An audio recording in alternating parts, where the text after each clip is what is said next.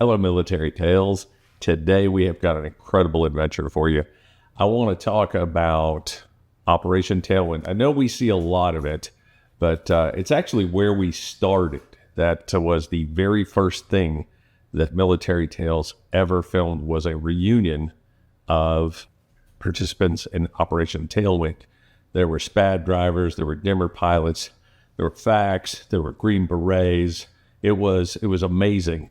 And that's really what started us. And as we've gone on this journey and recorded so much history, we have come around full circle back to Operation Tailwind, where we've been asked to do a little bit of work here or there with some of the archives. And as long as I'm mentioning that, I want to throw a big thanks out to James Moriarty, who this was his archive. He is a 3-tour Vietnam veteran, and he is also a Gold Star father. Very patriotic, wonderful gentleman. Really, really appreciate his support for what he's done for the military. In today's interview, you're going to be viewing Lieutenant Colonel Eugene McCarly. He, in 1970, was the leader of a MACV-SOG unit that went, I believe, 40 clicks into Laos on a mission. It was Operation Tailwind, but it was a diversion for the CIA. And its whole goal was just to go in and make some noise for one day. In that time period, the weather changed. They got caught, they got stuck, and they were down there for, I believe it was 3 days and 4 nights is how long they spent on the ground. And it was one of the most successful missions. Gene McCarly knew that if he went in and just sat in one place, he was going to get killed. So he kept on the move and kept moving, and ultimately wound up overrunning a VC command bunker, where they wound up discovering a huge trove of information, maps, diaries, everything. It was it turned out to be one of the most successful intelligence missions of the Vietnam War. It didn't start out as an intelligence mission. It was just go make some noise and be a diversion. They went in with 16 Americans and 120 Montagnards.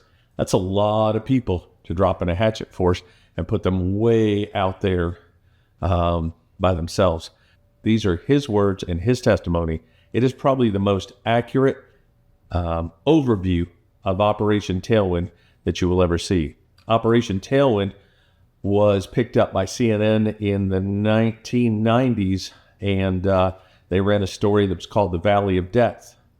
A lot of controversy around this whole experience. What I want you to do as the viewer is view it and judge for yourself.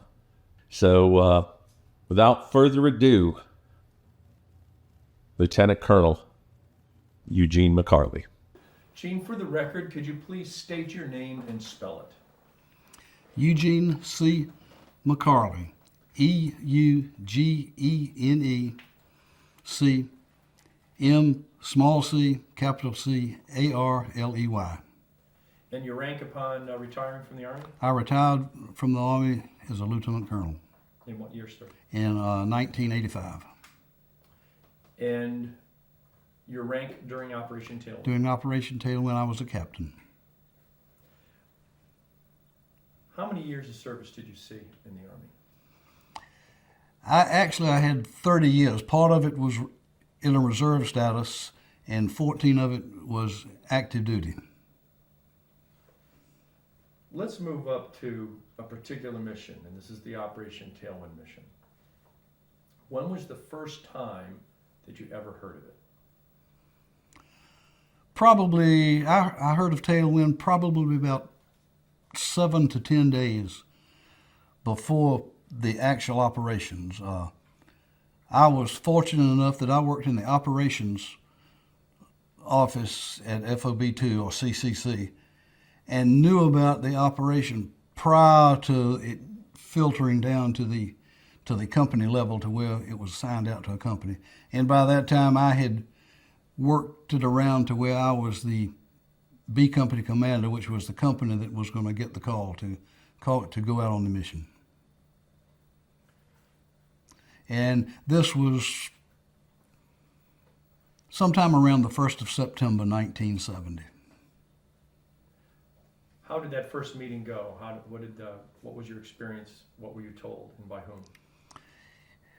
It came in over the teletype from our headquarters from SOG headquarters in Saigon, and just stated basically that one of our companies had been selected to conduct a mission into Laos. It was more or less a diversionary action, and we were to draw troops away from a CIA-led operation. What were the mission goals? Our main goal was just to create a diversion, to go out and pick a fight, and get the bulk of the enemy on us and pull it away from this operation. The CIA had been trying to take a particular objective for a couple of weeks, and they were getting their butts thoroughly kicked, and there were just too many North Vietnamese troops. So don't know who originally came up with the idea, but the idea came up to put a SOG element, company of Hatchet Force, in and create a diversion and draw the troops away from these CIA troops. Tailwind was a different mission than many of your missions. Can you explain how it was different in its size and its composition and in those mission parameters?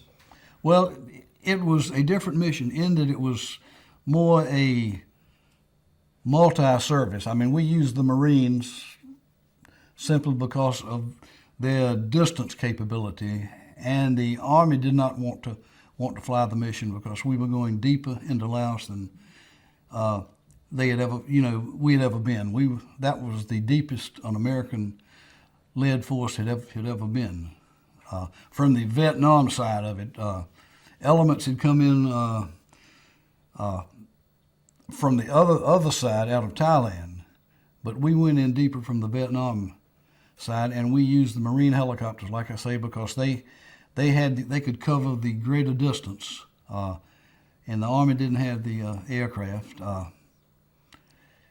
And that's basically the main difference. It was a multi-service rather than just strictly Army.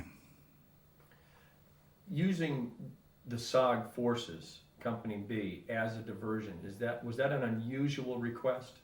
Normally, a mission for the Hatchet Forces was a raid to go in and rescue a recon team in trouble, a downed aircraft, or something like that. We went in to a specific location for a specific action.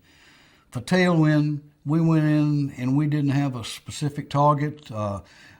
We had very little intelligence because nothing was known about the type of enemy troops in the area, and the fact that we were just going in to create a diversion, and we were just strolling through the woods looking to create a fight, start a fight. How did your briefing go with your men? The very initial briefing, the warning order, you might say, I got them together and told them we had a mission. At that time, I didn't tell them where. I just told them we had a mission. It was going to be very important, and we were going to need a lot of extra ammunition and to go real heavy with the demolitions because we were going to probably find a lot of areas that we needed to destroy.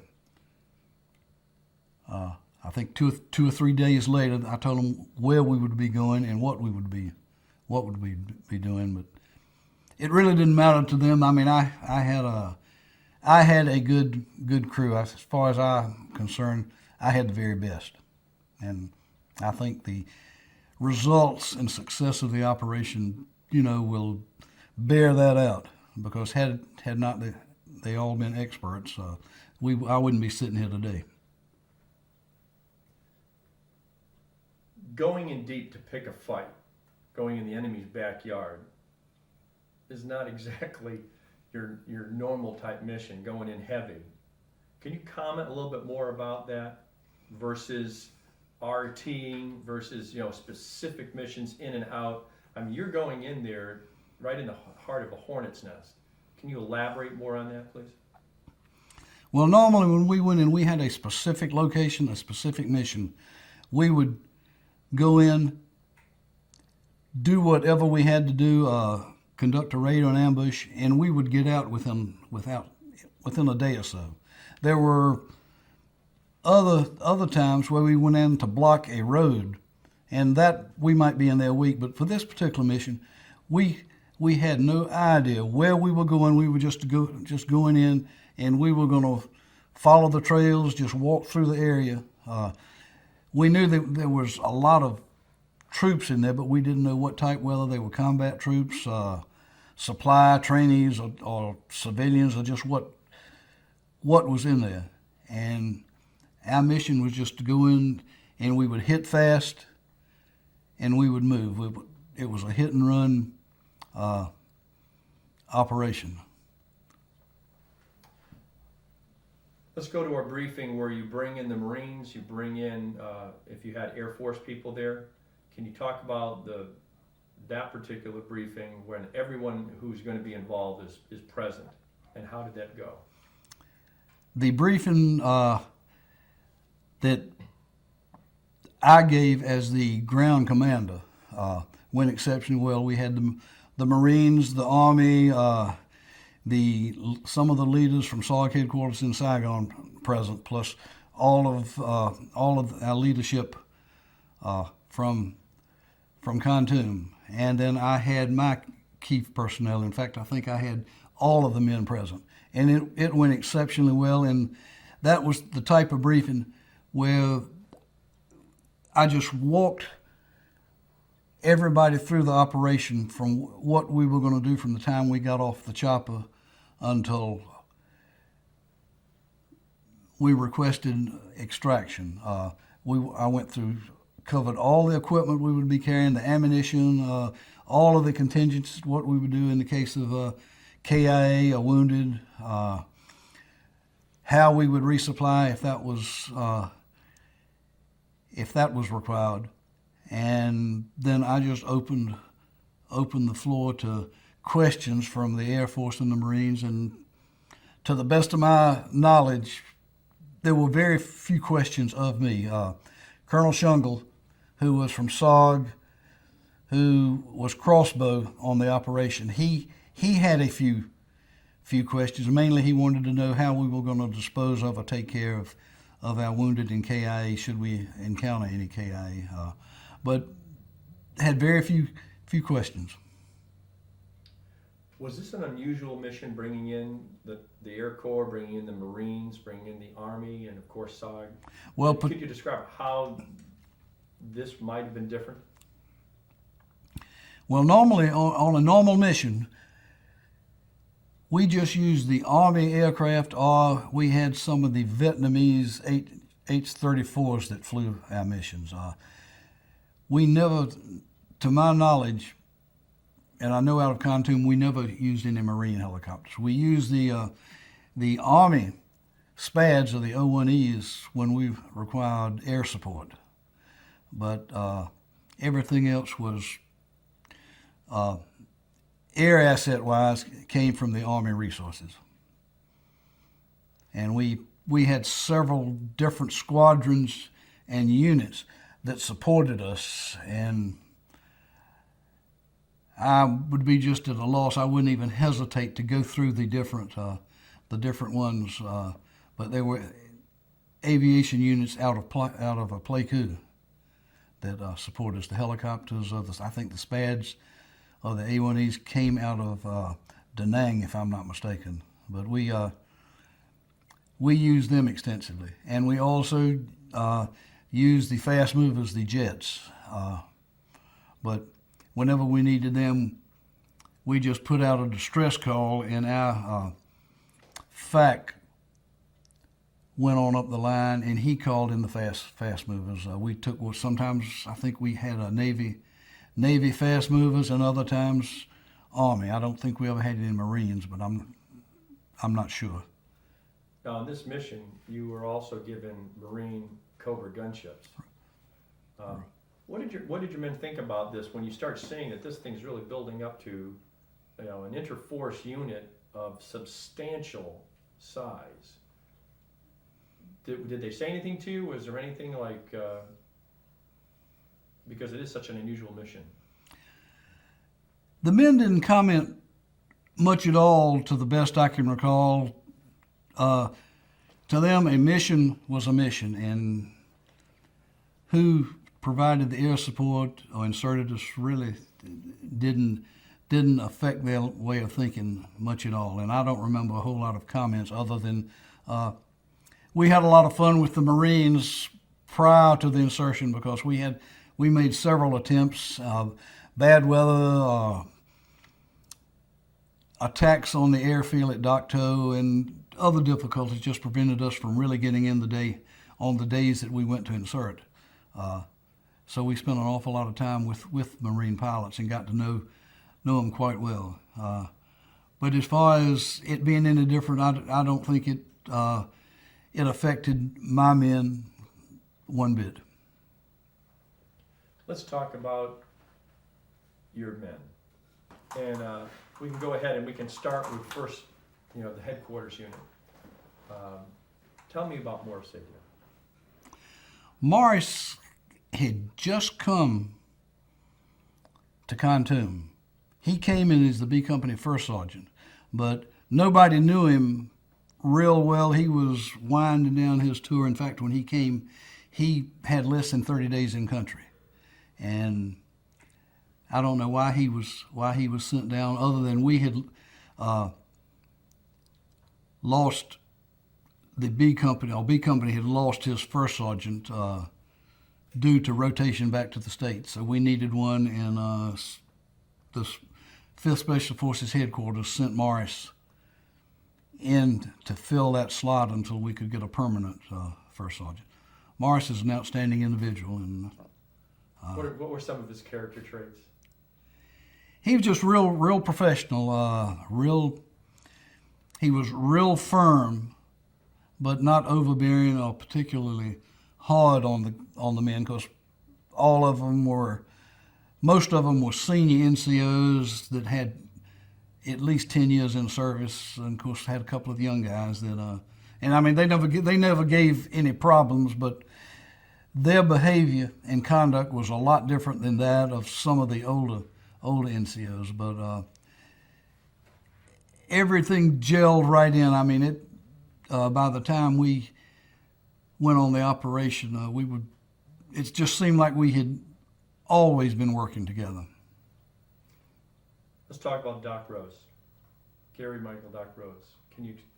Who was he, and what were some of his personality traits, and how do you feel and if you could put his name into the answer. Doc Rose, to me, is still a kid. I mean, he's a 50-year-old kid right now, but at that time he was in his very early 20s. He was about 21 and 22. I did not think he was, I thought he was about 18 or 19. But like all Special Forces medics, he was a true professional. And I've had Special Forces medics dig metal out of me out in the field, and I felt just as confident. In fact, a lot of times I felt more confident with the SF medic than I did some of the other doctors. But Gary Rose, Doc Rose, he did an outstanding job. And if any man ever deserved a Medal of Honor for his actions, he did, because he treated all of us, kept some alive, and never bothered to treat himself. He didn't stop for 4 days, and it's just miraculous that he could keep up the pace he did in wounded, because not that it was a serious wound, but it was very painful, and he was having a lot of times he crawled around, but I've seen him crawl out into an open area and shield a man that was down, a man that had been shot with his body, to keep him from getting shot. And that was the type of individual Doc Rose was and still is today. How was Doc Rose wounded, which in your mind puts him over the edge into that? He was wounded by, I think, the first time from shrapnel from a B-40 rocket. All of it was in the lower legs, and made it very difficult to walk in. If I'm not mistaken, he was wounded the same time I was first time I was wounded. The headquarters element was in a group on the hill discussing some situation when a B-40 rocket landed in the middle of us and wounded our Vietnamese lieutenant, who was along more or less an advisor, an observer. Now, he was serious, and it was questionable whether he would live because he had a real bad leg wound and developed. He was in the early stages of gangrene, and we really didn't know what to do with him. Doc and I had talked about an amputation if we couldn't get him out, because we had tried a couple of times to get a medevac ship in and couldn't get him in for one reason or another, whether gunfire or the LZ just wasn't big enough. We kept this particular individual pumped up with morphine for the pain. And from that second day on, the day he was wounded, he was a litter case. It took 2 and 3 men to carry him because we had to improvise a litter on poles to keep on the move with I think his name was Lieutenant No.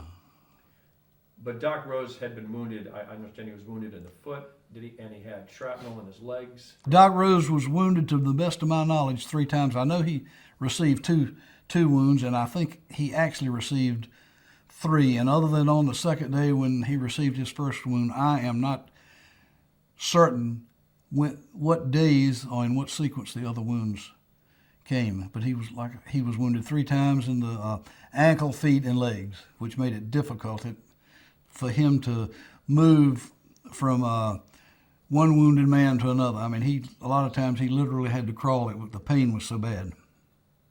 And now, taking that as your foundation, why did you guys nominate him for the Medal of Honor? Doc Rose constantly exposed himself to the enemy fire to go out and retrieve wounded, drag them.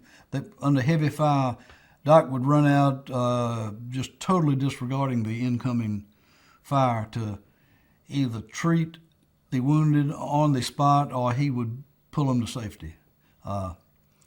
And as I had stated earlier, several times he put himself between the enemy fire and the wounded man. Never once did he think of himself. As far as combat operations or what he did, the man might not have ever fired his rifle. I am not certain. I mean, he had his hands full 24 hours a day for 4 days taking care of the wounded, because he had 60 plus people that had some type of wound that required attention, and he was continuously moving throughout the company from man to man to ensure everybody was as comfortable as could be, that the wounds weren't developing infections and things of that nature.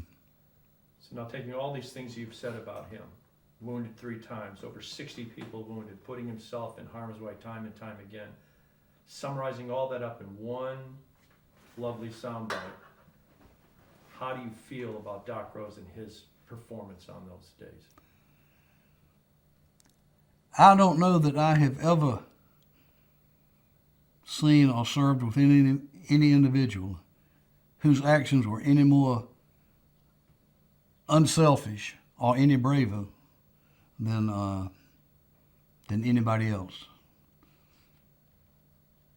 I mean, his performance, words just cannot express the enormous support and aid he gave to the operation and to all of us on the operation.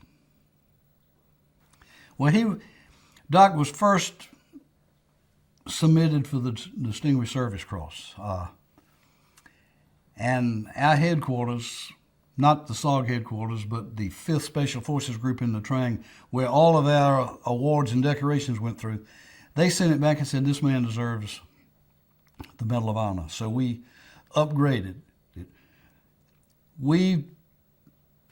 And I'm as guilty as anybody, we are probably responsible that it did not go through the first time, because we did not change the write-ups. We were told by the awards section that we will take care of the write-ups to make it more in line with the Medal of Honor citation, which they did not when we requested the upgrade for the Medal of Honor. We resubmitted it, and the awards section ran it on through channels, and it was turned down. The first time, it said he was not, as a medic, he was not in a combat MOS. Since that time, and I'm not downgrading anyone, but many medics have since received the Medal of Honor for doing the same and a lot less than what Doc Rose did. The last paperwork I have seen on it was it does not meet Medal of Honor specifications according to the regulation. Now I've never read the regulation, and again I feel guilty because I didn't take my narrative statement and embellish a little more on it and make it more in line. But I'm a combat grunt and not a writer, and I just wrote the narrative as I saw it from my own eyes, which I thought would have been sufficient for a medal, to receive the Medal of Honor. But the people that make the decisions, that sit at the desk and never see combat, they didn't feel like he was worthy of the Medal of Honor. Today it's still pending, but I haven't given up hope, but I'm not as hopeful as I was years back. How's Doc Rose feel about his performance on those days? Well, I'm sure he's very proud of it, but Doc Rose is he's a private individual. He doesn't like a lot of publicity, fame, and fortune. He likes to live his life in privacy, and that's just the type of individual that he is. Let's talk about your first platoon, Robert Van Buskerk. There's a lot of things to say, plus and minus, but give us your summation of who Robert Van Buskerk was when you knew him and fought with him in Company B. Lieutenant Van Buskerk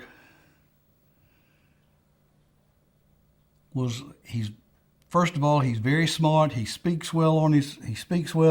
He writes well. He's a little, as far as I'm concerned, he's a little over-aggressive in the field. He was great. He was Rambo and John Wayne and Audie Murphy all rolled into one on Tailwind. The man did a fabulous job, as did his entire platoon. I've got nothing but high praise, and I even at one time told April Oliver, who conducted the interviews for CNN's Valley of Death program, that I thought Van Buskerk had the potential to be a general at one time, because I really thought he was that smart and that knowledgeable. His performance on Tailwind was miraculous. It was great. Other problems developed later on, which led to his participation in the interviews that a lot of us disagree with and don't think very highly of him. But on Operation Tailwind, he was a great soldier. What happened in your own mind with Robert Van Buskerk? From your conversations with him, I know you've tried to have contact with him as one of the brother to try and understand him and find a bridge, find a way of communicating. Can you explain that to our audience? Over the years, I have spoke on the phone, written letters, and exchanged correspondence with Van Buskerk, trying to at least mend the differences between he and I. I don't think we'll we'll ever be friends because we weren't. Van Buskerk was the type of individual that resents authority. And he particularly resented me being his commander and telling him what to do.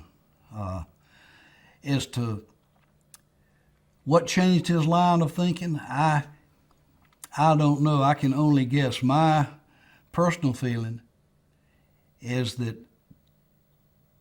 Tailwind gave him a more super ego than he had to begin with. And he was medal hungry. I mean, he wanted to get every medal, every award that was in the Army catalog. And I personally feel like eventually he would have gotten them. But he was just in too big of a hurry he wanted everything the same day. And somewhere along the line he cracked, and he went from being a good, outstanding officer to where he was only for Van Buskerk.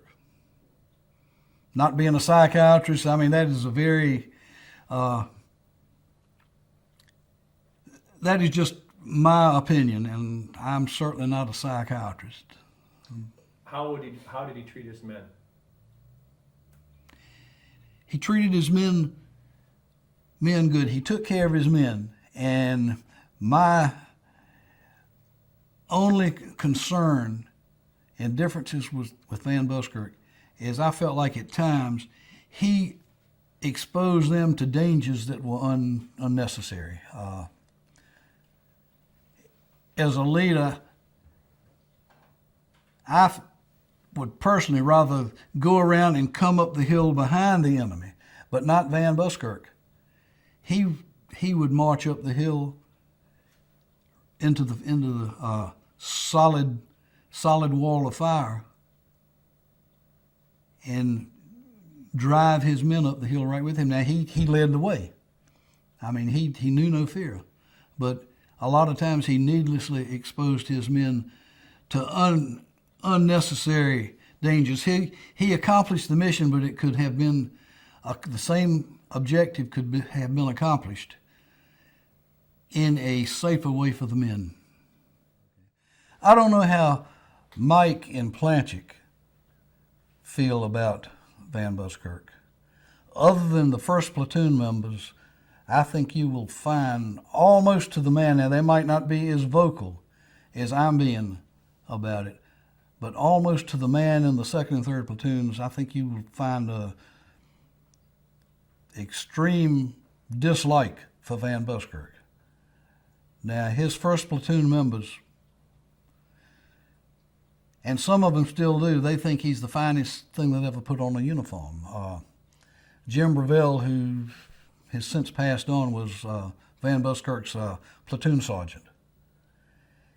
It was 30 years before he saw the true Van Buskerk. I mean, even though Jim and I were good friends, we just did not talk about Van Buskerk because Jim knew that I disliked Van Buskerk, and I knew that Jim loved him. Over the years, Jim finally said, I'm finally seeing Van Buskerk as he really is, and I'm hurt and I'm disappointed because for so many years I was one of his greatest supporters. Now, on the other side of the fence, Craig Smith, who was one of his sergeants, one of the squad leaders, he still thinks Van Buskerk is the greatest thing that's ever put on a uniform, and that's good. I mean, he had the loyalty of his men. He took care of them, and other than and this is just my feeling, like I said, he exposed them to unnecessary dangers, and I'm sure these men didn't see it that way. Could be possibly, this an analogy, Patton's Third Army, you either loved him or you hated him. There was very few people in between. That could be very well could be. The men that directly worked with Van Buskerk, they loved him, even down to the Montagnards. But once you left the first platoon, the feeling wasn't. The feeling was the opposite. I'm sure that the other guys, like you said, out of loyalty and comradeship, they are probably not going to be as vocal as I am about it. And I have a lot of respect for the band, but I've lost a lot of respect over some of the things he has done and said, which are obviously not true. Why would he do that?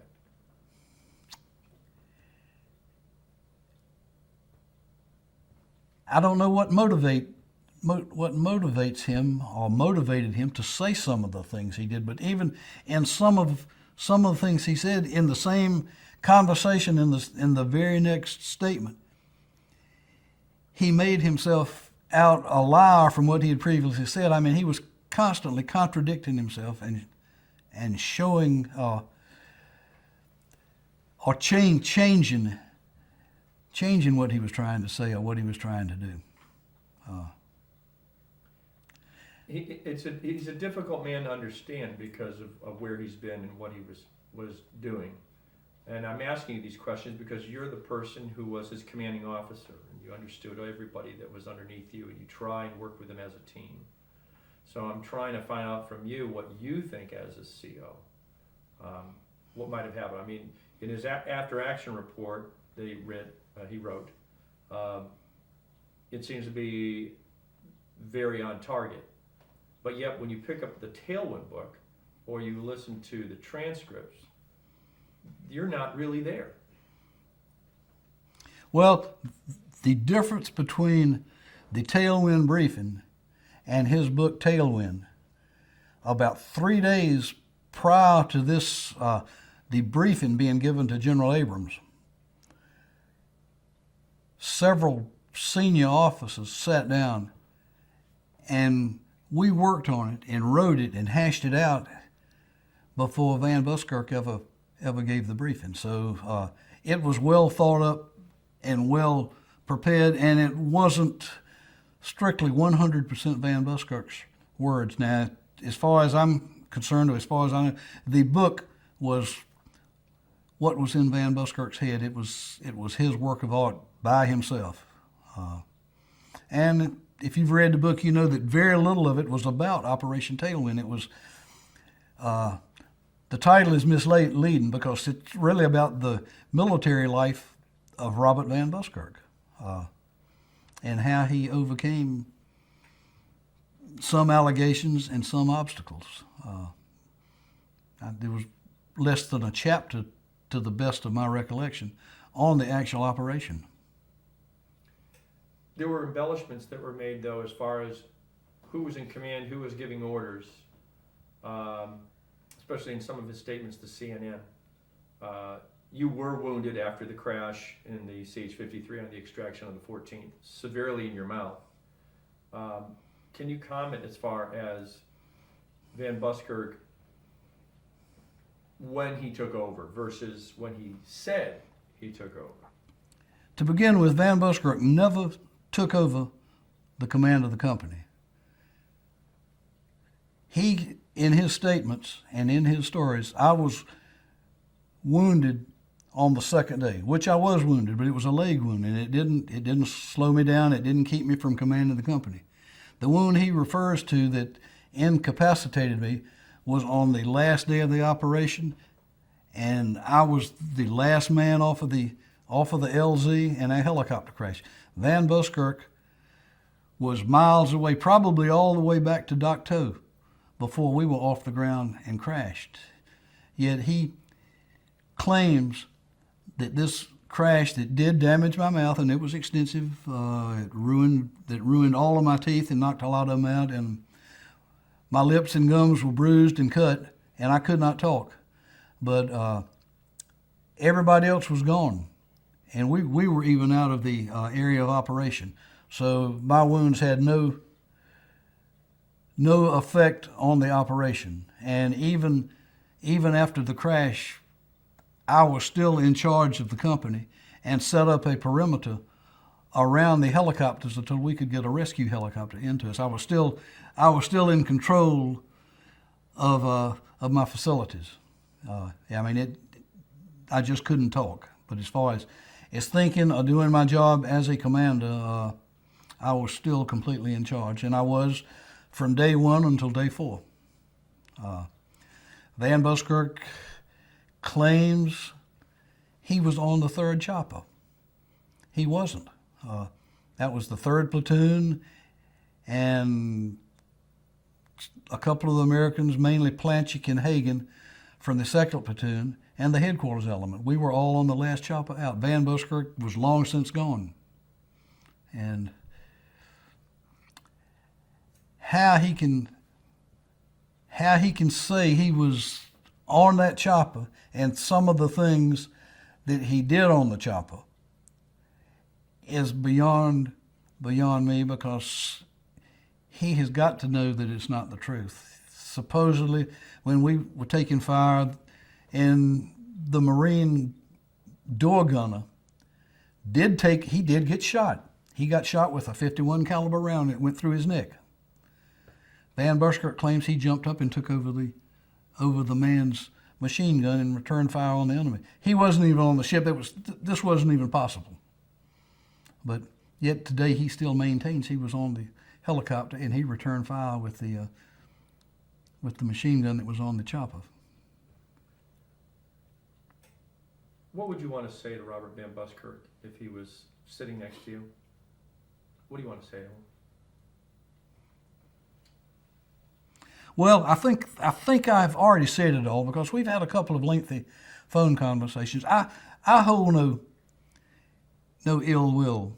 I wouldn't bring up what he said on TV or what he said in his books or what he said on the radio programs. I'm disappointed.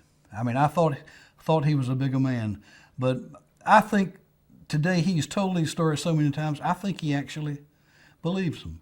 And while he was in the German prison and became a born-again Christian, maybe something affected his mind. I don't know. But as far as anything derogatory, I wouldn't say it to him. I think it's time to bury the hatchet now. I don't think he will ever bury it with me, because he doesn't like me, and I'm sorry, but maybe it's justified.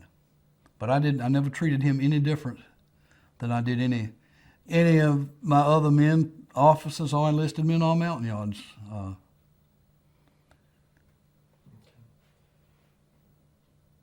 Jim Breville. All right. Jim Breville was one fine soldier. His code name was Super Drunk. And it was well deserved.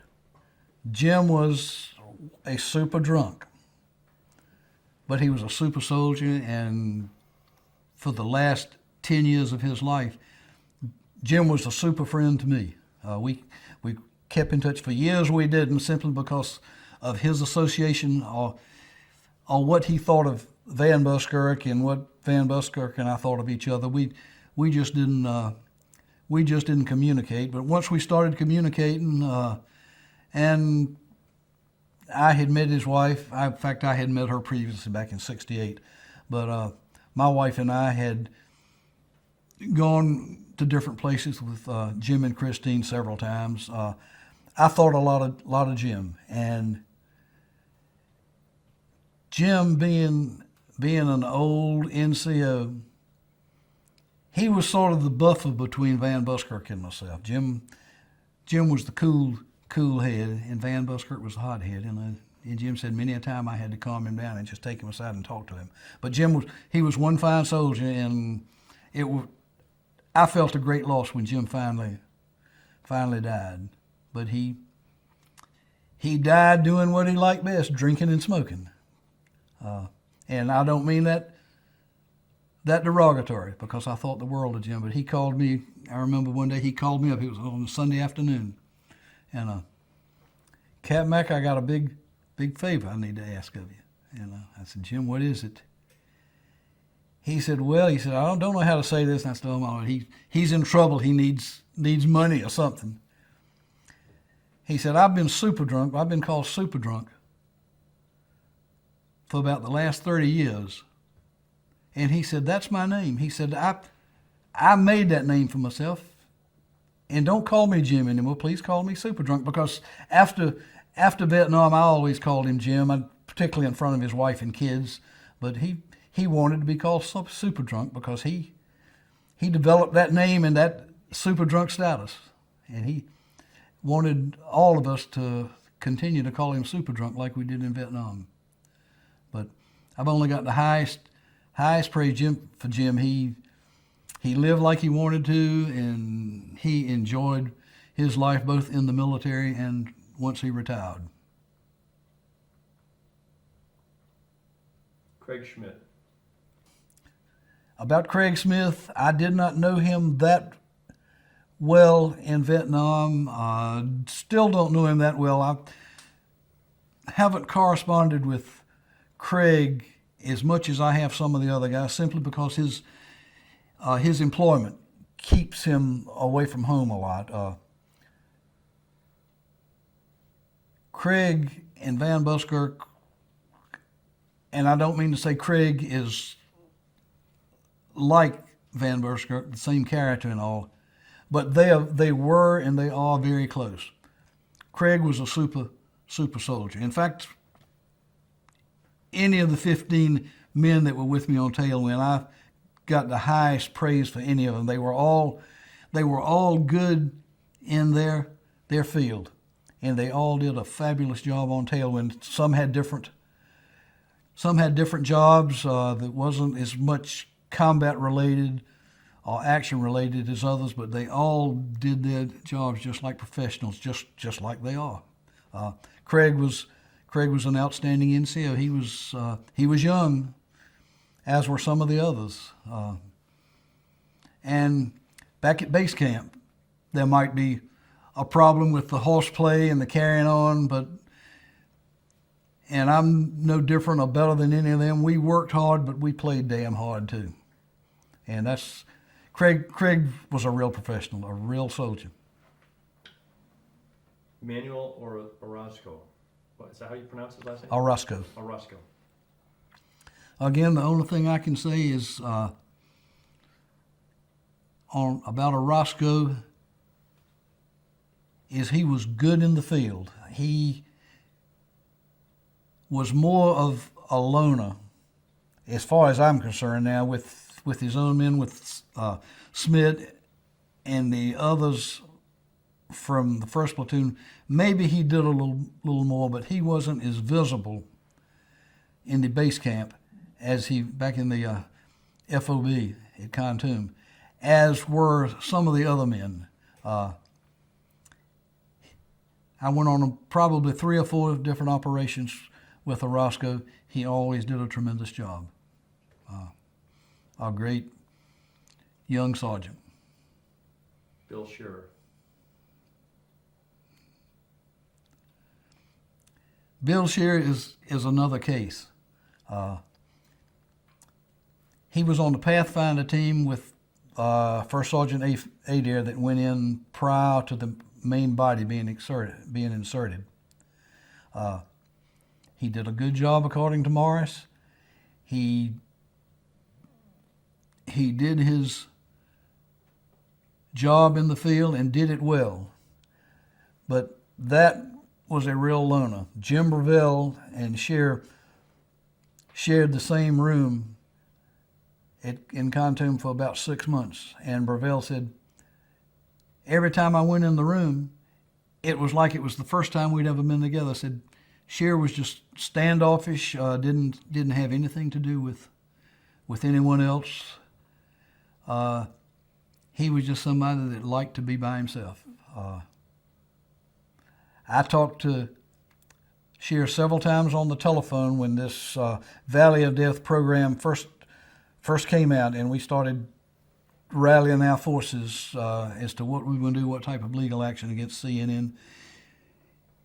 He didn't remember it. He didn't remember me. The only person he remembered was Van Buskerk, and he had an intense dislike for some reason about Van Buskerk, and he did not want to participate in any kind of legal action. And it took about 3 of us to talk to him and assure him that he wouldn't be required to do anything other than maybe give a statement, which he never had to do, to get him to get him to participate in a lawsuit against CNN. Now, he was a part of 1st Platoon, which means Robert Van Buskerk was his commander of Yeah. that platoon. Yeah. Yet he had strong dislike. Any thoughts on that? He never gave me any reason why he disliked Van Buskerk, other than doing my first conversations with him in 1998 after the TV program. The only person in the company that he said he remembered was Van Buskerk, and he said, "I hate that man," and never elaborated why he didn't like him. Let's go to one of your favorite platoons, Pete Landon, 2nd Platoon. Pete Landon. Pete's one fine individual. We called him hippie because I always accused him of wearing the same uniform his entire 12 months in Vietnam. Pete had long, stringy hair. He didn't get a haircut. He had a big, bushy mustache. Uniform looked like he'd slept in it for months. But Pete was one hell of a soldier. Van Buskerk made some comments that on Tailwind, and he referred to him as the new lieutenant. But Pete just didn't get credit. Pete ran the platoon that Denver Minton was the platoon sergeant. And Pete, he's just a great individual, not military, but he was a good leader of men. He did a good job on Tailwind. Anything he did good. And if anybody has not changed in the 33 years since Tailwind, that's Pete. He looks just like he did the first time I saw him, and he's the same individual. Right? And he's still a hippie. But Pete is one of my dearest friends, and he is a great individual. Still wearing that same uniform? Probably. Denver Minton.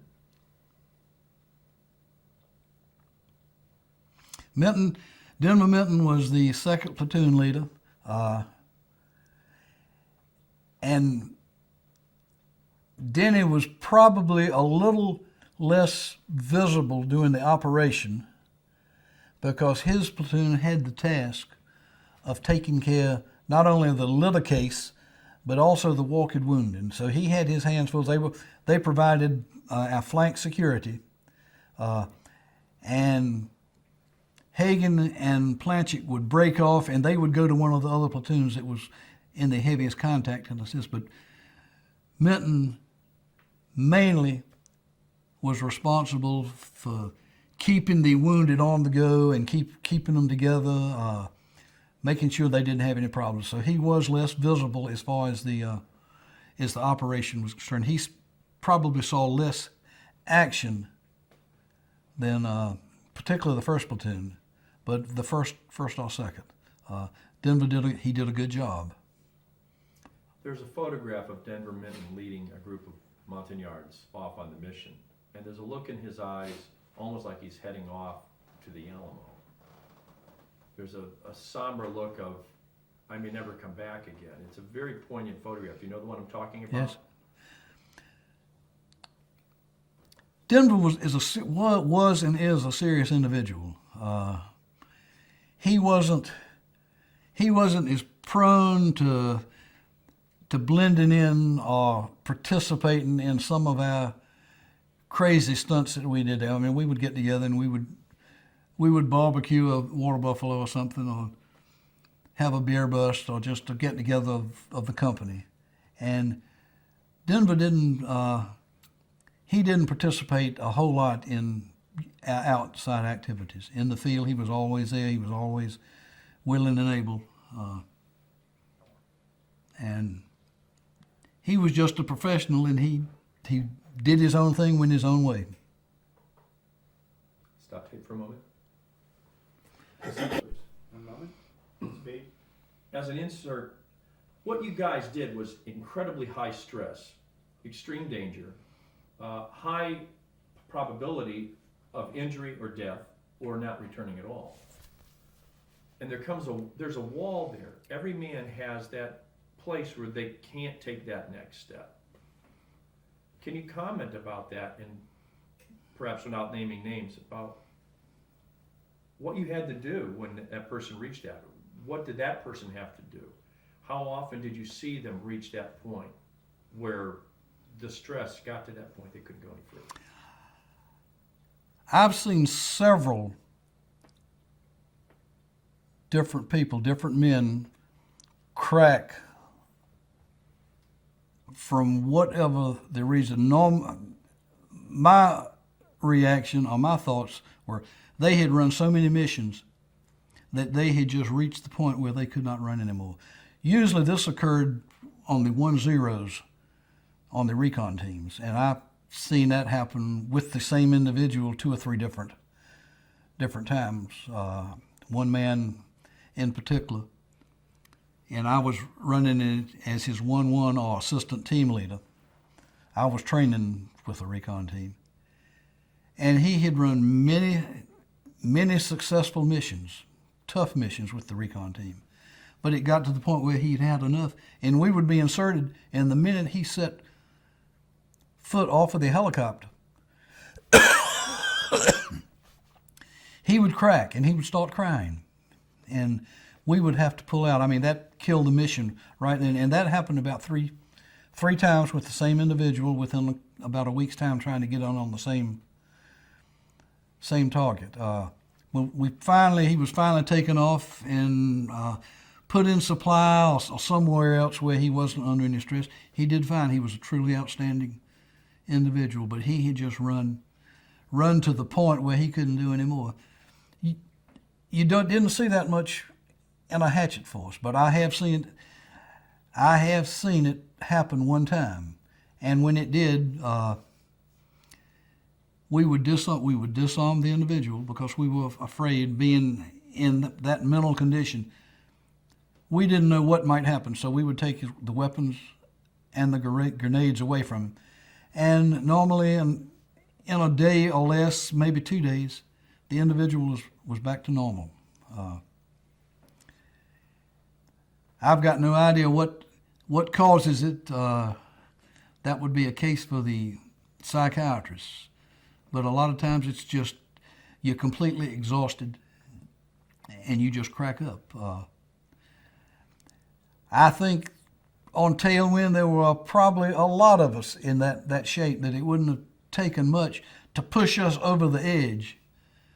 But fortunately, it did not happen to most of the guys. And since we mentioned that, how was Tailwind pushing you guys right to the edge of your mental barriers, of your emotional and physical barriers? Summing that up for the public.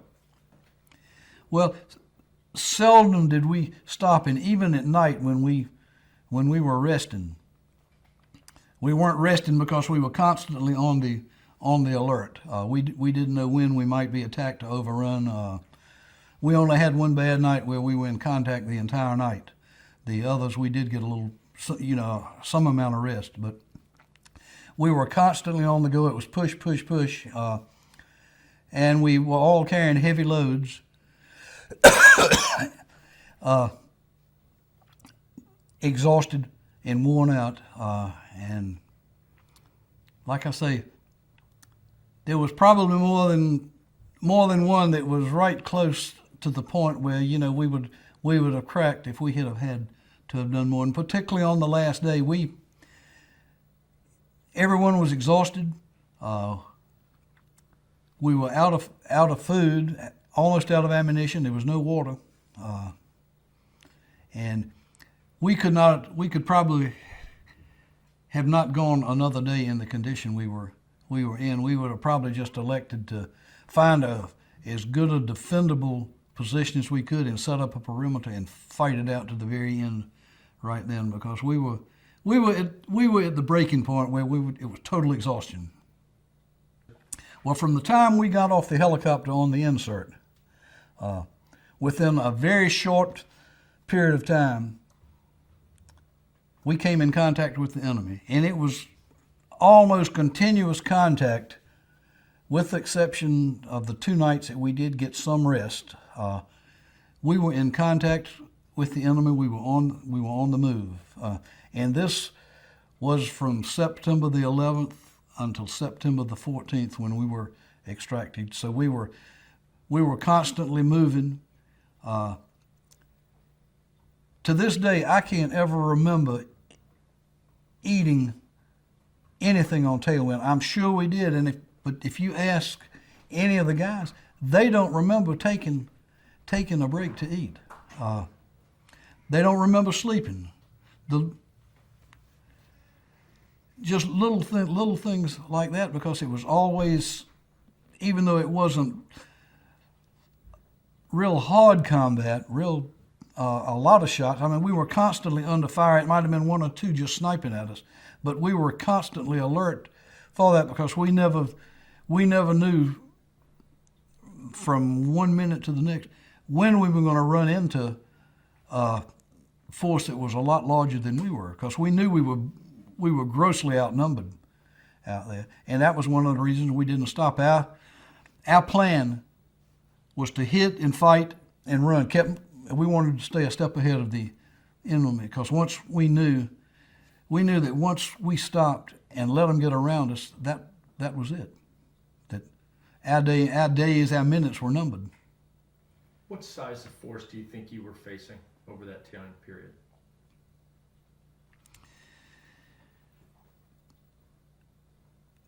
The fact, Sergeant James Hart, which codename was War Daddy, when he said, "You guys have got to get out. I can see them massing down there, and it looks like thousands." Now, it might have only been 200, but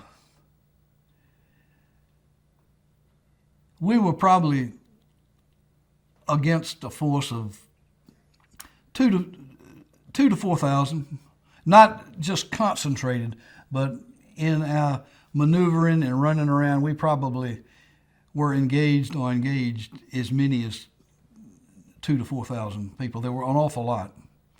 And the body count shows that, because we had actual body counts of 200, plus the estimate from the air attacks. The air support pushed it up, and again, that was just estimates. But we know that we did, or the Air Force and the Marines did account for a lot of KIAs on the operation, because they dropped the ordnance right in the midst of the enemy.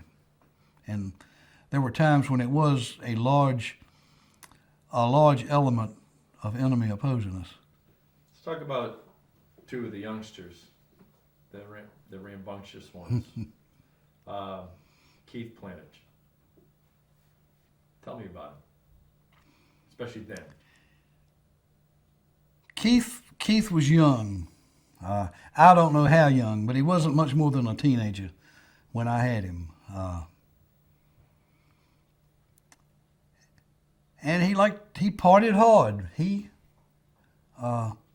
never in any serious trouble, but he just seemed like he was always involved in something within the camp. Keith was a good soldier. He was another one that probably wasn't old enough to be afraid. He was good in the field, did a good job. But he was young and enthusiastic, and he liked to have his parties, and he did.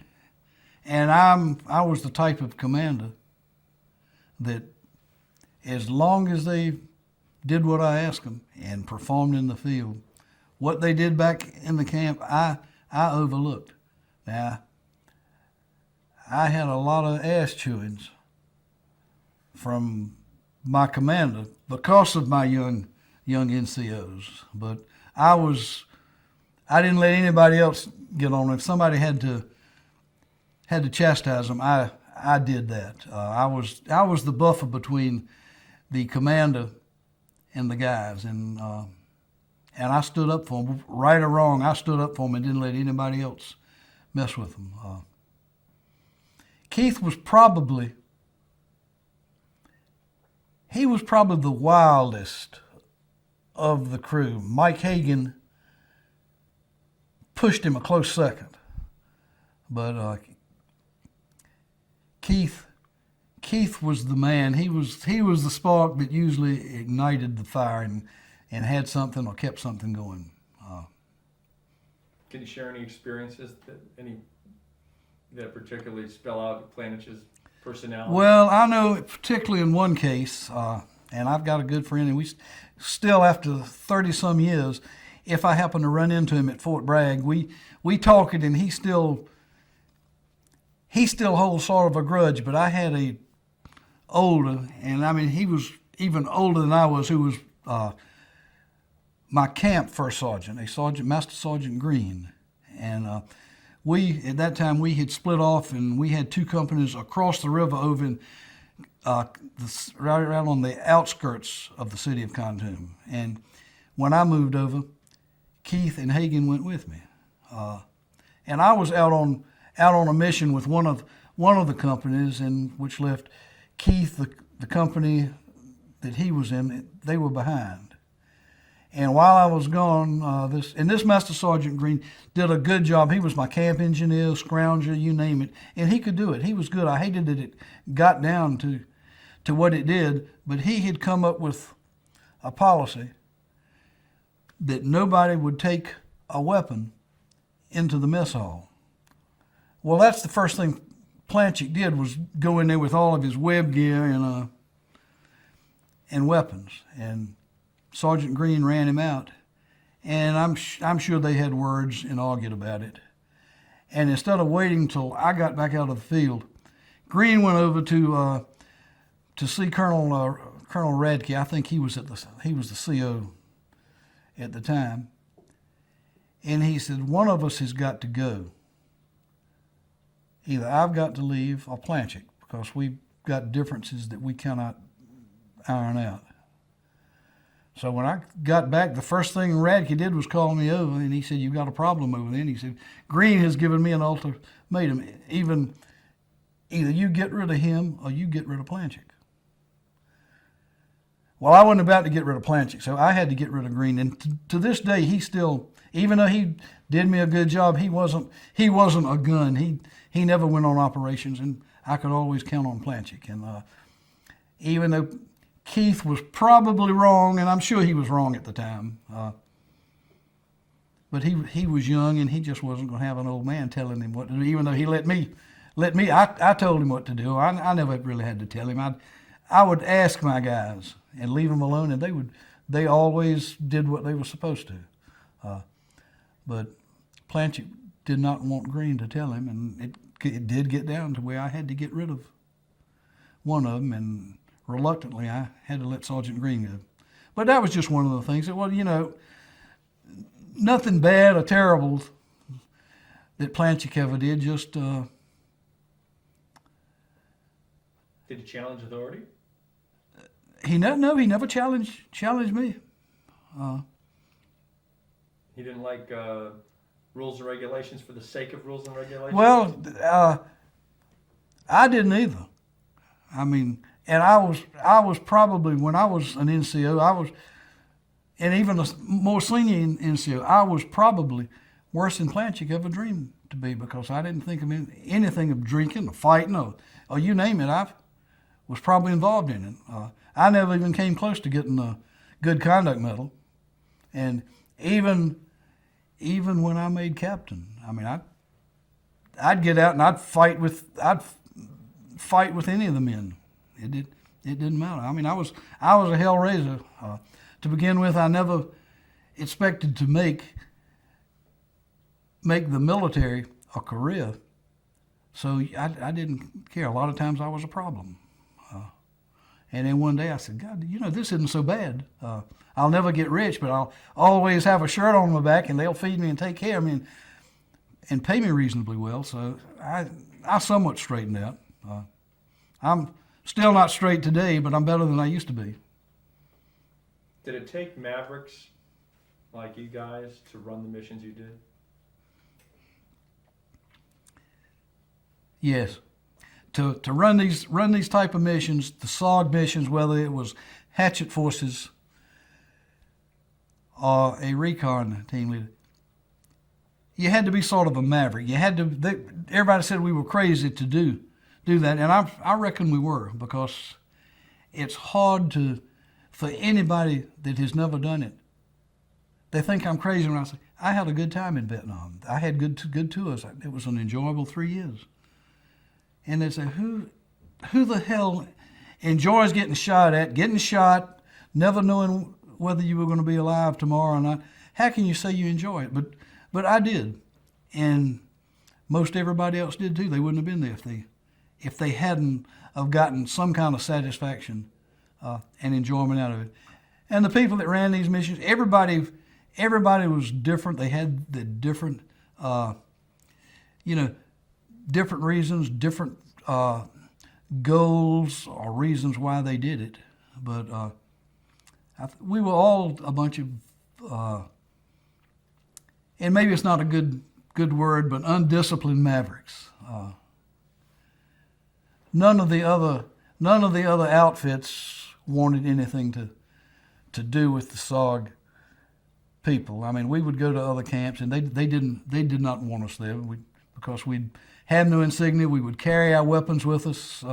We carried our weapons everywhere we went, and it created a lot of problems with some of the units. We weren't welcome in a lot of establishments. But yet, the Army cut you guys a slack that they cut no one else. Can you explain? We got cut a lot of slack because even though, and General Abrams, who was the commander of all of the military forces in Vietnam, he did not like special forces.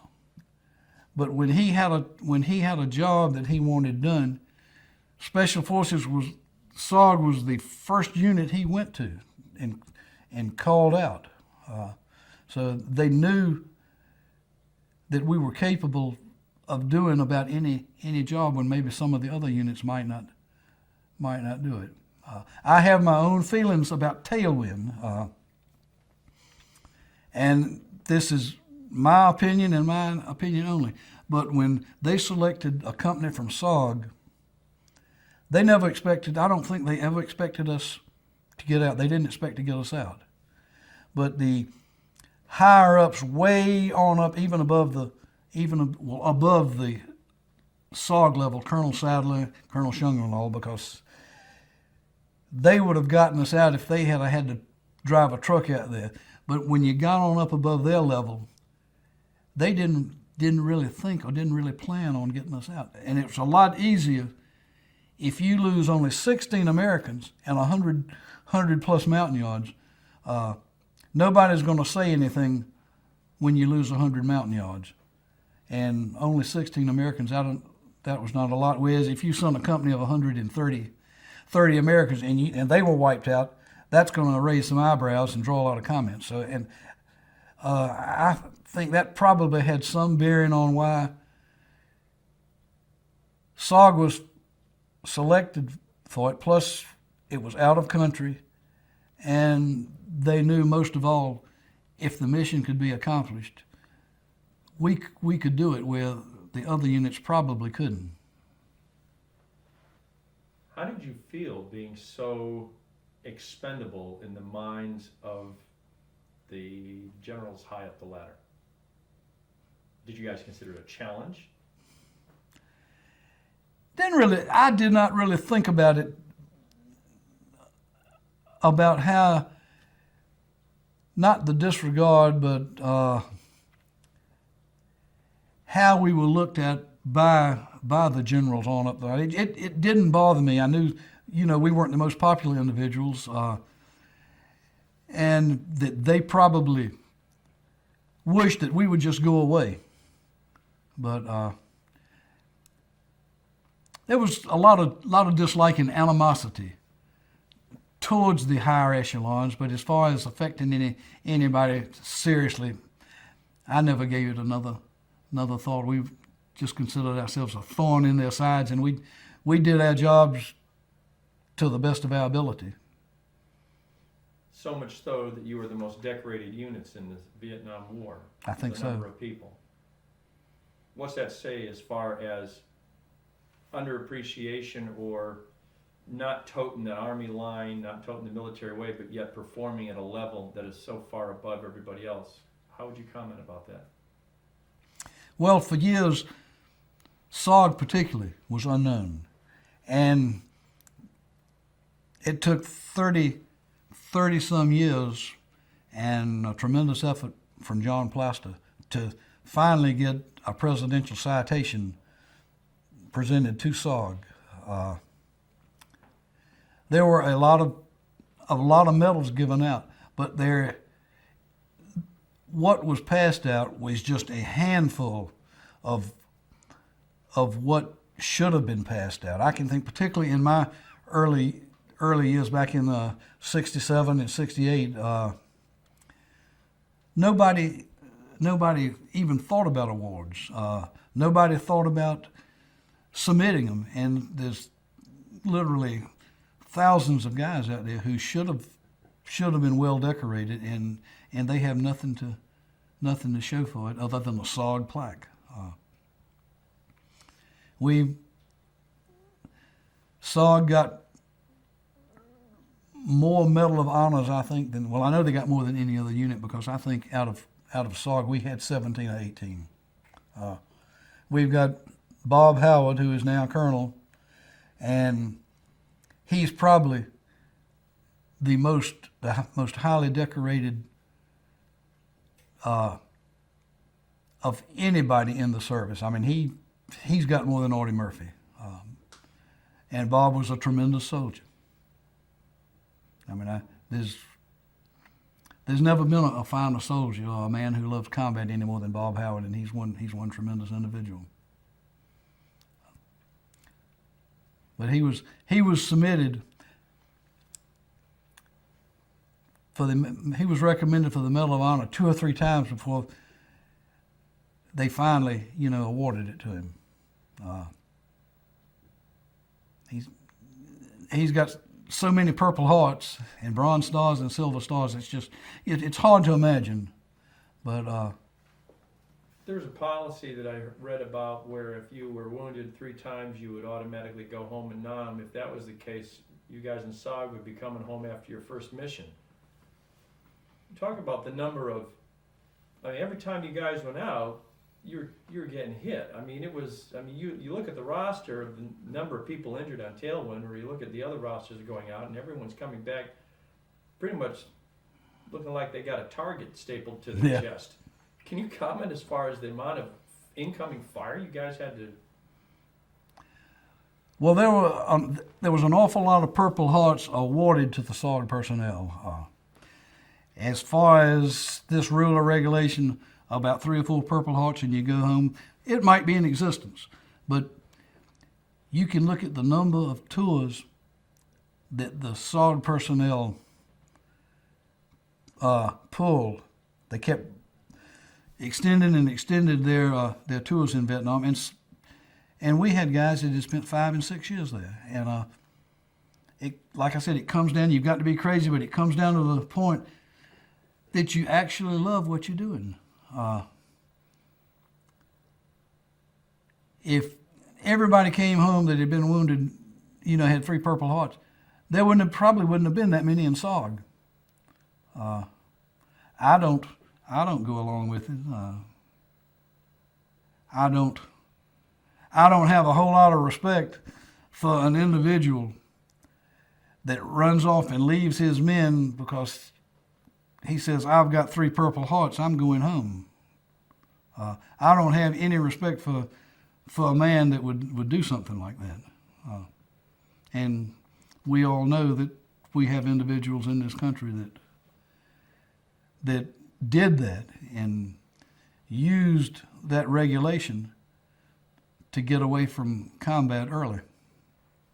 How many times were you wounded in your service in Vietnam? I've got 4 Purple Hearts. I had a couple of small nicks where I didn't receive a Purple Heart, but I was wounded 4 different times, and none of them, real serious. I think the most serious was in the helicopter crash where the damage to my mouth, and I had a banged up knee which we thought was cracked, but it was only bruised and banged around. How many wounds from Tailwind? 2.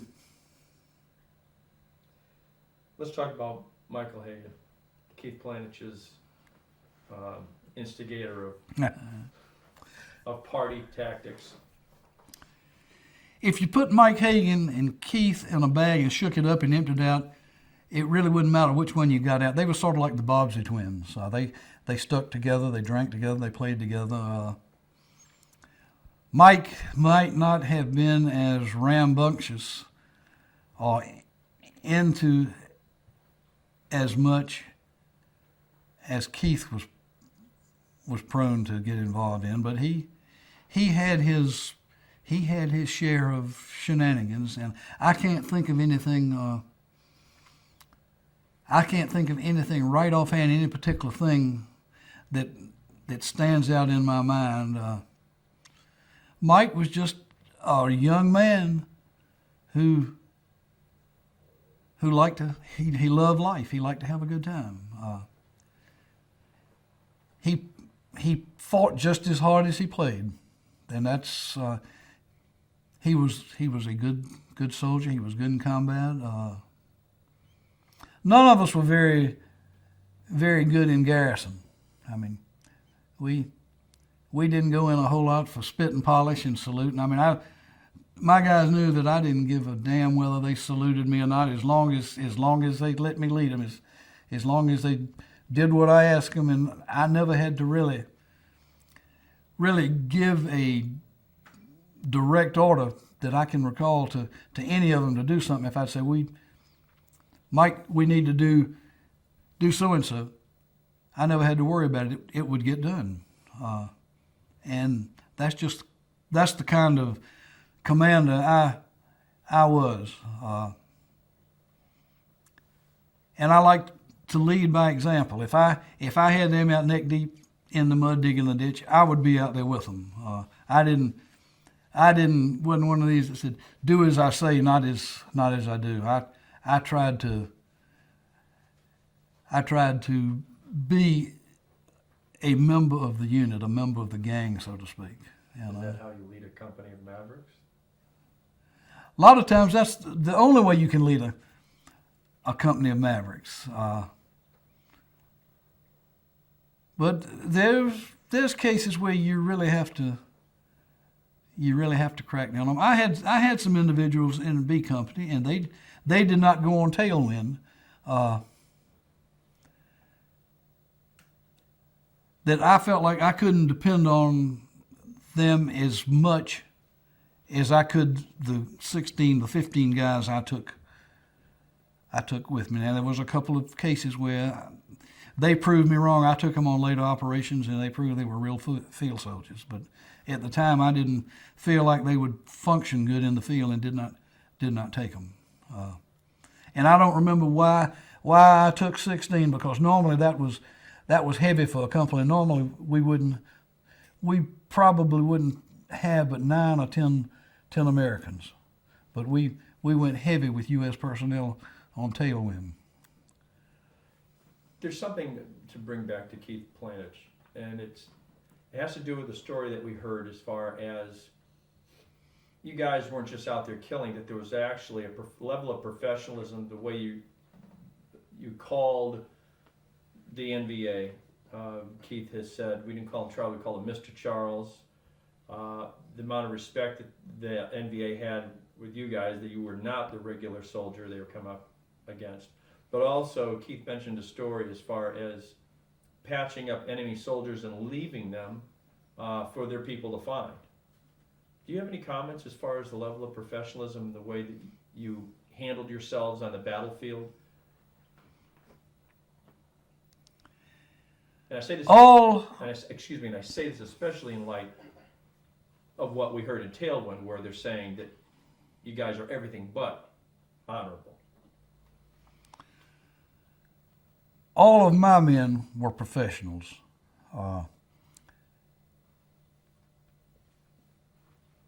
And I think I can say without hesitation, any unit, whether it was B Company or one of the other hatchet forces or the recon team, one of my men has never killed a woman, killed women or children. Now, in calling in bomb strikes, innocent people get hurt, innocent people get killed in combat. And I'm sure that has happened on bomb strikes that I've called in or some of the guys, but as far as indiscriminately going out and killing innocent people, I can say without a doubt that none of my people have ever done it. We had a lot of respect for the NVA because they were professional, and I think that they had a lot of respect for us, and I think that's evident in the amount of troops that they had to put down along the Ho Chi Minh Trail, trying to prevent the SOG teams from coming in and pulling the missions they did, because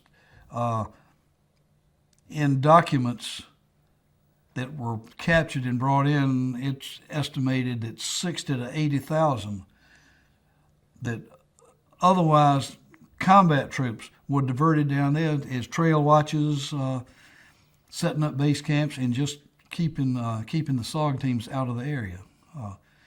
The NVA, I've got a lot of respect for the NVA. They were tough, and they were good. I'm thankful that they did not have the assets available to them that we had. They didn't have air cover. They didn't have the amount of supplies. We would go out on a mission, and we'd carry anywhere from 3 to 500 rounds of ammunition and maybe a dozen, maybe 20 grenades. An NVA soldier, he might have 2 magazines of 60 rounds for his AK and 1 or 2 grenades, and that was it. I don't know that the outcome would have been any different, but I think things would have been a whole lot tougher for the American forces had the NVA had the supply chain, if they had the supply channels and everything available to them that we had. What about caring for NVA wounded in the field? Can you relate any experiences to us? I don't recall any time that either of the recon team that I was with or the company treated any NVA soldiers, particularly with the Hatchet Force. And I mean, it's a known fact that the recon team is so outnumbered that if they do initiate contact, that most of the time they have to get out of there fast. Otherwise, they're going to mass enough troops to where they can surround them and annihilate them. And when we went in with a Hatchet Force, most of the time we hadn't been on the ground 5 minutes before the enemy was massing troops, and again we were outnumbered. So if we did encounter any wounded, we would try to bring them back as a POW. Unfortunately, any that I am directly familiar with, they died en route and never even made it back to Dak To. I don't recall ever having one treated in the field. We're in the 3rd platoon now. Bernie Bright. 3rd platoon was the only platoon on Tailwind without an officer. Bernie Bright, Sergeant First Class Bright, was a platoon sergeant, so he he assumed command. He was the 3rd platoon leader. Under him, he had Dave Young, Donald Budro, and Jimmy Lucas. Who was he as a man back then, especially? Bernie was a little old. Bernie, well, I won't say little because he and I are pretty close to the same age. Bernie had a lot of time in service. He was mature, and he was businesslike.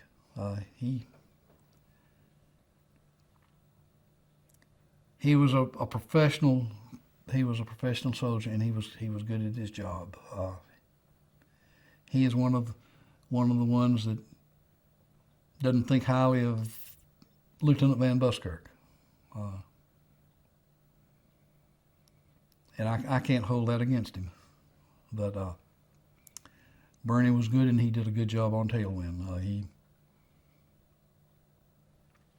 He did a good job. He did as good a job as any officer could have done, probably a better job.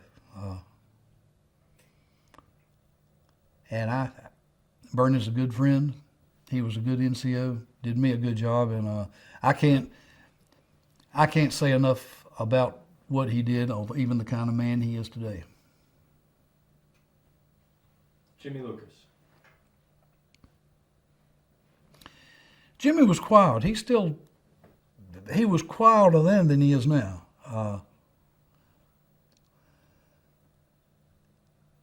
Jimmy's crazy. The night we were surrounded and were in contact all night, Jimmy supposedly crawled out of his foxhole and crawled out among the NVA to take a prisoner. Now I think that's where he got wounded. But that's the type of man Jimmy is. Jimmy's good at what he does, and he's serious. And again, he's a real professional. All of my guys were good. I can't say enough about any of them. Some maybe a little more than others, but they all perform like heroes, and they were. David Young. Dave and I are very good friends today. Dave Young and I are very good friends today. In fact, we talk at least once a week. I mean, we've stayed in close contact over the years. Dave was a young sergeant, and I think I've probably got him by about 20 years, or pretty close. So he was very young. He never created any problems. Most of the time, you didn't know Dave was there unless something needed to be done. But you could always count on him to carry his share of the load, and it was the same on Tailwind. When we crashed, Dave was real visible, pulling people out of the helicopter, because some were hurt, some had material and supplies stacked on them. Particularly Bernie. Bernie was buried under some cables or something, and Dave had to work in getting Bernie out, and that took an awful lot of bravery, because the ship was smoking. We didn't know whether it was going to blow up or what was going to happen, but yet Dave continued to keep returning to the aircraft to bring people and equipment out. Last member of the team, Don Budro.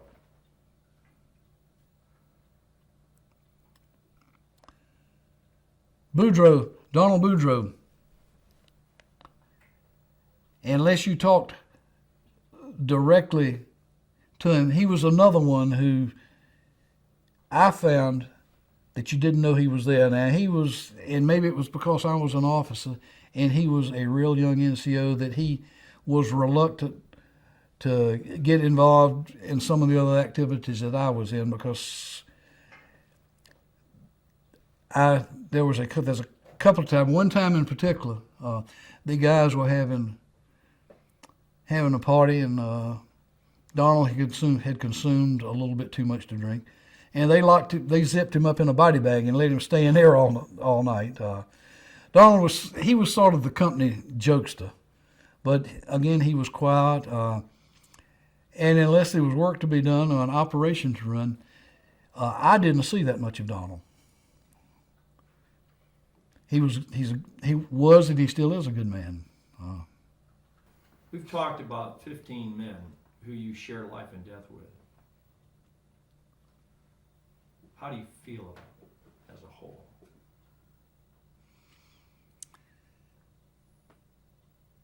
The men I've talked about, the 15 guys that were under me on Tailwind,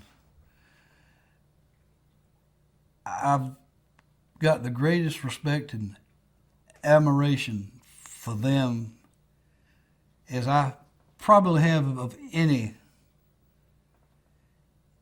anybody I know. I know that a lot of that comes from that we were so close and what we went through and came out of together. But I still feel like I can call them today if I needed anything, and most of them would be there. We are still very close. Some of them I'm a lot closer than others, but we are still close, and we still keep in.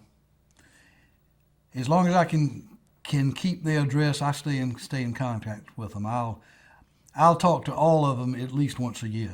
There's a couple that I don't know where they are now. Only one, and that is Roscoe. I don't know where he is. Bill Sheeran,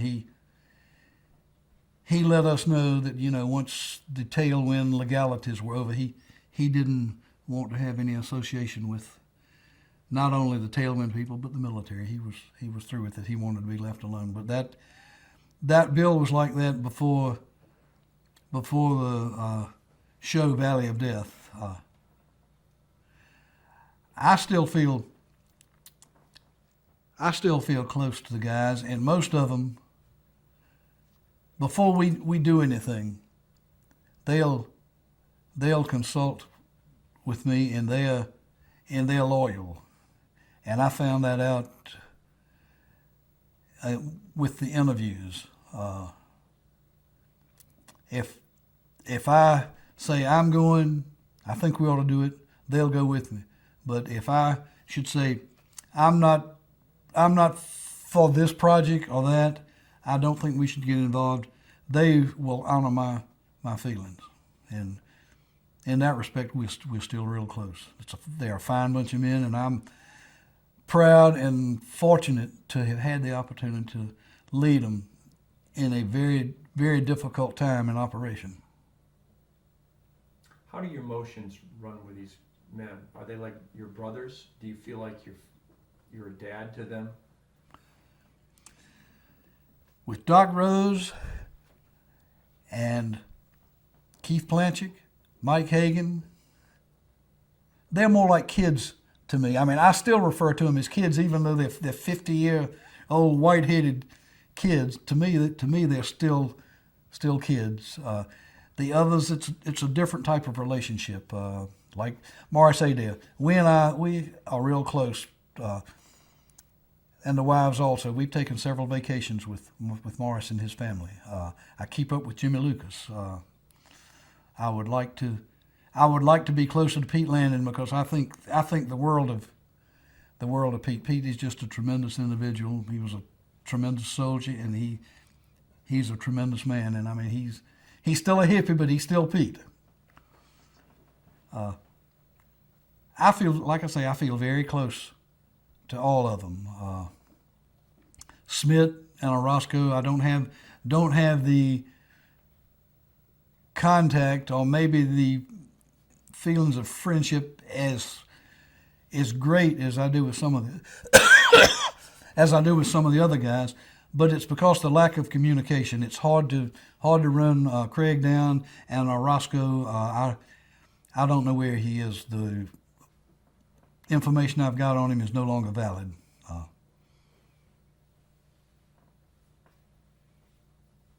Was it an honor to lead them? It was a great great honor and privilege to lead these 15 guys. They made me a better man, and they made me look like a good leader. I'm not the smartest person in the world, and definitely not the greatest tactician. But I'm smart enough to go out and get the very best man to accomplish my mission, and that's what I did. I had the very, very best, as far as I'm concerned, that Special Forces had to offer, and the only thing I had to do is give them a little direction, and they made the whole company look good. And fortunately, when the company looks good, the leader looks good. But it certainly could have been a lot different if I hadn't have had the quality and caliber of men that I did have. Looking at Tailwind as a whole, are you proud of what your team accomplished and what and we haven't even talked about your Montagnards yet.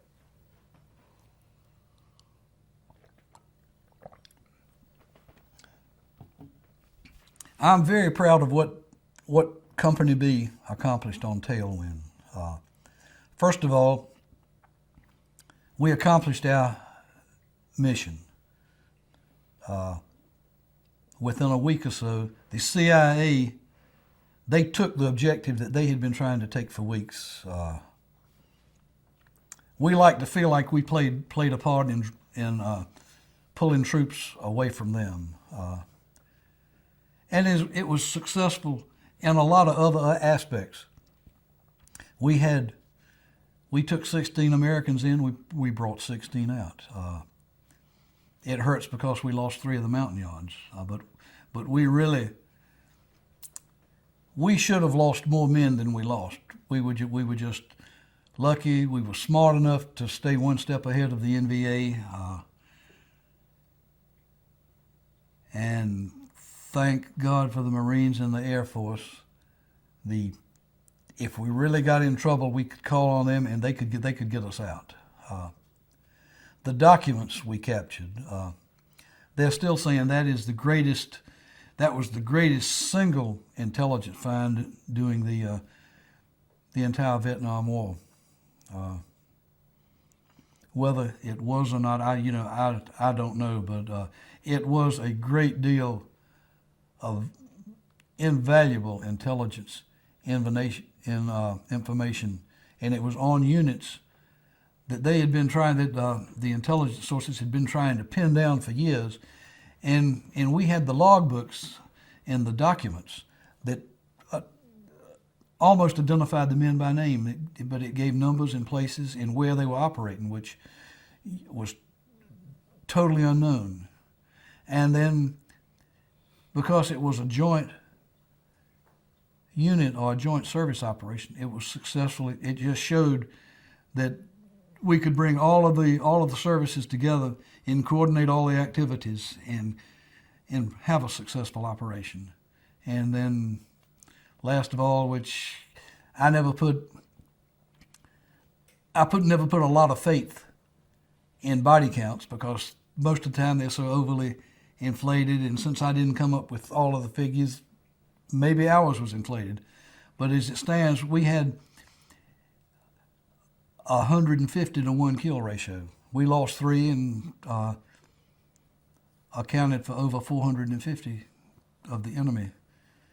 Just killed, not killed and wounded, but just the KIAs. So overall, the entire mission was a success. Thank you for your time. Gene, thanks for joining us for part 2 of the interview. Let's go ahead and, yesterday we spoke about the members of your team and how you felt about them and their characteristics and their character. Let's start off today by talking about your Montagnards and how you and your group felt about them, who they were. Let's start from that point. The Montagnards, first of all, they're hill people, primarily the Central Highlands in Vietnam, where we were located. Con Providence is right in the center of the Central Highlands, and the majority of the mountain yards have come down out of the mountains. I don't think the historians or anybody is entirely sure exactly where the mountain yards originally came from, but one day they were in the Central Highlands of Vietnam.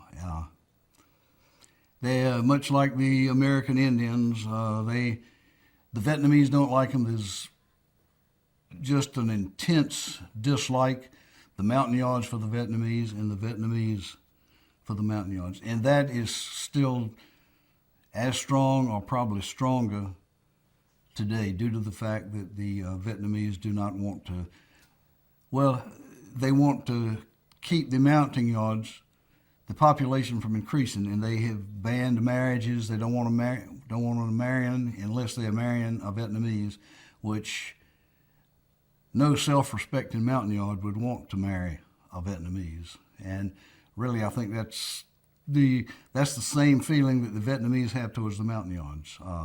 So therefore, due to the bad health and the conditions that the mountain yards are forced to live under, their population is diminishing rapidly.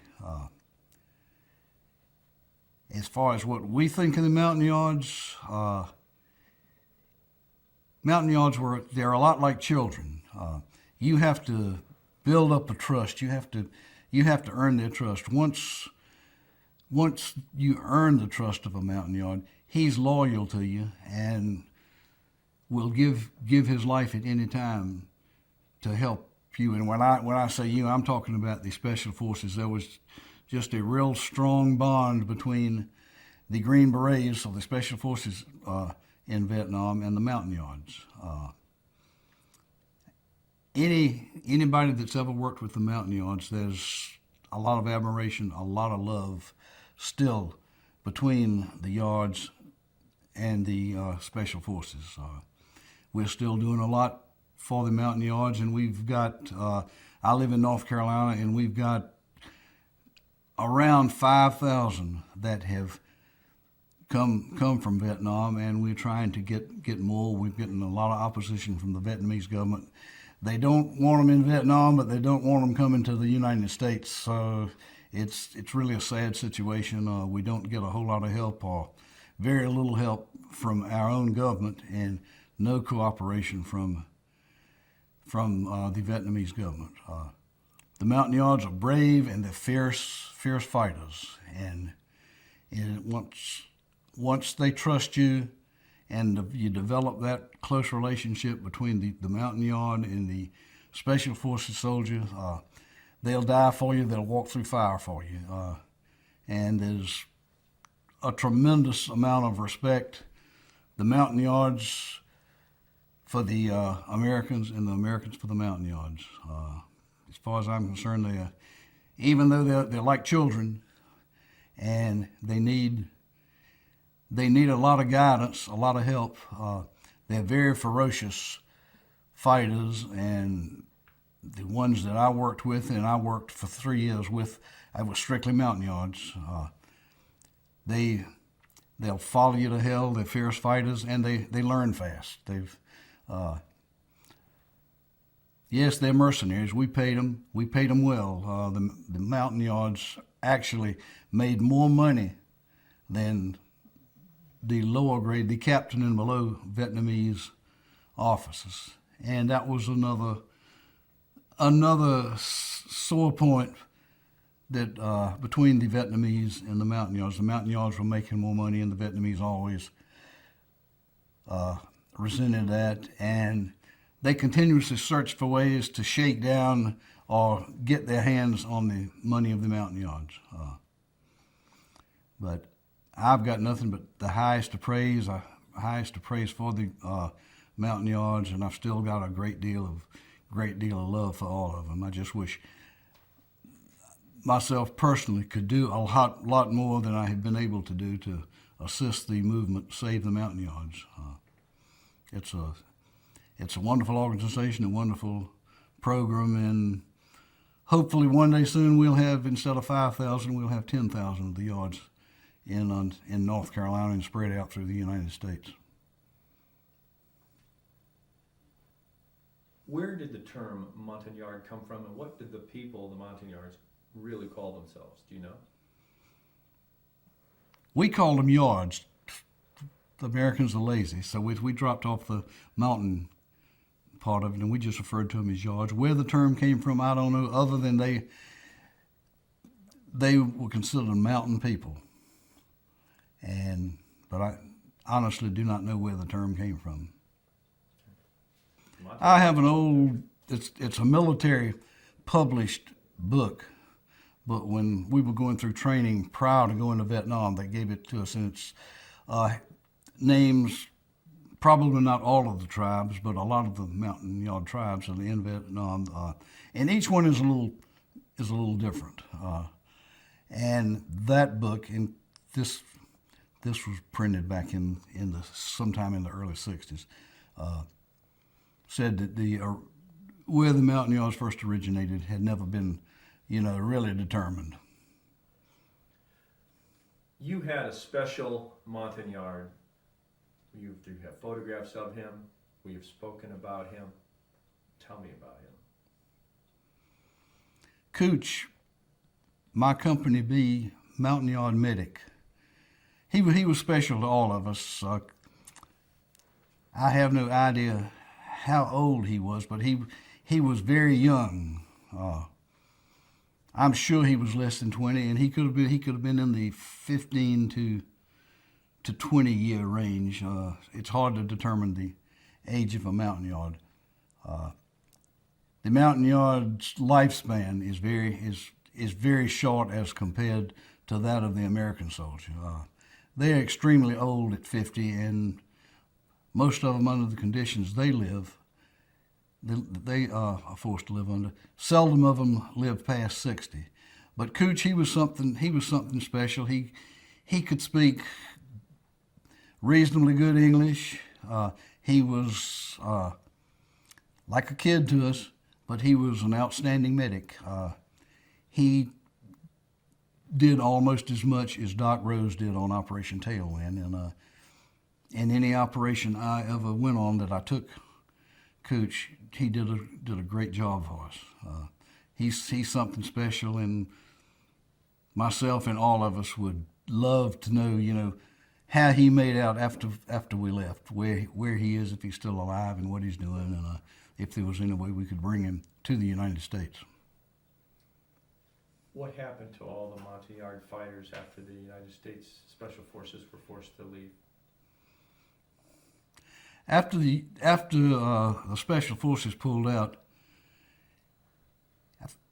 I think the Montagnards just sort of migrated up into the hills, or remained in their villages. Once the North Vietnamese came in, they started killing them off, running them deeper and deeper into the hills, taking their villages, not allowing them to acquire additional land, and in most cases taking what land they had at that time. The Montagnards were just forced into the jungles, into the hills to fend for themselves.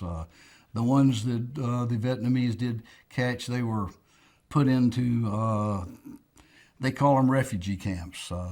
They're not much more than a POW concentration camp. The living conditions, and I'm giving this as secondhand information, people that have been there or they have worked in the projects to bring them to the United States, but the living conditions were simply deplorable. The United States, or the different organizations, they send millions of dollars of food and mainly medical supplies over to Vietnam to go to these refugee camps and help the Montagnards, and they estimate that even a very high estimate, less than a third of the supplies ever reaches the Montagnards. Most of it is siphoned off and goes into the black market. It's confiscated and taken by the Vietnamese government and the Vietnamese military. Do you think Cooch is still alive? I don't have any idea. I would really like to think that he was alive, and maybe he has a good chance because of his young age, but then on the other side of the fence, because he worked with SOG, a much hated unit by the North Vietnamese. Had they found him and known who he was and his participation in the SOG activities, I think probably they would have executed him. I think the chance of any of the Montagnards to still be alive today, remain alive today, the ones that worked with the SOG projects or any of the projects with the United States, I think the chance of them still being alive is very, very slim.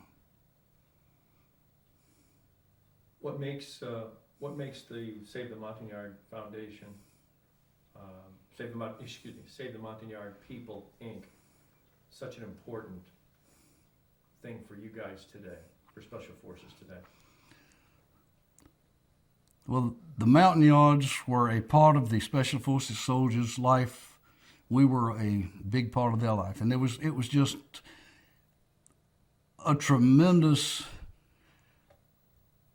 attachment that we had for the Montagnards, and we still want to help them. I mean, we still think about them. We still love them, and still have the respect that we had for them. And anything we can do to make their existence better, and particularly get them to the United States, you won't find a man that ever worked with them that isn't willing to just give all he can to assist the project. And everybody has done a little. Some have done a whole lot. I mean, we've got people in the organization that they've donated their times, houses, warehouses, and tremendous amounts of money. And it's, even though we've only brought a small amount so far, the entire project has been a tremendous success. The Montagnards have done very, very, very well. The ones that have been in the United States, they have.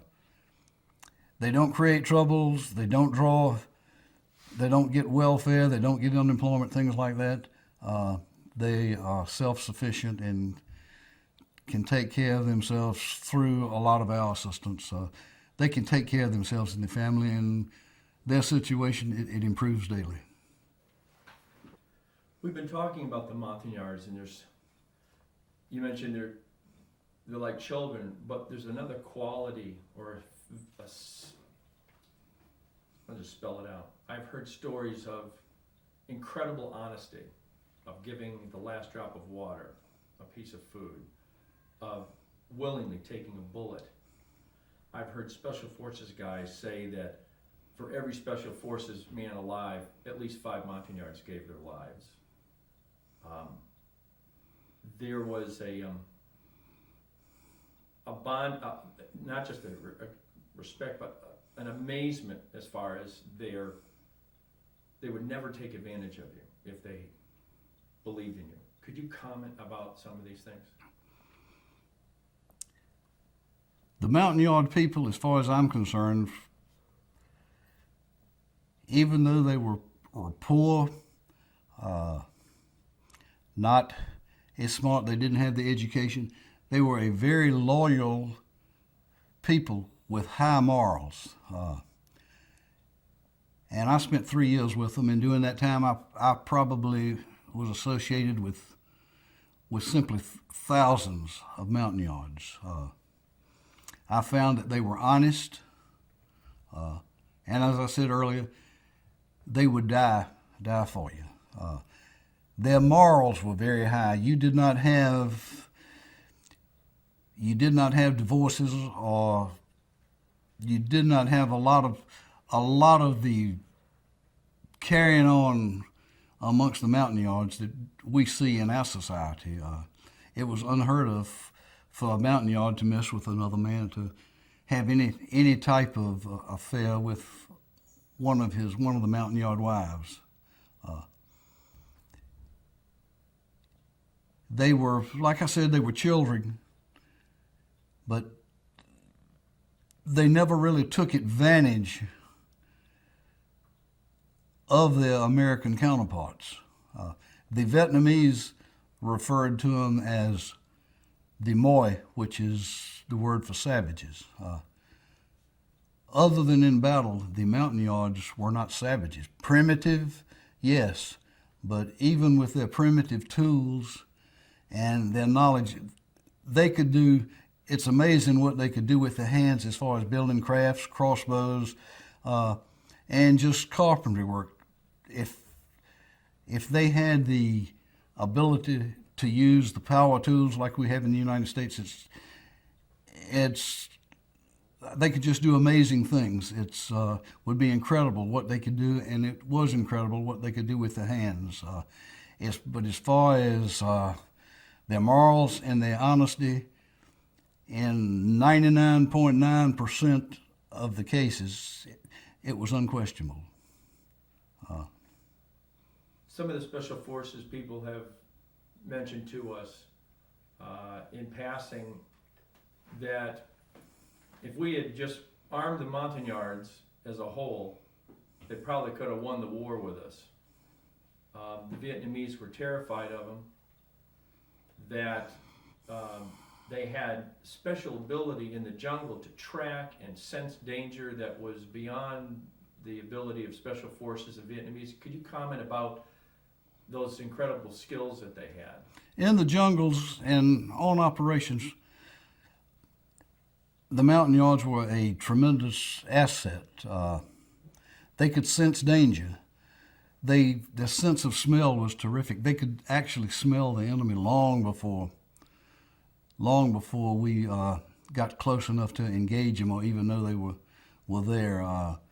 The Montagnards helped us tremendously because prior to an operation, about 3 days before we went out, they wouldn't let us take a bath or shave.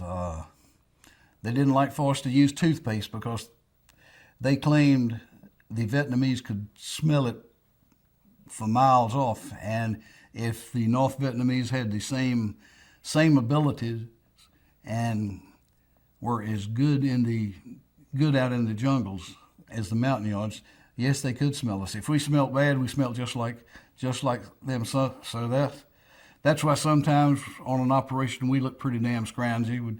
We'd go a week or so without shaving, even a week or so without bathing, and we would get pretty raunchy. But that was the way the Montagnard was, and that was the way he wanted us, simply because we weren't detected as easily by the enemy.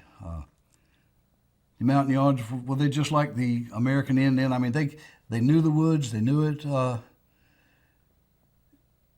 like they knew the palm of their hand. They could negotiate from one place to the other without use of a map. We would just tell them where we wanted to go and what we wanted to do, and they just knew by whatever sense it was they used how to get from one place to the other without any problems. They were just real woodsmen. Do you owe your life to any Montagnards? I owe my life to the Montagnards. I'm certain on more than one occasion, but there was one occasion that particularly stands out in my mind, and that was when we were slowly winding down the last parts of my tour in 71. And that was right when we were making the transition where the Vietnamese were taking over. All of a sudden, the Americans were no longer commanders. We were advisors to the Vietnamese. And it was my last time in the field, because when I got back, I said I was never going back with the Vietnamese in control. But we were out, and fortunately, it was in an area that wasn't heavily populated. In fact, in 2 or 3 days, we had no enemy contact. But the Vietnamese soldiers were loud, unmilitary, and I complained about it. In fact, I radioed in to my headquarters to send out choppers enough to bring the Americans out, because we weren't gonna stay out with them. Of course, they talked me into staying in, but that alienated the Vietnamese, and the yards gave me 2 bodyguards that they slept outside of my room door at night, because the Vietnamese, they said had plans to assassinate me, and the yards thought enough of me to give me a bodyguard until I was a real short timer then. So, but I had a bodyguard the last couple of 3 weeks before I came home. On operations, on any operation I was on, I could contribute some of the mountain yards, I'm sure, for saving my life. There's nothing that really particular stands out in my mind, any one thing that's any stronger than others.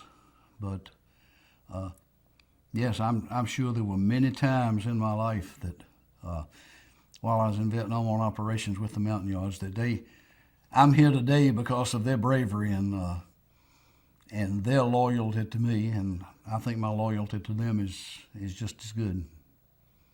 Last question on Montagnards. Cooch was your favorite, right? Cooch was a favorite. It's hard to say that he. Yes, I reckon he was the most favorite. What would you want to say to him or to his family?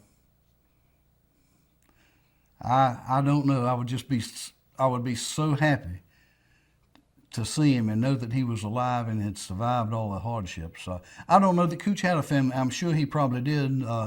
He lived in the compound with us most of the time, so I really don't even know what village he came from. We had several, 2 or 3 right close to the FOB where most of our yards came from, and when they were off duty, they went to their village to be with their family. I never saw any family members with Cooch. Cooch stayed in the dispensary most of the time when we weren't on operation. There's a spectacular picture of Cooch coming off a Tailwind, a bandage across his head, bandoliers of documents hanging off, his carbine in his hand, with a smile from ear to ear. You mentioned something about his teeth. Tell me about that photograph and how that is so much like his personality. Cooch was always smiling, and his smile, it stood out so because it was a status symbol with the mountain yards to have as many of their front teeth capped in gold as they could. And Cooch had 2 or 3, but he was always smiling, but it was always evident he was smiling by these gold teeth just sparkling and shining. And coming off a Tailwind, I don't know who took the picture. It's a wonderful picture, and I've got a big 8x10 that hangs in my office with my other junk the medals, the knives, and so forth that I hang on the wall. That picture hangs there today, but you could tell that Cooch was one happy person to be back in camp and off of that operation. Anything else you want to say about the Montagnards you fought with, or we covered it? I think I had pretty well covered everything, all of my feelings about the mountain yards. Today, I still have as much admiration for them as I did then. I'll never forget the people. If I never see another one, I'll never forget the mountain yards and what they meant to me and the good times, because we had a lot of hard, bad times, but we had just as many good times with the mountain yards as we did bad times. Changing the subject, aiming more towards the CNN report. Could you please comment about who is Jim Cathy and how did he get into this CNN deal? Jim Cathy was an Air Force administrative supply sergeant. How he got involved on Tailwind, I have my own opinion. I feel like he was recruited by Van Buskerk to add support to some of the things Van Buskerk had said, or at least to lend weight to the story that April Oliver wanted to report. What she said was true. A search of the records has shown that Jim Cathy even though he might have been on leave, he was in Vietnam doing Operation Tailwind. And I'm using words from some of John Plaster's comments about the Cathy situation. Even though at times SOG was extremely short on personnel and we had to conduct a mission, we had to borrow other team members. No self-respecting SOG man would ever stoop so low as to use an Air Force supply sergeant to go out and assist them in a cross-border operation. My personal opinion is Cathy wouldn't know the truth if it hit him in the face. I mean, it was all a made-up story, and anybody with any normal intelligence would know that it was a made-up story. Why April Oliver and CNN would use him with the type of story they did, even they should have known better. But Cathy was just one phony. So, conclusively, Jim Cathy was nowhere near Tailwind, was not on Tailwind, was not present with Tailwind. Can you comment on that? I can tell you, and I'm 100% certain, Jim Cathy had nothing to do. He was not on Tailwind. He had nothing to do with my company. And I did not hear of Jim Cathy until 1998 when that program came out. Cathy, he could not have been out watching that, which they call a village. It was a base camp. But there's no way in the world he could have been out there watching us, because we did not know where the base camp was. That was a chance encounter that it just happened. We stumbled into it. And to make any kind of statement that he was sitting off watching us through binoculars as we went in, he had been watching the camp and he watched us go through it. It's just preposterous. To begin with, I would like to have a pair of these binoculars because it was a tremendous, it was hundreds of meters that he claimed he was sitting back watching the operation. And you were lucky if you could see 20 meters. And to say that a man was sitting back 300 or 400, 500 meters watching through binoculars, I would love to have a pair of those binoculars because you can look through walls and you can look through any type of obstacle. Cathy could not see. Had he been there, he could not have seen the village from the distance that he claims he was. There's another name that came up, Jay Graves. Jay Graves was in Camp Longton doing Operation Tailwind. He was an instructor, and he instructed the new people in the SOG as into the techniques of being a recon team member or a leader. I didn't personally know Graves. I knew him by reputation, and at one time he was a well-respected recon team leader.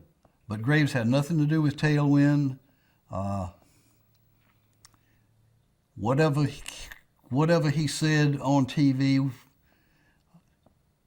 wasn't the truth. Now, I can't say that his comments to CNN were not twisted and started and changed around to fit their scenario of the story. But Graves definitely had nothing to do with Tailwind. Jay Graves, at the time of Tailwind, he wasn't even assigned to SOG. He was assigned to the 5th Special Forces Group, which, even though the SOG members were from 5th Special Forces, they only had administrative ties to us as far as any command responsibility. They had none with the SOG people. Jay Graves was assigned to 5th Special Forces Group. He had absolutely nothing to do with being on the ground or being in on the planning or anything at all to do with Tailwind. He wasn't even at Khartoum. He was hundreds of miles away on another assignment. What happened in 1998? the first time I ever met Jay Graves, even though I knew him by reputation, and at one time he was a very highly respected recon team leader or recon team individual, and he was highly respected. He was good at his trade. But in 1998, after the CNN show, I met him in Albuquerque at the Special Forces Association convention. And Jay came, and he didn't deny, but he said that he admitted he had nothing to do with Tailwind, and that any comments that he had made on TV were not true, that in doing his interview, what he said and what CNN showed on TV were not the same, that they had done a cut and paste job on his interview, and that he did not say he was on TV, then did not say that sarin gas had been used. Jay claimed that whatever he said and whatever April Oliver reported, first of all, it was as different as day and night. What he said to Ms. Oliver was taken way out of context, and she reported what she wanted to support her program and not what Jay had actually said. Do you have any reason, in speaking to these men, or speaking with April Oliver yourself, why April, Miss Oliver, or why Jay Graves, or why Jim Cathy would say the things that they perhaps had said, knowing that people who were there might come forward? What are your thoughts about this? In the case of Jay Graves, why he would have gotten involved in the interviews, I don't know, simply because he had nothing to do with Tailwind. He shouldn't have even been talking to April Oliver. She should not have contacted him. My personal opinion of Jim Cathy, he was influenced by Van Buskerk. They live in the same community, which is a very, very small community, so it's almost impossible to say that they did not know each other prior to that. Both of them worked as ministers, spreading of the word of God to inmates in prison. They worked for the prison ministries. And I feel like Van Buskerk influenced Cathy for whatever reason to say what he did. That's my own personal opinion. I don't know whether there's any facts at all to support that. That's just my opinion.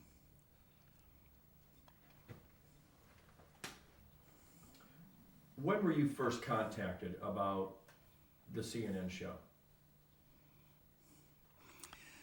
General Perry Smith, who worked as a military analyst or advisor to CNN, called me probably a month before the show. He identified himself and said that he worked as the military advisor to CNN, and by then I had a lot of bad experiences, a lot of heated arguments, both face-to-face and over the phone with April Oliver. So I was very distrustful of anything that was connected with CNN. And General Smith had a hard time convincing me, but he finally convinced me that he was on the up and up. And he explained the nature of the program. He said, they have ignored me for almost 8 months. They've hidden it from me. Finally, I know what the program is about. They have showed it to me, and I totally disagree with it. First of all, I don't think there's a word of truth in it. I don't think they should show it on TV, and I'm trying to stop it. And that was the extent of our conversation. He said, I will call and let you know later what is going to happen. And about 3 to 4 days prior to the showing of Valley of Death, General Smith called me back, and he said, I have failed. They're going to show the program, and he gave me the TV channel, the time, and all of the pertinent information, and he said, I don't think you're going to like it. And of course, I watched the program, and I did not like it. I wasn't as upset about any way they had slandered or hurt me. That didn't concern me.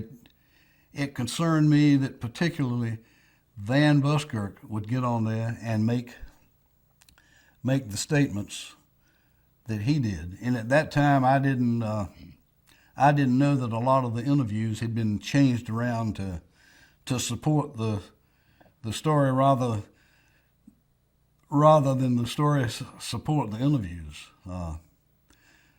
Van Buskerk says, he has told me that some of the comments he made were distorted, completely changed around. I still find it hard to believe not only Van Buskerk, but other people that have made statements on TV, that they could change them that much. They could be so different from what was actually said. Although I know with the technology we've got, you can do almost anything with pictures and statements and interviews. So maybe everybody other than CNN is telling the truth about this. I really don't know. I can say that they did not change anything I said. I was real careful doing my interview to not make any statements that could be even considered supporting the use of sarin gas. And of course, anybody that's ever seen the program knows that my time on the program was very limited. It was 30 some seconds. But in no way did I ever support the theory of the use of sarin gas. I was more disappointed with the program about the way they had used, or the way Van Buskerk came across, and some of the other guys, that some of the statements they made. And at the time, I felt like they had actually made the statements, and they had betrayed the other people on Tailwind. To go through some simple answers, in your words, was sarin nerve gas used on Tailwind or in any other operation that you have knowledge of? Sarin gas, I can say without a doubt, was not used on Operation Tailwind. It was never mentioned. I wouldn't hesitate a guess to say how many operations I participated in the 3 years that I was with SOG, but it was between 20 and 30, both recon and Hatchet Force operations. Sarin gas was never mentioned. I did not even know it existed. It was never considered. We were told during one of our initial briefings that we had everything in the U.S. arsenal at our disposal for Tailwind. But I considered that just whatever kind of bombs or fire that was available as things we had always used in the past. Sarin was never mentioned, and sarin was never used. And to my knowledge, it was never used in any of the SOG operations or any of the other operations in Vietnam. The identification and killing of defectors as a primary or secondary or any type of directive. Can you comment on that? The word defectors was never used in any of our briefings, our warning orders, or any of the briefings that were given to me as the commander of Operation Tailwind, or that I passed down to my men. It's always been a secondary mission in SOG that if the chance came up, you took a prisoner. But there's a difference between a prisoner and a defector. A defector is a friendly, he went over to the side of the enemy. And a POW is an enemy soldier that we bring back alive for intelligence purposes. Even though it wasn't mentioned in our mission. Any mission you went on with SOG, if the opportunity arose, you made the prisoner snatch. Our main mission was to conduct a diversion, and that was the only mission that we had on Operation Tailwind. Was there any policy whatsoever that dealt with a POW or defector as far as killing them? There was no policy that I know of that said we would kill defectors or POWs. Certainly not a POW. Even a hostile POW? Even a hostile POW. If we had him, we made every attempt to bring him back alive.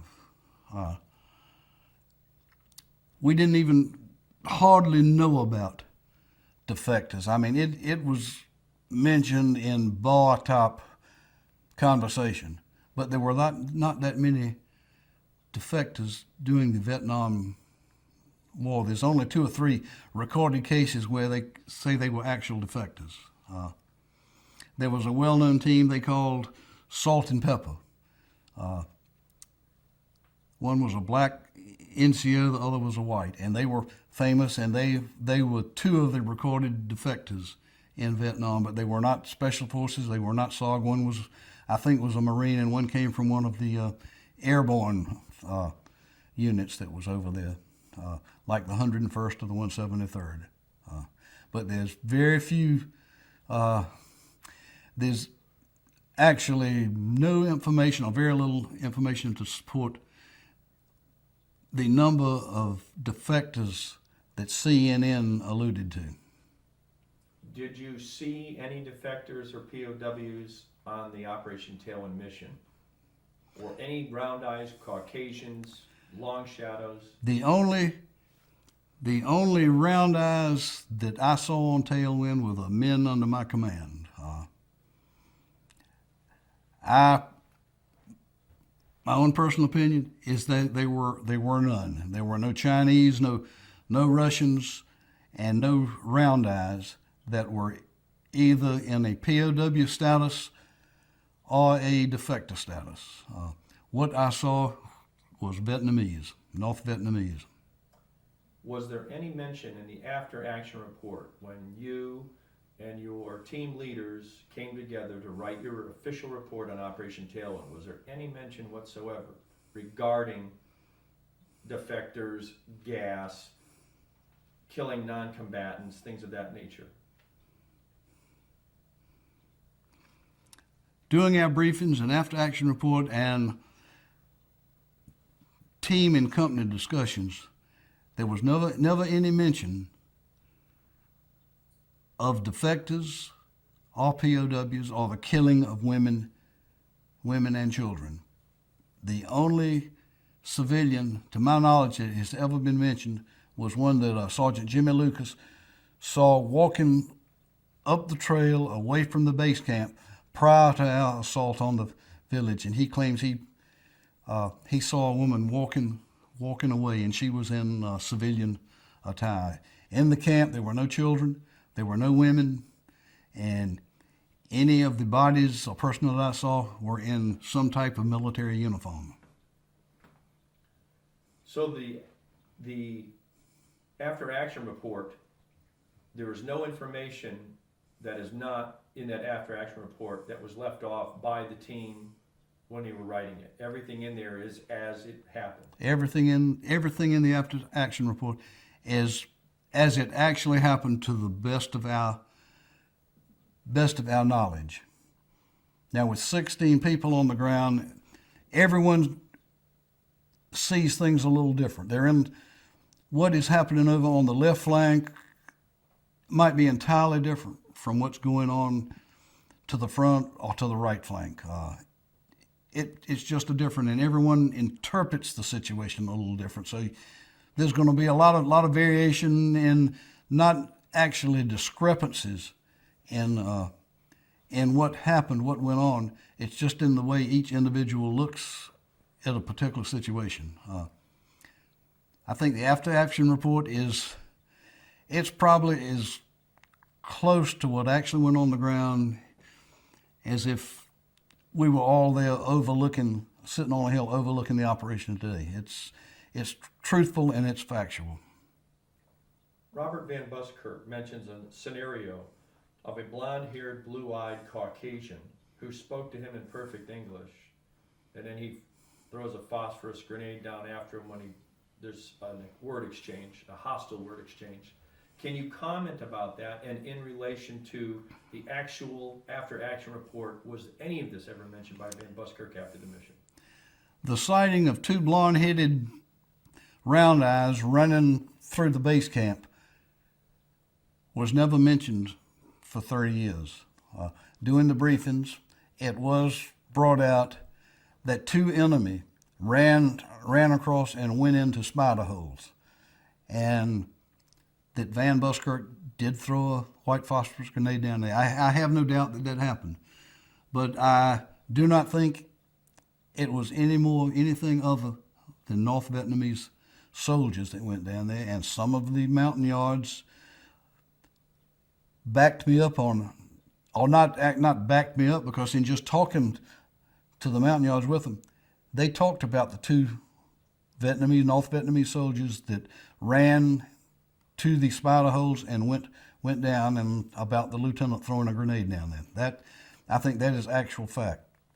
As far as it being anything other than North Vietnamese personnel, I seriously doubt it. Like I say, the blonde hair didn't materialize for 30 years. Just a slight clarification. Was any of your mission parameters, or was any of the information, excuse me, wrong terminology. Was any of your mission parameters, or did you face any towns or villages that you went in and destroyed that included non-combatants, women, children, or men out of uniform? Did any of that take place on Operation Tailwind? At the time of our mission and prior, in all of the briefings prior to the operation, nothing was ever mentioned of any towns or villages, with the exception of Chivane. We knew we were going to be inserted about 35 kilometers south of the village of Chivane, which I have later been told is nothing but a signpost at a road intersection, that Chivane didn't really exist other than on the map. But nothing was ever mentioned of any village or base camp within our area that contained women or children. The personnel information for Tailwind was very sketchy. The intel sources, the only thing they could tell us was that it was a suspected supply depot, there were a large concentration of troops, but it was never known or not known whether they were combatants. And I don't like to use the word non-combatants because that's twisted around to mean civilians, and that's not the case. They were just transportation and supply personnel that broke down the supplies and distributed them to the combat units as they passed through down the Ho Chi Minh Trail. There were never any civilians or children, nurses, or anything like that anywhere we went on Tailwind other than the one female that Jimmy Lucas spotted walking up the trail and well away from the village. And she was not shot at? She was not shot at. A shot had not been fired around the village at that time. There was a gas used on Tailwind. Can you comment what it was, what policy was to use it, what you guys brought with you, and we'll take it from there. CS gas was used on Tailwind. And I say we, I'm talking about the individuals on the ground, did not call for it. Gas was not mentioned in the pre-op briefing. We didn't even consider gas an option as far as ordnance or help. all of the men in Company B carried the M17 gas mask. It wasn't carried so we could use gas on the enemy. We took them because we were afraid they might use gas on us. We didn't always take gas masks, but normally on an operation, on a Hatchet Force operation, we did take some type of gas mask. On this particular operation, we carried the B-17 gas mask, which is an old gas mask. B-17s were used back in the 60s, and it was the same. We carried the same mask with revised filters and things of that nature that was used in the 60s. There was nothing, no special type gas mask. There was no question about it being a special type. It was just a regular issue gas mask. And I directed the platoon leaders to ensure that every man in their platoon had a 17 gas mask. But it was because we were afraid of what the enemy might use on us. Gas was used, and I'm not a chemical expert, but my experience with gas is it was nothing more than a strong riot or CS gas. You could function marginally had you not had a mask. Your eyes would have burned, your nose would have run, you would have coughed, and you might have thrown up. It depends. Everybody reacts differently to to situations. Some people, it might have made them violently ill. They might have thrown up. Everyone would have had burning eyes, their nose would have run, and they would have probably coughed, but they would have survived. It certainly wasn't a killer type gas and should not have put anybody on the ground. I don't know today who called for the gas. I think it was probably an Air Force decision because I certainly did not have the authority to call for it and never considered calling for it. The first knowledge I had of gas was when the FACT called us and said, "Put on your funny faces, we're coming in with gas." And the gas was laid down because he had already informed us that he could see thousands of the enemy massing, trying to cut us off and surround us. And he said, we've got to get you boys out, and we've got to get you out now. And shortly thereafter, he came out and informed us they were going to use the gas and that we needed to start for a particular LZ. And he walked us through the woods till we finally found an LZ that was far enough away from the enemy that we could partially defend and get the ships in to lift us out. We crossed 2 LZs. We made it to 2 LZs, but once we'd get there, the fact would advise us the enemy is too close on your heels. We need to move you a little further, and he'd give us a location and a direction, and actually held our hand and walked us to the LZ. And we hit 2 LZs before we finally reached the third that we could defend enough to get the ships in and get them all out. En route, we did go through the gas. Is the use of CS tear gas acceptable under the Geneva Convention that America fought under? As I understand it, and I don't know for certain, but it took the decision to use it was made at a higher level. Chief SOG Chief SOG would have probably had to make it. I understand that the authority had been passed down from the Air Force that the Covey, if he thought it was necessary, he could call for the use of it. And it was probably the Covey, in our case, that radioed back to his headquarters and said we need to use gas to get these guys to an LZ.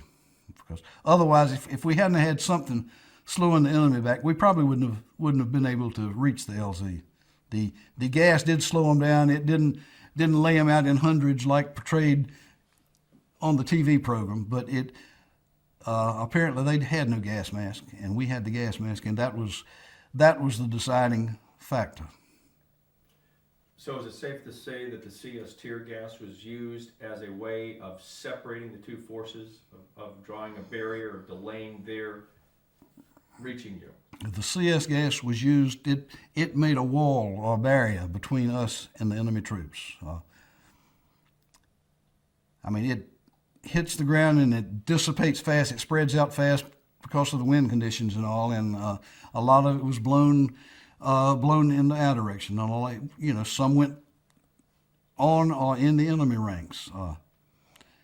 But it was a decision made by someone a whole lot higher than my position as the ground commander, but it was a good decision in that it got us out of the area and on the helicopter to return to base. Can you comment as far as CS tear gas causing people to fall on their knees, drop their weapons, become totally incapacitated, and die? If you were in an area and CS was dropped directly on you, if you were right in the most highly concentrated area, when it first hit the ground and started spreading out, your eyes would burn terribly, your nose would run, you might even vomit.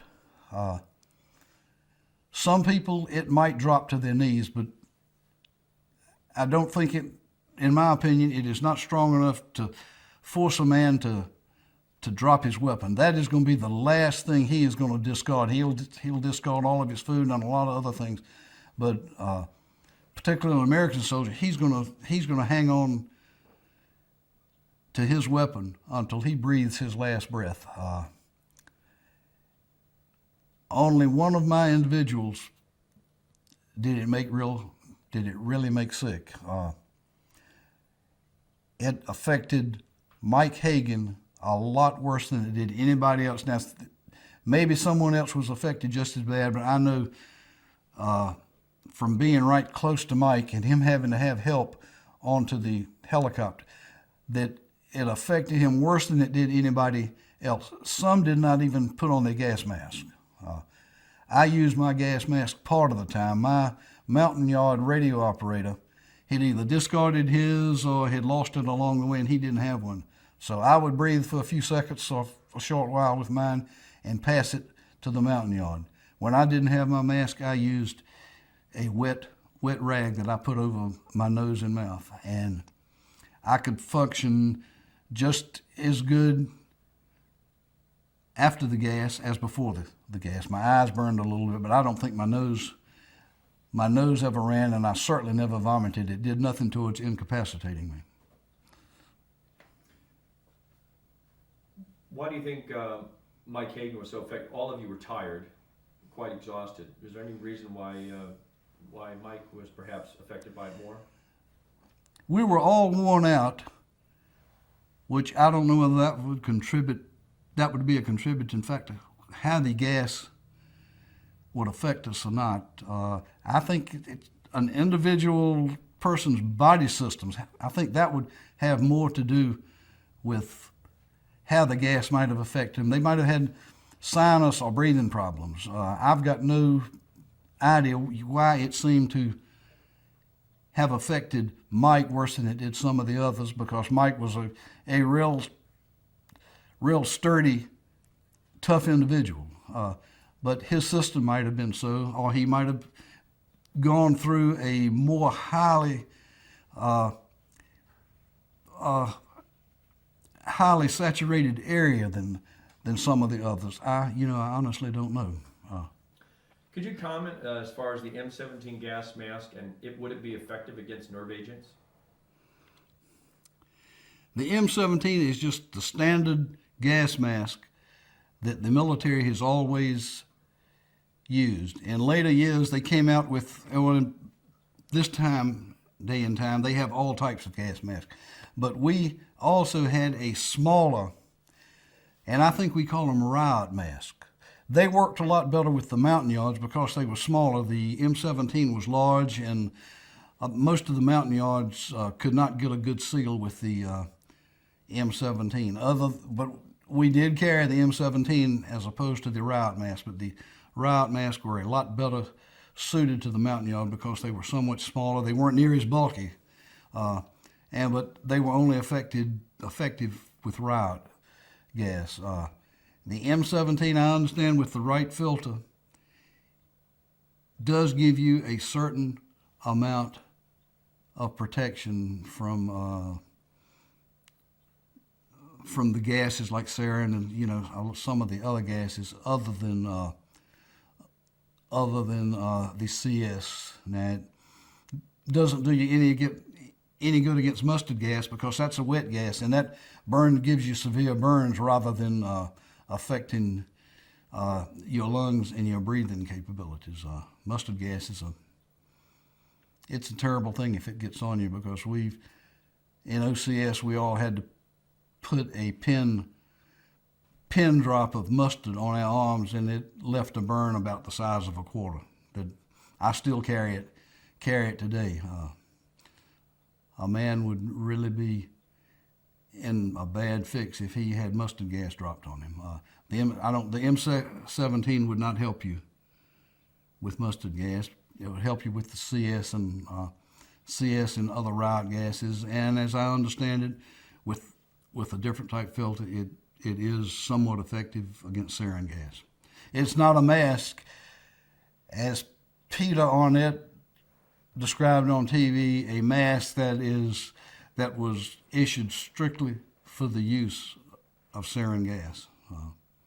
Did your mask carry the optional filter for sarin? Our mask did not have any other filters other than the standard filters that went with it. We were not prepared for the use of sarin gas, not only with the gas mask, but we didn't have the protective gear. We did not have enough atropine to have taken care of the whole company. Doc Rose carried a small amount of atropine, and that was mainly to combat bites and things of that nature, not to combat any nerve agents. Can you comment a little bit more about atropine syrettes and why they were taken? In other words, the main reason why they were taken.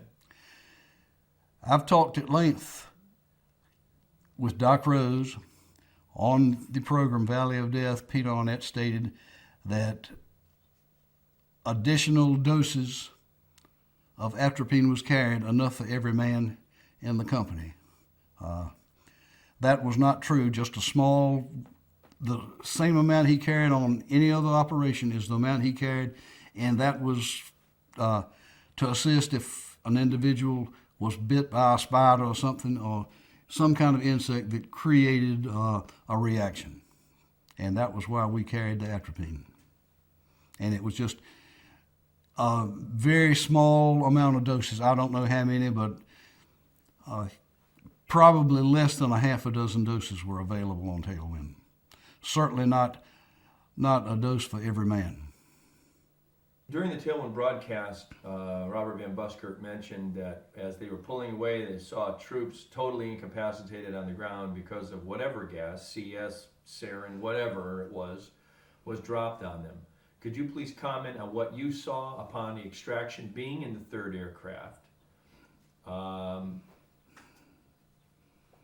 What did you see as far as troops, enemy troops? Van Buskerk was the lead element in our column going to the LZs. He was breaking trail, and if there was any enemy resistance ahead of us, he dispersed it.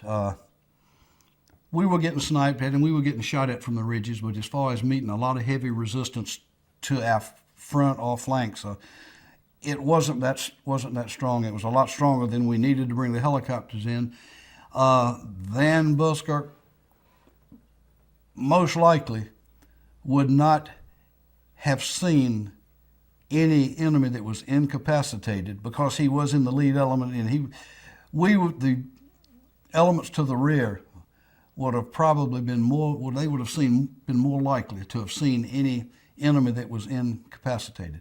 And no one other than Van Buskerk has ever seen these incapacitated individuals, people that were any that were incapacitated because they had been incapacitated through gunfire, not any gas that we dropped on them.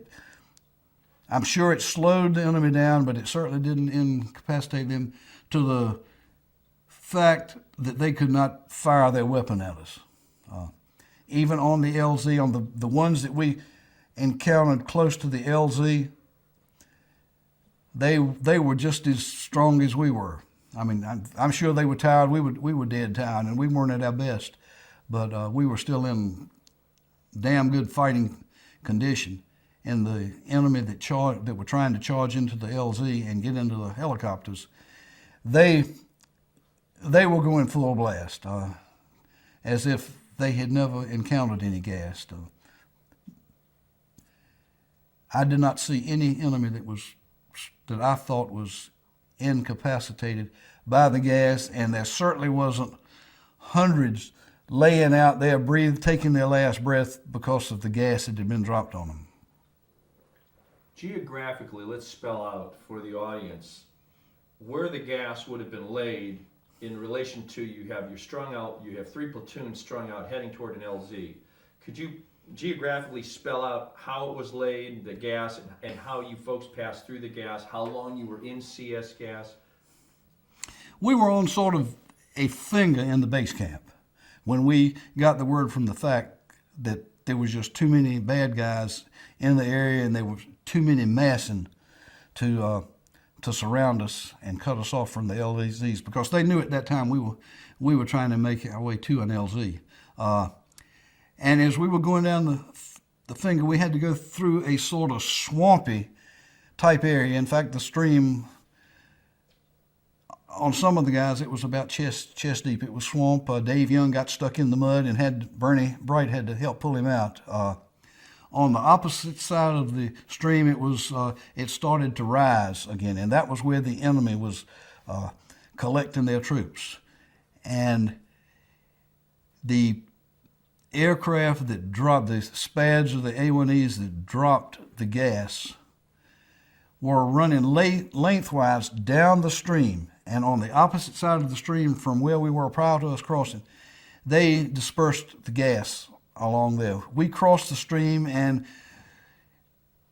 probably did not hit the area that was most heavily concentrated, because the gas was supposed to the object of it was to create a barrier between the enemy troops and the Tailwind and our own troops. We walked just along the edge with the path, with the Covey guiding us, not to guide us around the gas, but just take us to the closest LZ, because he could see it. We were in head-high vegetation, so we couldn't see anything and did not see an LZ until we got right on it. And he walked us along that stream through the elephant grass and the growth. From first one LZ, the enemy was too close and it wasn't large enough, and mainly it wasn't that defendable. So we moved, and I think it was about 200 or 300 meters to the next LZ, which the Covey rider made the same decision. You need to move to the next one, and I think that was about 500 meters. My mind's hazy. I have a hard time remembering what happened yesterday, much less what happened 30 years, but it was about 500 meters to the next LZ, which was suitable, or it really looked suitable from the air. It wasn't as suitable as he thought because it was head-high elephant grass. But when we got to that, the helicopters, they were getting down on fuel. They didn't have a whole lot more station time. So we along with the Covey rider, made the decision that would be the LZ, and some of the troops started laying down, flattening out the elephant grass, while the others formed a perimeter and fought off enemy as they got close to us. The helicopters did get in. By that time, we had gotten out of the gas, and if anybody that was suffering any ill effects had already overcome it, with the exception of Mike Hagen. And it might not have even been the gas. It could have been something he had eaten, or some dirty water that could have made him sick. But Mike was sick. He did need help getting on the elevator because he was violently ill and throwing up. But we did get him on. Keith Plancic helped him load on the helicopter and get out. And we got the first 2 helicopters out. Let's stop you right there, right. because I want to go back a little bit on a few things. How fast are you guys moving? When you leave the last base camp, you're trying to help your LZs. How fast are you moving? We were moving at a very brisk walk. We weren't running, but we were moving a lot faster than we normally would when we were moving through the area. We knew time was limited. None of us had enough ammunition to really carry on a sustained fight. Had we had to have stand our ground, we would have been in a lot of trouble, because some were down to their last magazines. Some of us, and since most of the time I was directing the operation, I hadn't shot up as many of those, so I was passing some of my magazines out to some of the guys that were running low. We could not have carried on a sustained battle for very long.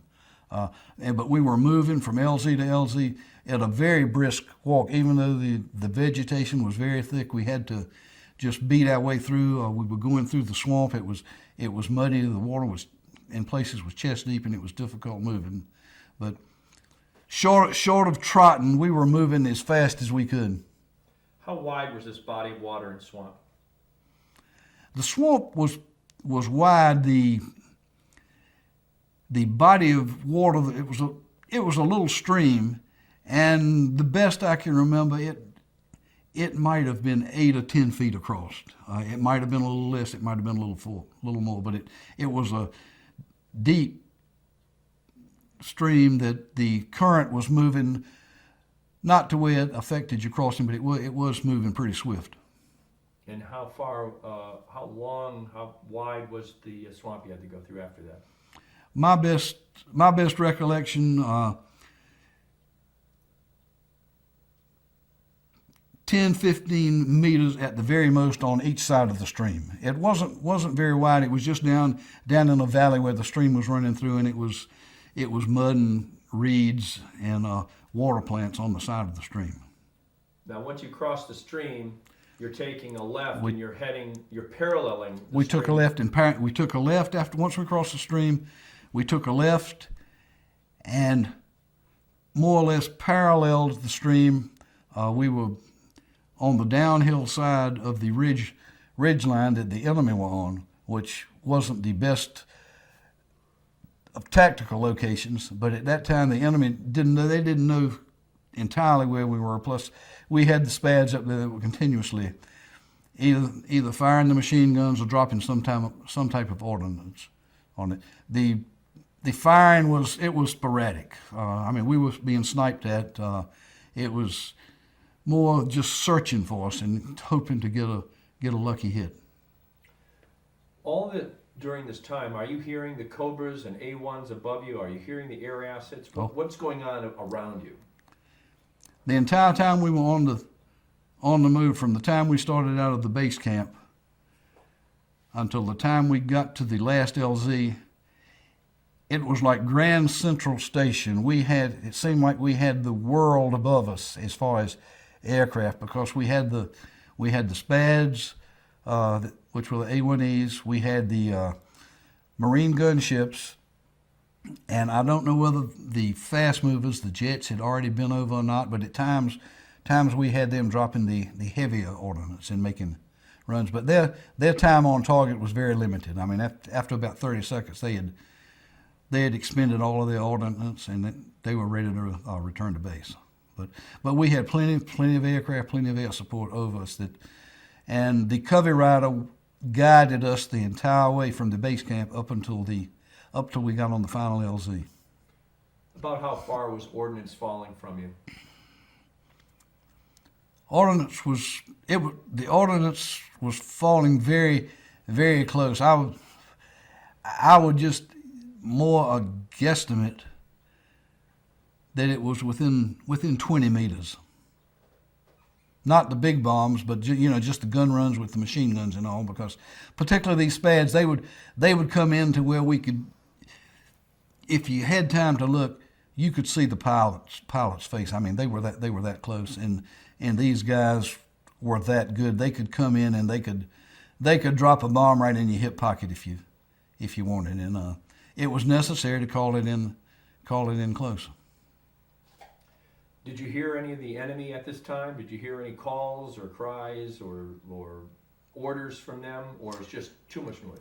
On the move to the LZ, I don't recall hearing any enemy sounds like signals, popping the reeds, or talking a conversation, other than the gunshots. Now that could have been due to all of the fire and the aircraft traffic and the ordnance they were dropping, but I do not recall hearing any noise other than gunfire from any of the enemy once we got out of the base camp and once we got on the move towards the LZs. How are you and your troops feeling at this time? Are you excited? Are you just literally worn out? Or what's going through you emotionally at this time? At the time we completed whatever we did in the base camp, we were at a high because we had gotten the base camp, we had a large number of kills, and we had gathered a lot of ammunition. I mean, a lot of intelligence. Everyone felt good, even though we were tired, and when the FAC told us they were going to be pulling us, we felt a whole lot better, a hell of a lot better, because we were all exhausted, and like I said, we were low on food, water, and ammunition. We probably couldn't have survived another day or so. If we had stayed in, it would be strictly a matter of survival. We were happy. How many documents, how much documents did you pull out of there, weight-wise, size-wise? There was one footlocker, and I don't know exactly where I was in the scheme of maneuver. When we went into the base camp, Van Buskerk with 1st Platoon went in first, and the headquarters element was right behind them with Pete Landon commanding in Minton with the 2nd Platoon. And their primary function was taking care of the wounded, because at that time we had a lot of walking wounded and a couple of litter cases. Their job was to protect the wounded and keep up with us. And then Bernie Bright with the 3rd Platoon brought up the rear, which gave us the rear security, and he could send, if we needed reinforcement in a particular area, he could send up a couple of squads or whatever was necessary. Somebody from Van Buskerk's 1st Platoon came back and said, Captain, you better come up here and see what we've got. And I went into this particular hut, which was obviously something like the operation shack or the headquarters for the camp. And there was a footlocker, and it was just filled with documents and had money in it, North Vietnamese script. And we couldn't read it, and nobody could read it because it was in the whatever it was the North Vietnamese wrote. But I felt like it was worth carrying, so I emptied everything out of my rucksack and put all I could in that, and then I had several of the other guys come in and empty some items out of theirs and carry the remainder of the documents. It was about the same size, even though it was wicker. It was about the same size of a footlocker. The documents might have weighed 30 pounds.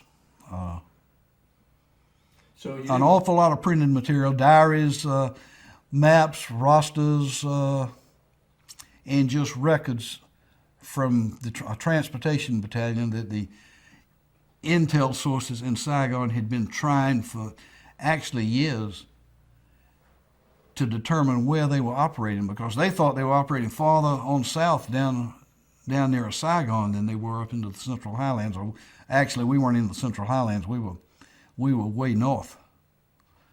But they were amazed at the actual headquarters for that element, and I think it was the 556 NVA transportation. It could be 559th, but it was 550 something. And the intel sources were just amazed that they were located, or that they had mislocated them that far, that they were actually much farther away than they thought they were operating. Going forward a little bit, when did you find out that this was an incredible cache of information and how valuable it was? When we first got back, everybody was, well, I say everybody, the higher ups in the chain of command, including the Air Force and some of the Marine generals, they were highly critical of the operation because we had lost 2 CH-53s and a gunship, expended an awful lot of ammunition and supplies supporting the operation, and at that time the CIA operation had not succeeded in taking their objective. In the eyes of the high-ups, it wasn't a very successful operation. It was a costly operation. Within 2 or 3 days, we had sort of realized there was a change in the way they were thinking. We still didn't know that the information was as good as it was, but the information was trickling down, and then we started getting letters of praise from the Air Force general and the different ones who had been very critical of the operation. And it was probably within a week that the intel people had claimed that that more information had been gathered on this operation than any other operation in Vietnam. That this was probably the most successful or most beneficial intelligence that had been gathered by any single unit during the entire Vietnam War. What kind of things did they find in this intelligence? What kind of... Well, there were rosters, records of shipments of ammunition, from the north to south. There was a lot of personal stuff that evidently the soldiers had stored in there. Like when we went on a mission, we would put our wallets in a safe and have them secured. Things of that nature, just all kinds of documents and diaries about what went on in and around the base camp and where the supplies were going to. We never got a real full briefing or accounting of what was in there, other than it was very, very valuable and very revealing and very helpful and future plans. Did you hear of anything about ammo dumps, other ammo dumps that could be arc lit later on? I don't recall anything about any other ammo dumps, and of course there was nothing in that about the one we had destroyed on our first day out, and that was a dump of considerable size. But as far as anything in these documents, there could have been something in there, but I really don't know. Like I say, we did not get a detailed description of what was included in all of the documents, other than it really revealed a lot of information about the operations in that area and what their functions were.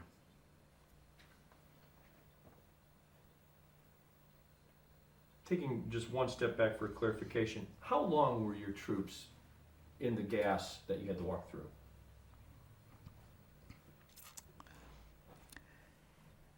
After we left the base camp and went down and crossed the swamp and the stream, we started getting into areas where the gas had previously been dropped. Now, it had been dispersed due to the wind and the other weather conditions.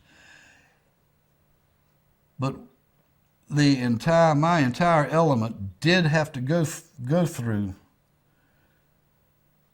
the gassed area. I would estimate that each individual was probably in a gassed area maybe 15 minutes, no longer, because we were moving fast, and we all didn't hit it at the same time. The first platoon hit it first, and then first, second, third, in that order went went through it. It was dispersing fast. First platoon probably got the bulk or the heaviest concentration, and as we moved, it it was spreading out. It wasn't near as thick, near as heavy as it was to begin with. Plus, we weren't right in the middle where it was dropped. We were right on the very edge. So nobody was in it very long. So this is gas that had been dropped elsewhere and it was sliding in your direction. Well, we walked right by the areas that it was dropped in, because it was dropped along a long line. I don't know how many canisters. I didn't see it drop. We saw the planes swoop in low, and we knew they were dropping gas, but they were down about treetop level, and from where we were located, we could barely see the planes, so we didn't see the canisters. But that gas, I don't know how many canisters it dropped. That would be something the pilots would have to tell you, but probably with all of the canisters, it wasn't strung out 100 yards at the very most. Probably not that far. One thing we have not asked, and that is, what were the mission parameters, mission goals of Operation Tailwind as you were instructed and briefed? First, the mission priority for Operation Tailwind was a diversion in support of a CIA-led operation, which they had been conducting for several weeks or months and were not making any headway. They were trying to take a plateau from some of the Laotian troops, and they were getting their butts kicked. Our mission was to create a diversion, and hopefully we would be close enough to the operational area to draw some of these North Vietnamese and Laotian troops down on us and allow the CIA-led forces to capture their objective.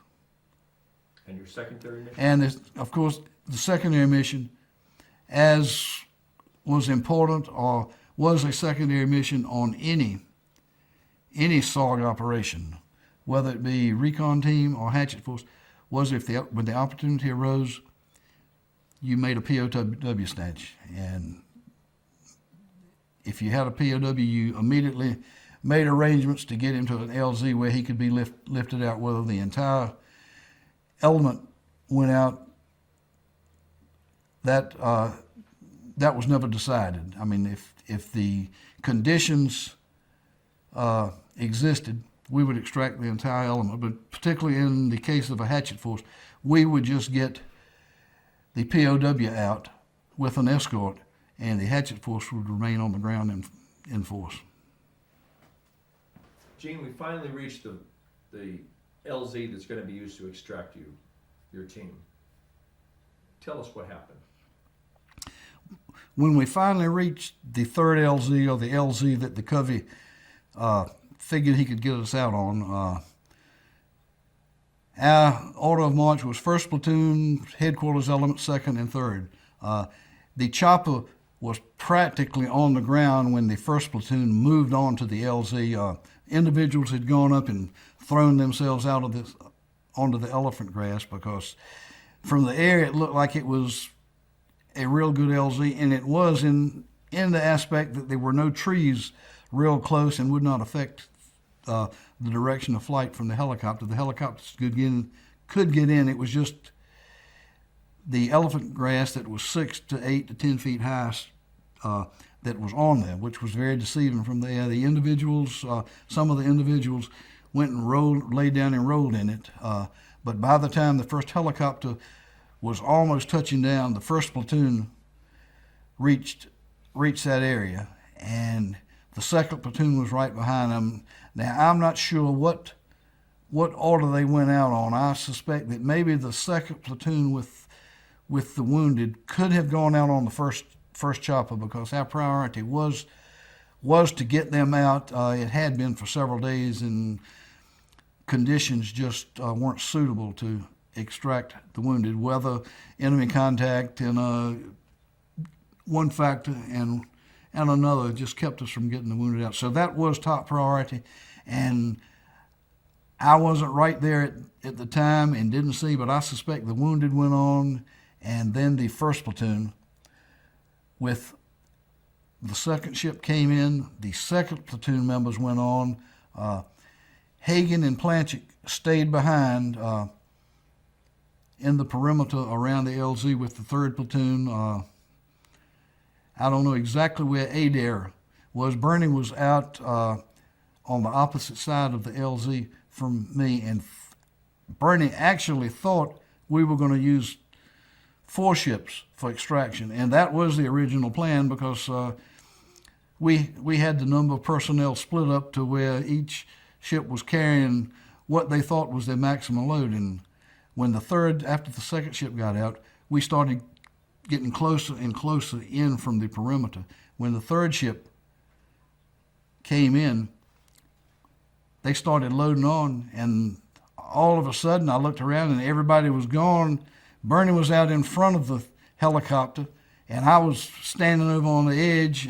Somehow Adair had materialized, and we said, well, we'd better get on this ship because we're going to be the last ones on the ground. So we went on, and I think the count of personnel on that last ship was 50-some, where they shouldn't have had more than 40. We had some doubts as to whether it was going to be able to lift off, but it did lift us off a short distance from the LZ, and I don't know whether these hits were taken coming in or taken going out, but we hadn't gotten very far, and I was listening on the radio, and I could hear the pilot saying we're losing our hydraulics, and I've lost one engine. And shortly after that, the Marine door gunner was shot through the neck. It went in right under his earlobes, went in one side and out the other. Today, you would never know it other than he's got scars under both ears about the size of $50. It didn't hit anything vital because I saw him shortly, a couple of years after Tailwind, and other than the scar tissue, the scarring under his ears, everything is normal, his speech and everything. Doesn't affect movement. He just came in, he was real lucky. But shortly after we lifted off and got maybe 5 or 6 kilometers, I really don't know the distance, it was a real short distance, and I was listening to the air traffic. And one of the pilots up in the cockpit said, well, we've been hit, we're taking hits, and I've lost an engine, I'm losing my hydraulics. And shortly after, he said, I'm having to go into auto rotation. We're going down, I'm at 4,500 feet, and I don't have a damn place to set this chopper. And I looked out the back, and the only thing I could see was cliffs straight up and down. Because I was just looking directly out the back. I didn't know what was to either side or to the front of the chopper because I couldn't see it. But I just said, oh my God, we've spent 4 days out here getting kicked around. This is a fine time to crash in a aircraft. I never even considered we might be killed. I just knew we were going down. And the next thing I knew, we hit the ground with a tremendous impact. I wasn't completely knocked out, but I was dazed. I wasn't belted in because when I found out we were going down, I was moving around the ship, particularly trying to belt down anybody that might have been wounded. We had some wounded Montagnards that received wounds on the LZ. One was shot on the LZ, and we did take his body with us. But we crashed. The ship sort of rolled over on his side, and I don't remember exiting the ship. The next thing I knew is I was sitting out there, and I'll remember this as long as I live. We were right on the edge of a small river or a large stream. Beautiful water like you might see in Hawaii or someplace like that. Just seemed like it was crystal clear water. And I was still pretty dazed and foggy. But I looked out, and there was Adair about chest deep in this water. And I said to myself, here we are, we've just been shot down, we don't know how many enemy around us, and Ada is out there swimming in that damn lake. He had been thrown out the back of the chopper, or jumped out of the back of the chopper, and he ended up in the water. And he came out, and we set up a perimeter around the area because we didn't know where we were. We didn't know whether the chase ship knew where we were. We got on the radios. I remember going back into the chopper, and I got my rucksack, which had the documents. Dave Young went in, and he pulled Bernie out. I think maybe Doc Rose might have pulled Pete Landon out. Pete received a bad head wound. He received a deep laceration over, I think it was his left eye, but anyway, to his forehead, right over the eyes. Everybody had been banged around, and there were cuts and bruises. And to my knowledge, there were no broken bones. Everybody was able to get out, most without assistance. Some did require the assistance, but we set up a perimeter, and in just a matter of minutes, the fourth ship, which was flying behind, landed. We loaded everybody on it, and I don't think we received any fire. We must have been in an area where it wasn't close to any of the enemy, because I don't recall seeing any of the enemy or receiving any fire. I was still more or less in a fog, not enough so that I couldn't put out security and stuff like that. But we got everybody on the ship, lifted off, and then I don't know who actually did the demolition work, but some of the aircraft in the area went in and blew the chopper up, so there would be nothing for the enemy to use. And it was an uneventful flight back to Dak To and then back to Kontum. We were one happy group of guys. First of all, to be out of the area, but second, we survived a hell of a plane crash. And that pilot, whoever he was that flew that ship, he was a miracle worker, because he set that ship down in an area that you couldn't hardly put a compact car in, much less a big CH-53. But he auto-rotated that ship in and landed in about the only spot he could set it down. By rights, I feel like we all should have been either killed or seriously injured in a crash, because it was such a remote area and such a hilly and rocky area that it wasn't suitable. This would never have been picked for an LZ. Don Persky and Bill Batty. Okay. Persky was your pilot, okay. Batty was your co-pilot. What do you want to say to those guys? Well, I don't think anything I can say. I haven't said to them. I didn't know the names of the guys that flew the ship, but we, a week or so after Tailwind, we invited all of the aviation people, the Marines and the Air Force, down, and we had one hell of a drunk and one fine celebration. Not only for us, because we were happy to be back, but it was mainly to thank these guys for what they did with us. Words just can't describe my feelings for all of the air assets, because they were tremendous. They were flying missions and going into areas and doing things that a normal, sane person would not do. And yet these Marines were standing in line, drawing cards as to determine who would go out next, because after the first day, everybody wanted to get in on the fun. And that's the way they looked at it. But it was a mission that a lot of pilots would have turned down. But I've got nothing but good things to say about any of them, whether it's Marine or whether it's Air Force or whatever. They all did a tremendous job. And there's 15 guys now. Super Drunk is long since passed on, but there's 15 guys walking around today that probably wouldn't be walking around had it not been for these brave air support people that were above us 24 hours a day. How do you feel about your facts guys, the guys on Covey? Well, when I say air assets, I'm talking about the covey, too, and particularly our own guys. Somebody made the comment the other night that maybe we had Pappy Hart because he was the best, but every covey we had was the best. I mean, there wasn't a bad covey in the whole lot. All of the covey riders had extensive time on the ground, so they knew what it was like. When an individual said, "I'm in trouble, I need to be extracted," the covey started working on an extraction.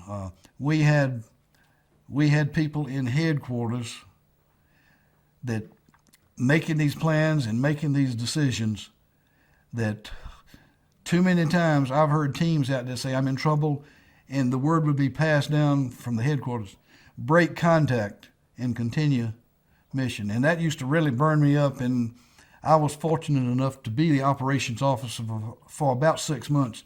And anytime a team ever called in and declared a prairie fire and said, "We need to come out," I pulled them out. If they were faking it, I dealt with them later.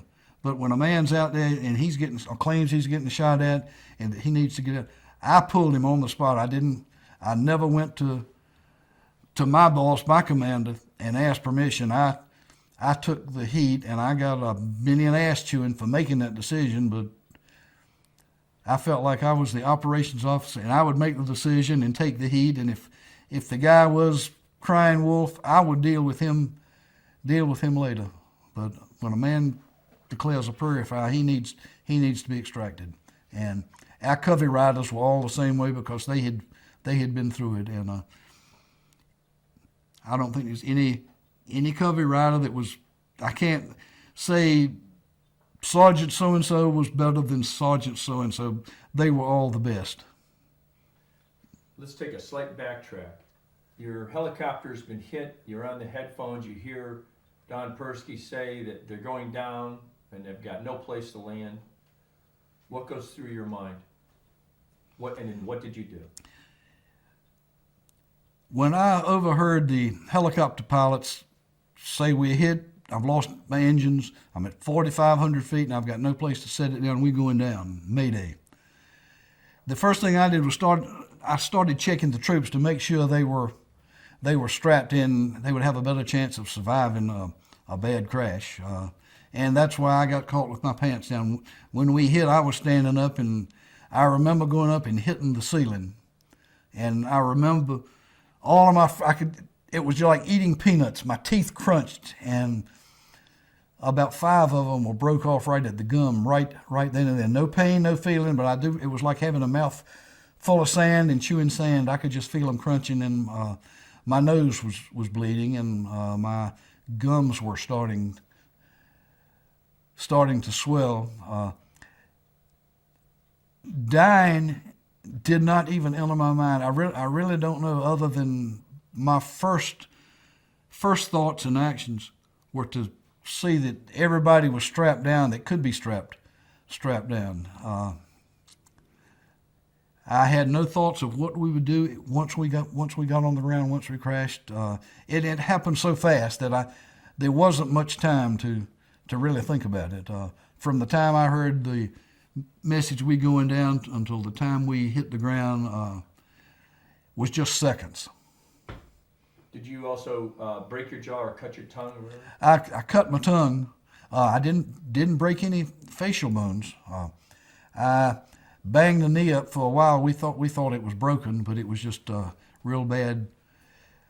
A sprain, and maybe at the worst just a hairline fracture, which nothing was done other than I wore a ace bandage for a few weeks. The main damage was done to my mouth. You mentioned Morris, a very funny side story about Morris, and when you told the story, you said he was swimming in a lake, he was in a stream. If you could retell that story, keeping him in the stream instead of the lake, go ahead and tell us that funny story. Once I got out of the crash ship, and I honestly don't remember getting out.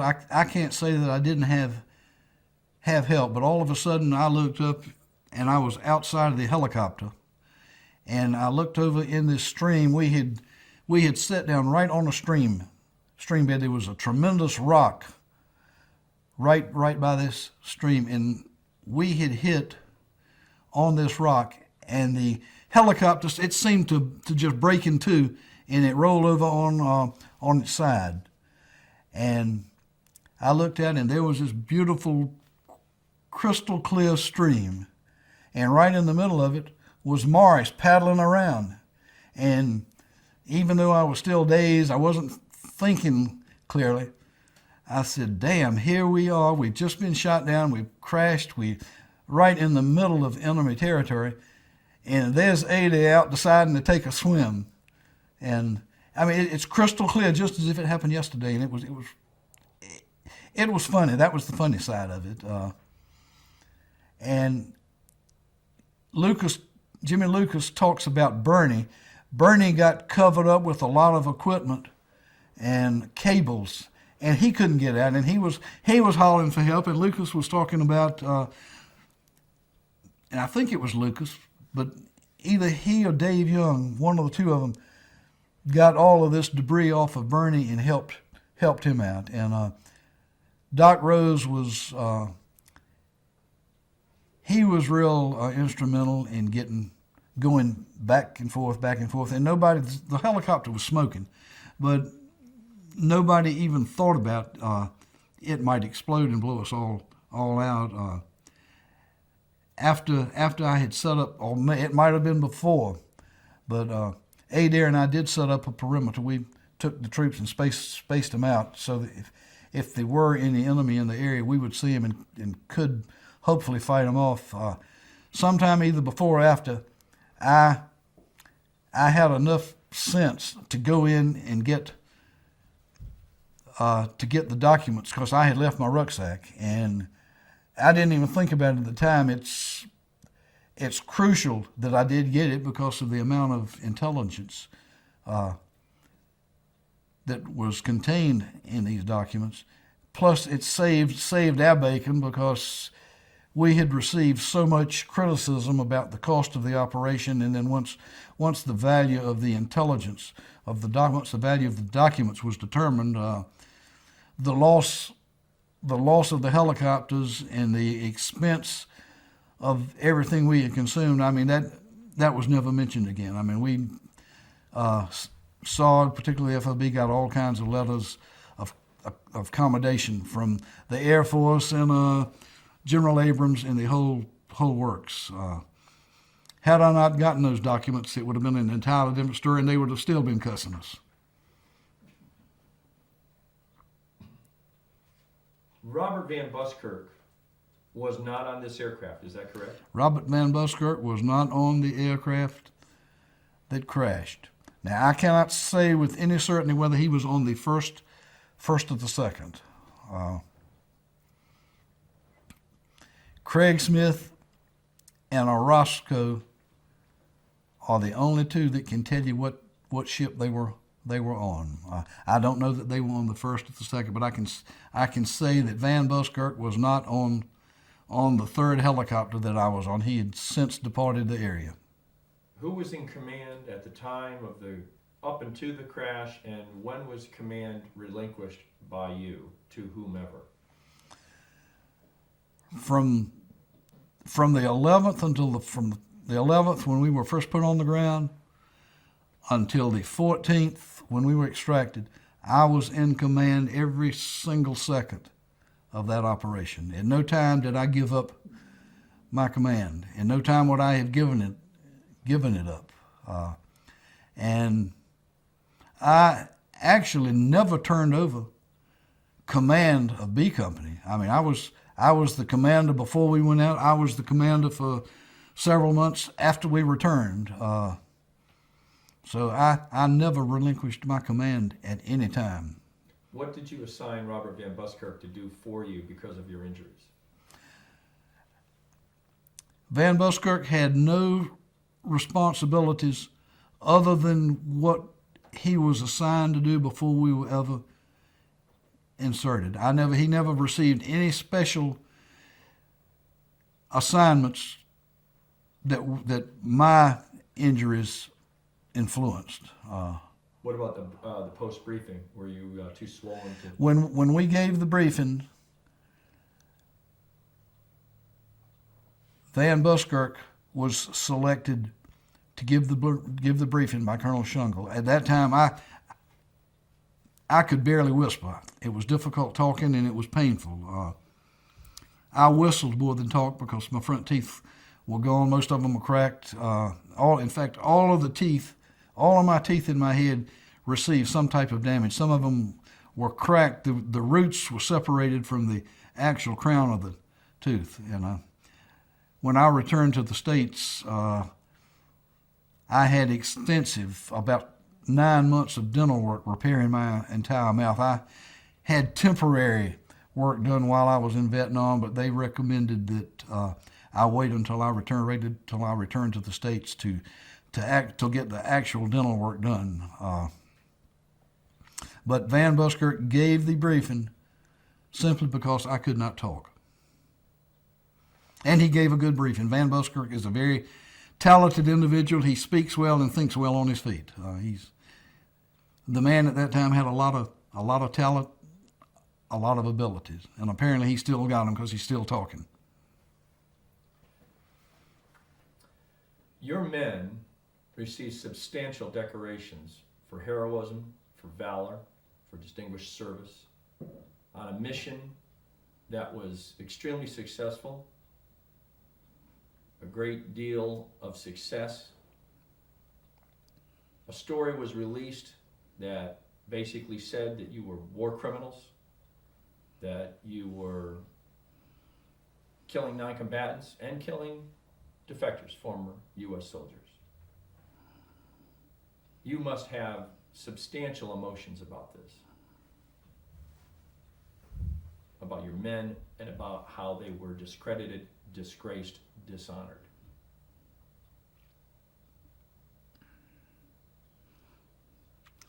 My feelings about the accusations that we received from the program Valley of Death,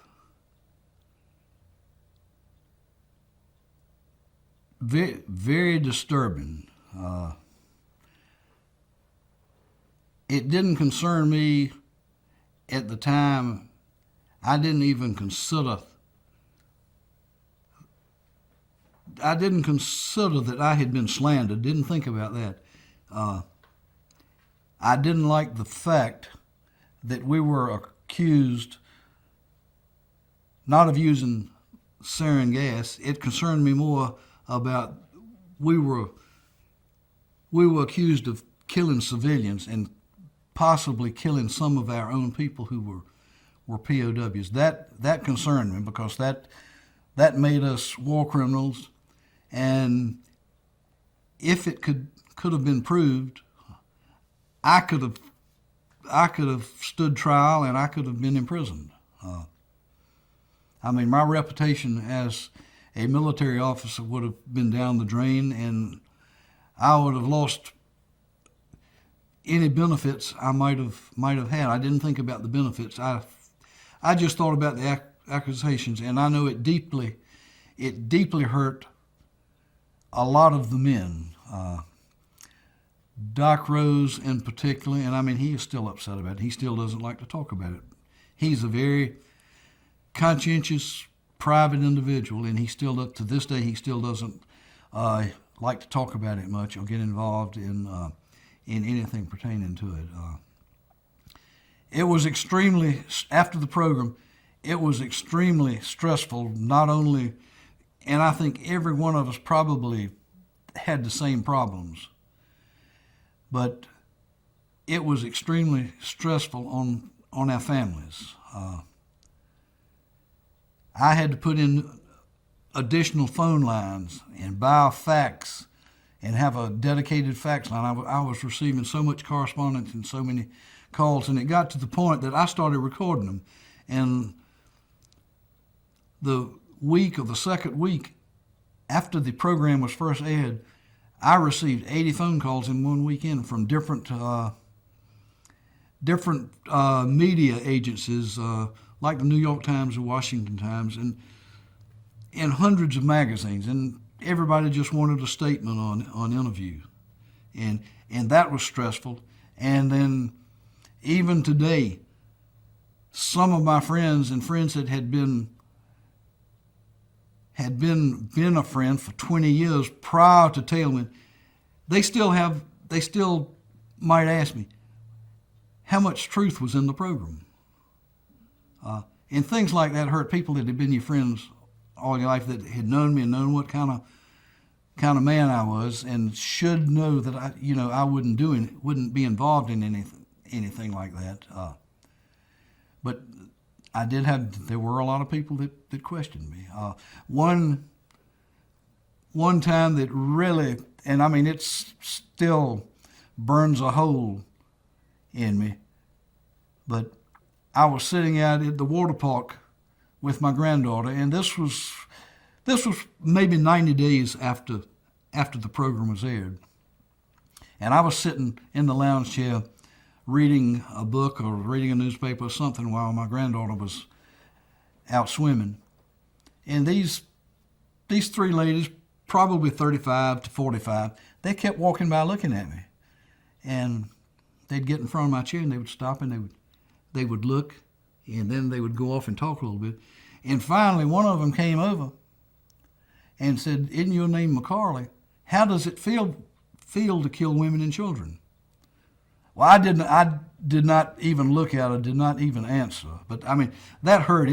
It hurt deep. Somebody I didn't even know was asking me or accusing me of killing women or children. And I'm not the only one that went through it. A lot of the other guys had the same type of experience, and it's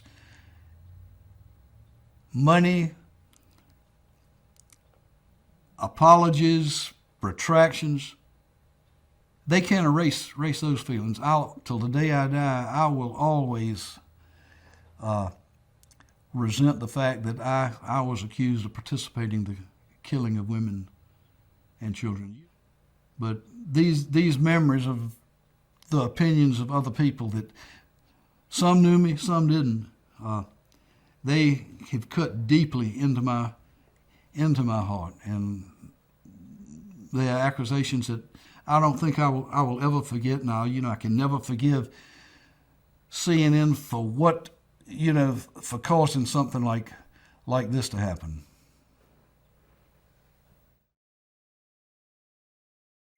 Gene, thanks for sitting down for another part of it. I'm real happy to be here. We have gone 10 months. Let's see. August 1st, we got August, September. Just about May. We've gone 9 months. Shoot. First shoot was up in Michigan. In your opinion, what's changed? So let's start with Michigan. In your opinion, before Michigan and after Michigan. Well, as everyone knows, when I was first contacted by Jim Moriarty, I did not want to have anything at all to do with the project. I wasn't very trusting. I had been burnt by the CNN people, and a failed attempt to create a documentary by another group of producers out of Tampa, Florida, which flopped. I did not want to get involved again, and Jim and I spent lengthy conversations over the phone with him trying to convince me that I should participate, and me just insisting I wouldn't.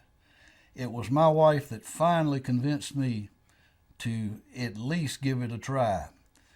Her reason being was that if a documentary was produced and I didn't like it, I wouldn't have anything to fuss about if I didn't participate. If I was a part of it, then at least I could bitch about it and feel comfortable if the documentary wasn't what I thought it was supposed to be.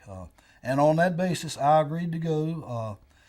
Morris Adair, who was my first sergeant on the operation, and Jimmy Lucas, who was one of the platoon squad leaders, they weren't going to go unless I went. And I think about 3 days before we left, I gave him a call and I said, listen, let's go see what these guys have got to offer. If we don't like it, take your credit cards and we will get on a plane and come back home and just say to hell with the whole thing. I went to Michigan, and I think I can speak for Morris and Jimmy. We were very impressed with what we saw, and we decided we would stick with the project, give it a try, and the three of us have been with it ever since. It's been a real enlightening experience, very pleasant. I've had an opportunity to meet the air support people, the Marines, the Army, and the Air Force, names that I have known for 35 years, but I could not put a face to them.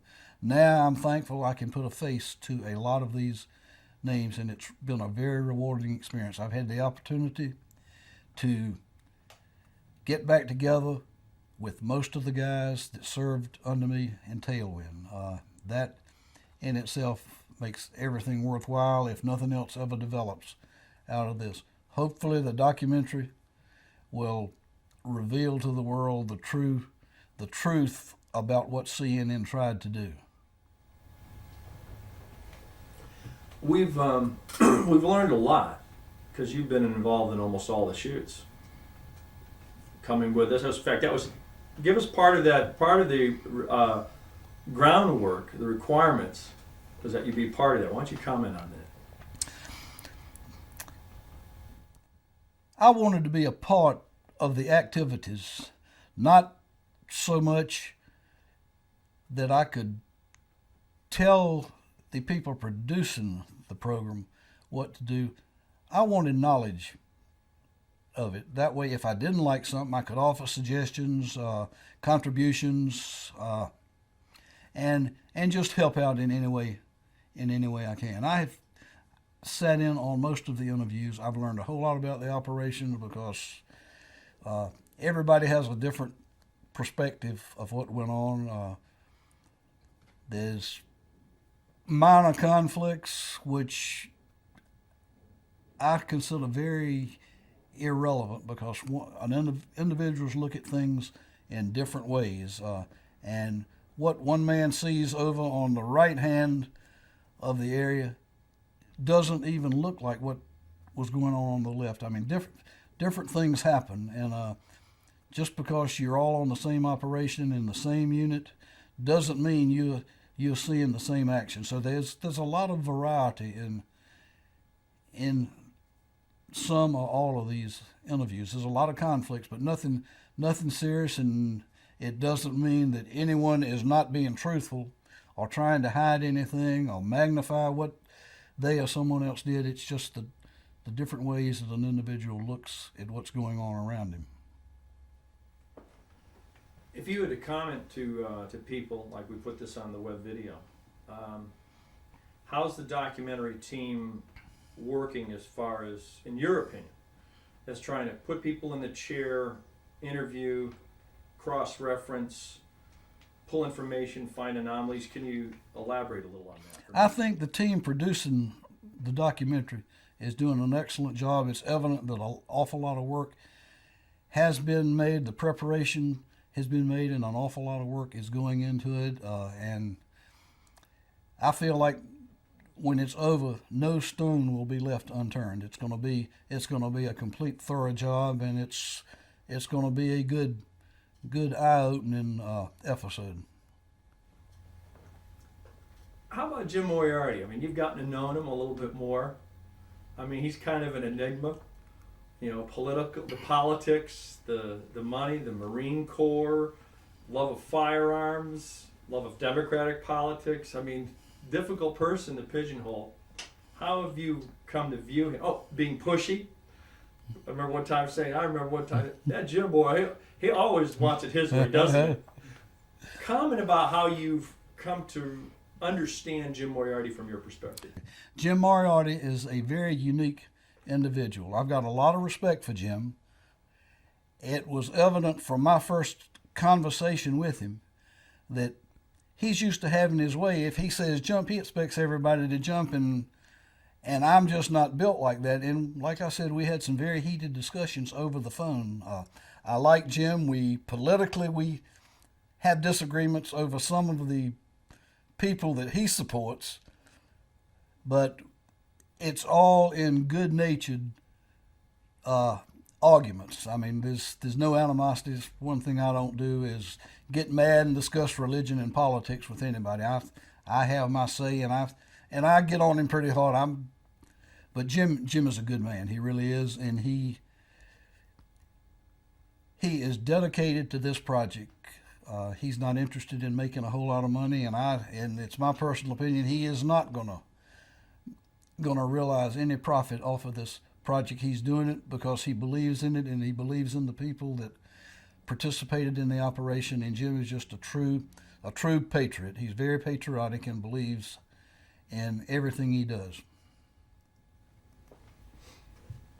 How have Bernie Bright, Jimmy Lucas, Morris Adair, Keith, and Mike Hagen, those from your team, Mike Rose, there's been some bumps along the way. Why don't you comment about some of those bumps and how you've tried to keep everybody moving in a direction when there's definitely still friction inside the original SOG Tailwind group? Bernie Bright's a very hard-headed individual. However, he got on board from the start, and as a result of what he saw in Michigan and the conversations, Bernie's given 100%. Mike Rose was a challenge, not because he didn't believe or doesn't believe in the project. He's just a very private person.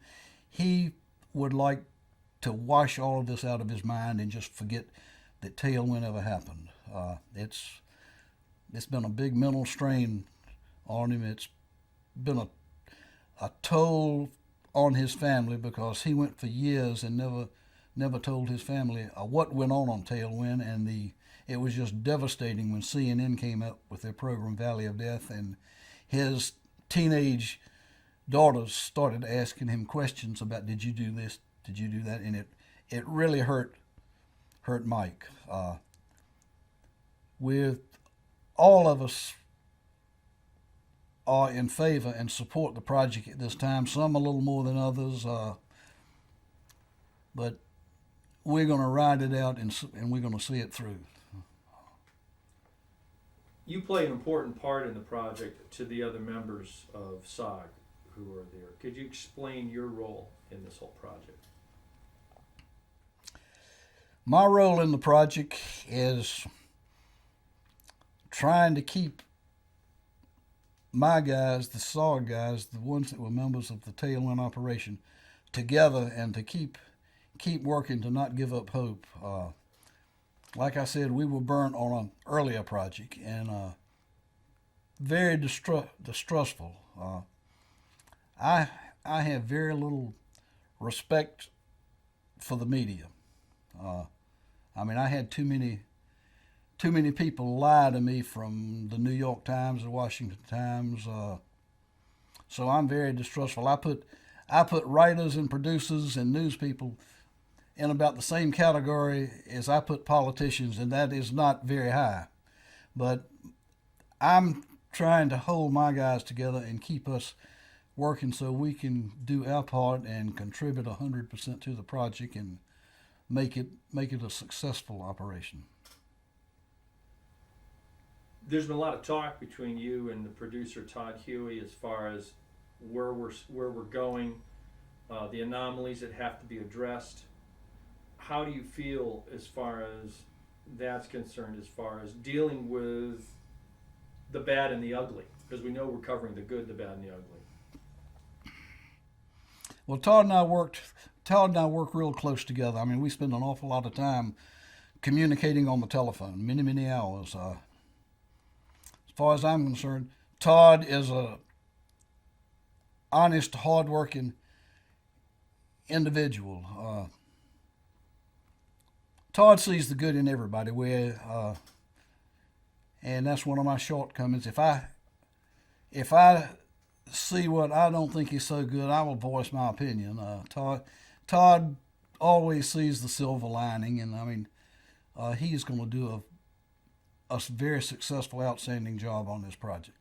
I was asking, do you think that Todd is perhaps too optimistic, wanting to see the good in everybody, or how do you view that? Because I know you've voiced your opinion several times. Todd Huey is a good Christian man, and I've told him this several times. He's very gullible.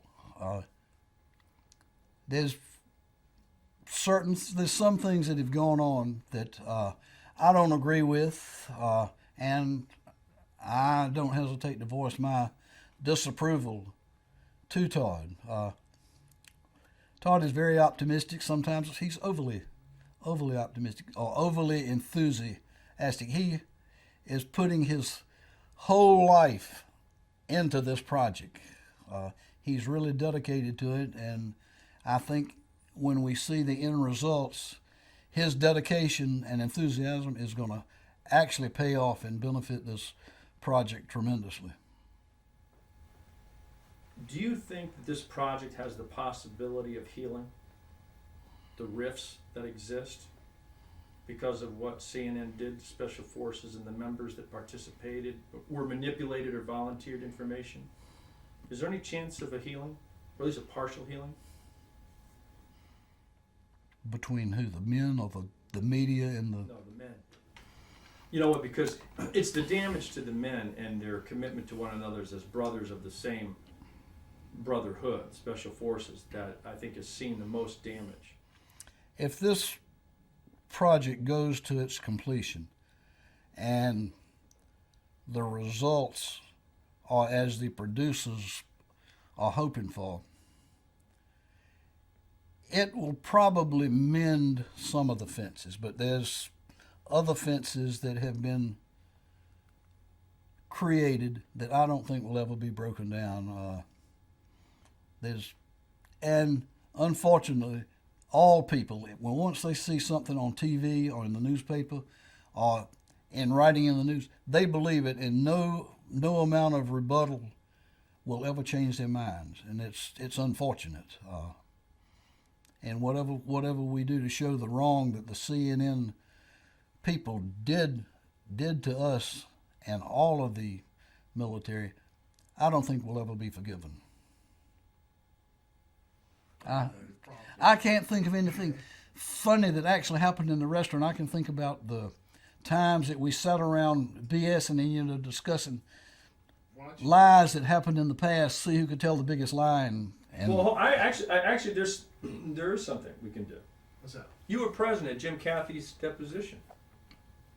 Were you not? Right. Tell me about Jim Cathy's deposition. I was fortunate enough to have the opportunity to sit in when Todd Huey or when Jim Moriarty took Jim Cathy's deposition. Now, Mr. Cathy was, as he claims, a member of a Rat Pack team who was contacted personally by President Nixon and invited to assist us on our mission. It's probably one of the most wildest and preposterous stories I have ever heard in my life. Any normal, sensible individual that heard this story would immediately know that there was no fact, it was all fiction. I refuse to call a person a liar unless I can do it to their face, but if there was any truth in that story, I don't recall hearing anything. The story was, it was just so out of character with what we're trying to do. And I mean, there's no basis, and why April Oliver or any of the producers with CNN would put any weight in anything this individual had to say, I don't know. She was reaching for straws and just using anything she could to try to support her story. My own feelings out of the 200 people she claims that she interviewed, she might have gotten some support from one or two people. Unfortunately, the people that supported her weren't even on the operation and at the time had no knowledge of it. Jim Cathy's kind of a tragic individual because I think you've even said that he really believes in his story, and he says it convincingly. And I think you said something about that. It's just not just preposterous to the point. There's been a lot of laughter over Jim Cathy's testimony. Can you comment a little bit more about who this? I mean, what? It doesn't seem like his elevator goes to the top floor. Mr. Cathy is a sad individual.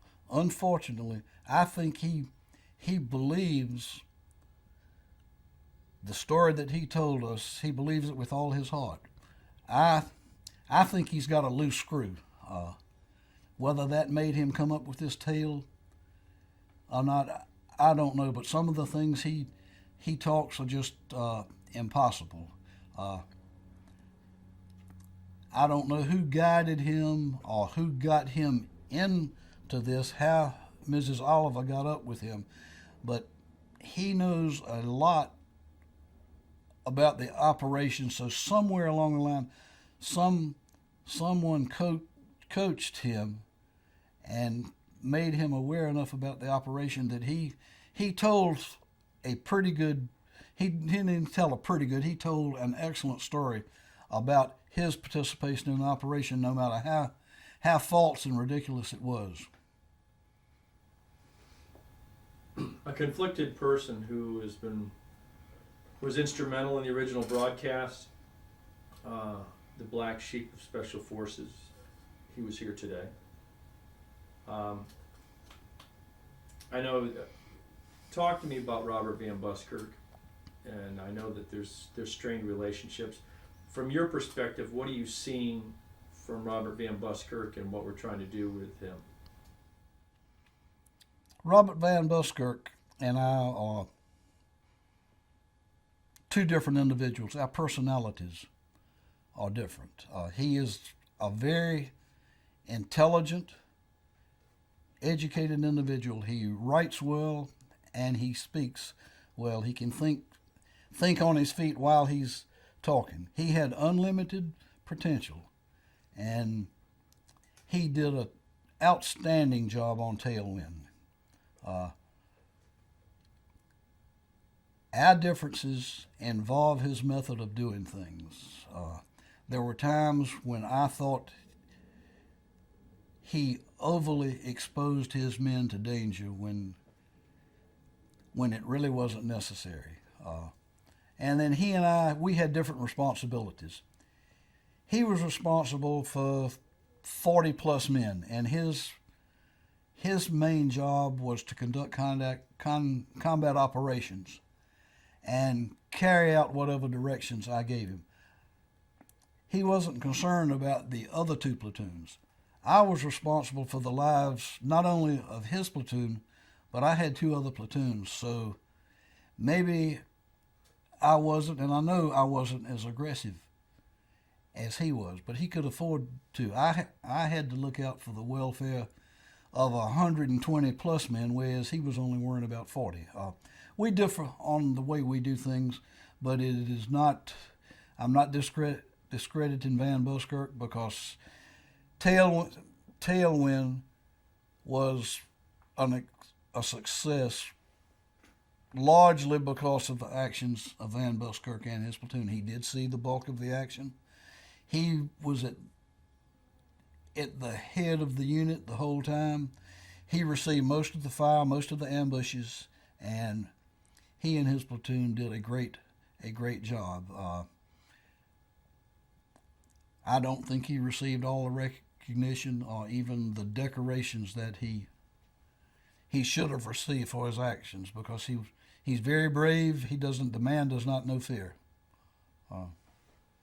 He said something today that I thought was an interesting analogy. He said that first platoon was like a mad dog, a guard dog, a pit bull on a leash, and you held the leash, and you would point the leash where it had to go and release it, and then pull it back when you needed to. Can you comment as far as, you know, using first platoon as like a principal attack weapon? Is it part of your strategy? First platoon was involved in all of the actions. It was just the luck of the draw, the unluck that he just happened to be there when the attacks occurred. I did not single him out. I know the statement has come out that I singled him out and was putting an unfair burden on Van Buskerk and the first platoon. That's not the case. He just happened to be at the wrong place at the wrong time. Second platoon could not, because they were responsible for transporting the wounded. There was no way I could shift the wounded from one platoon to the other, and the third platoon was bringing up the rear. They had numerous contacts, but the first platoon received most of the action.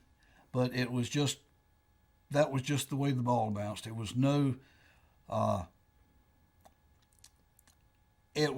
on my part to throw the bulk of the action their way. That's just the way it turned out.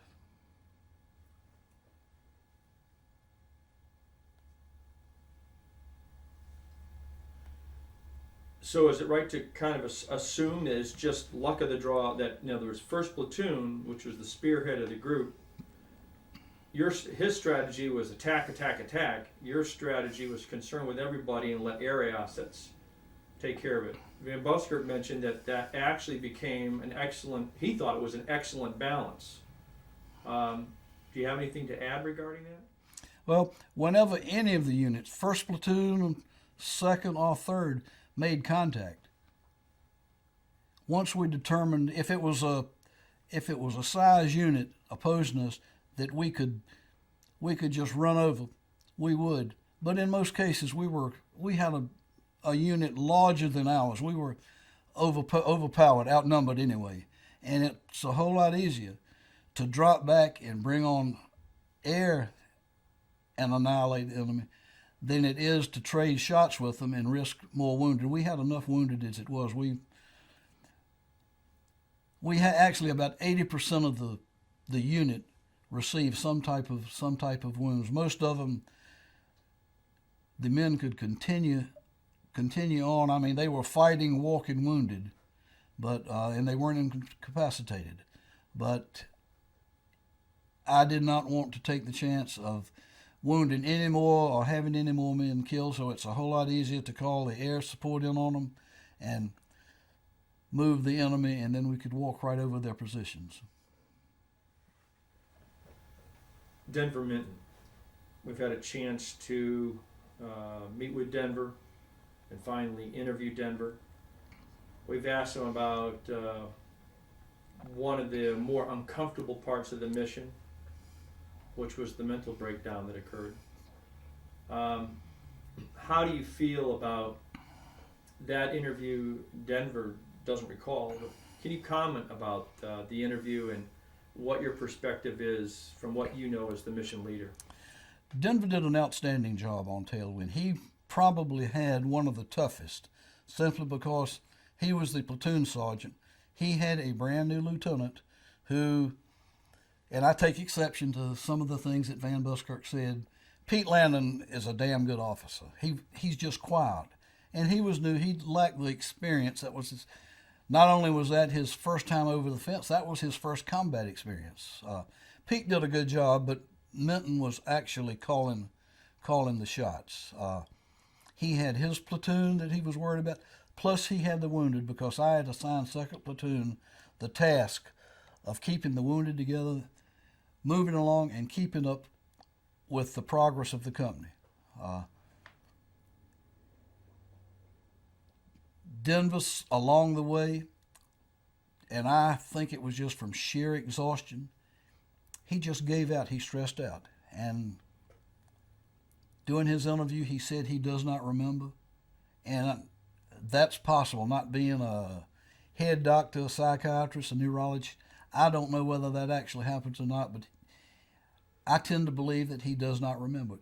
He bounced back in just a very short amount of time. He was incapacitated for so short amount of time, and it did not affect the operation in any way at all.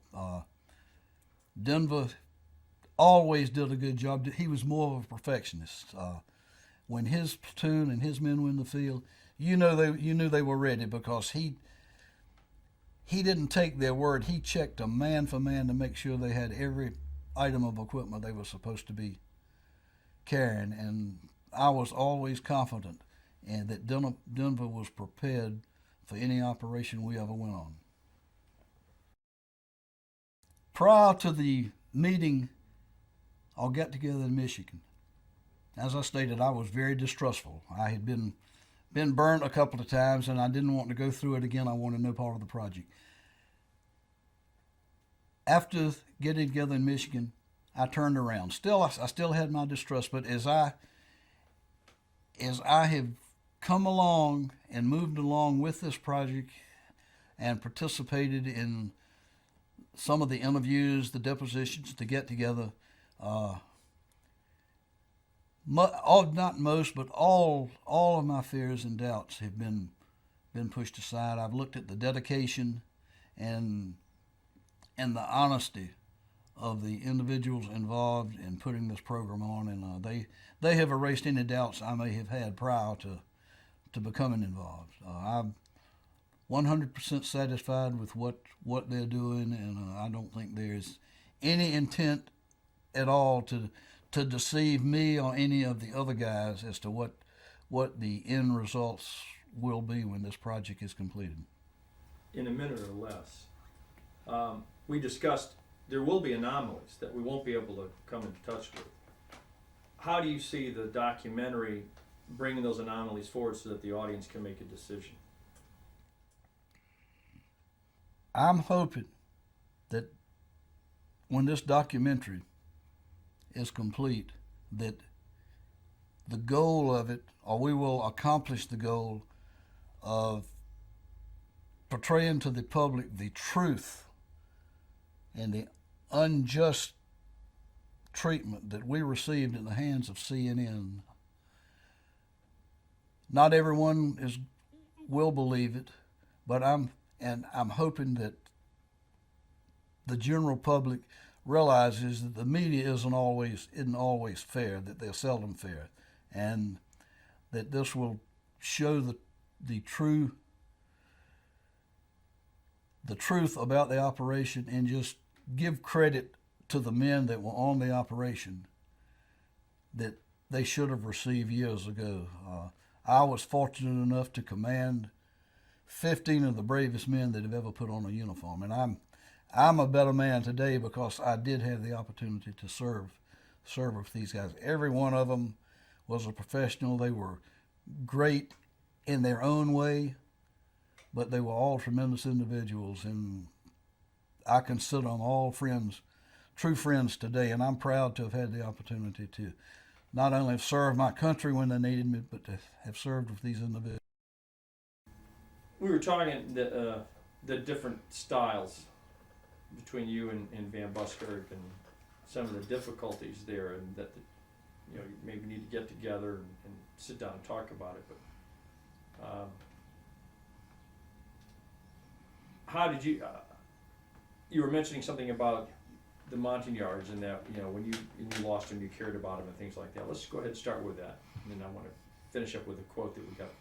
Well, I've got the highest regard for the Montagnards. They're a great race of people. Unfortunately, most of the military did not appreciate them, but they didn't have the opportunity to work with them. The Montagnards work strictly with Special Forces.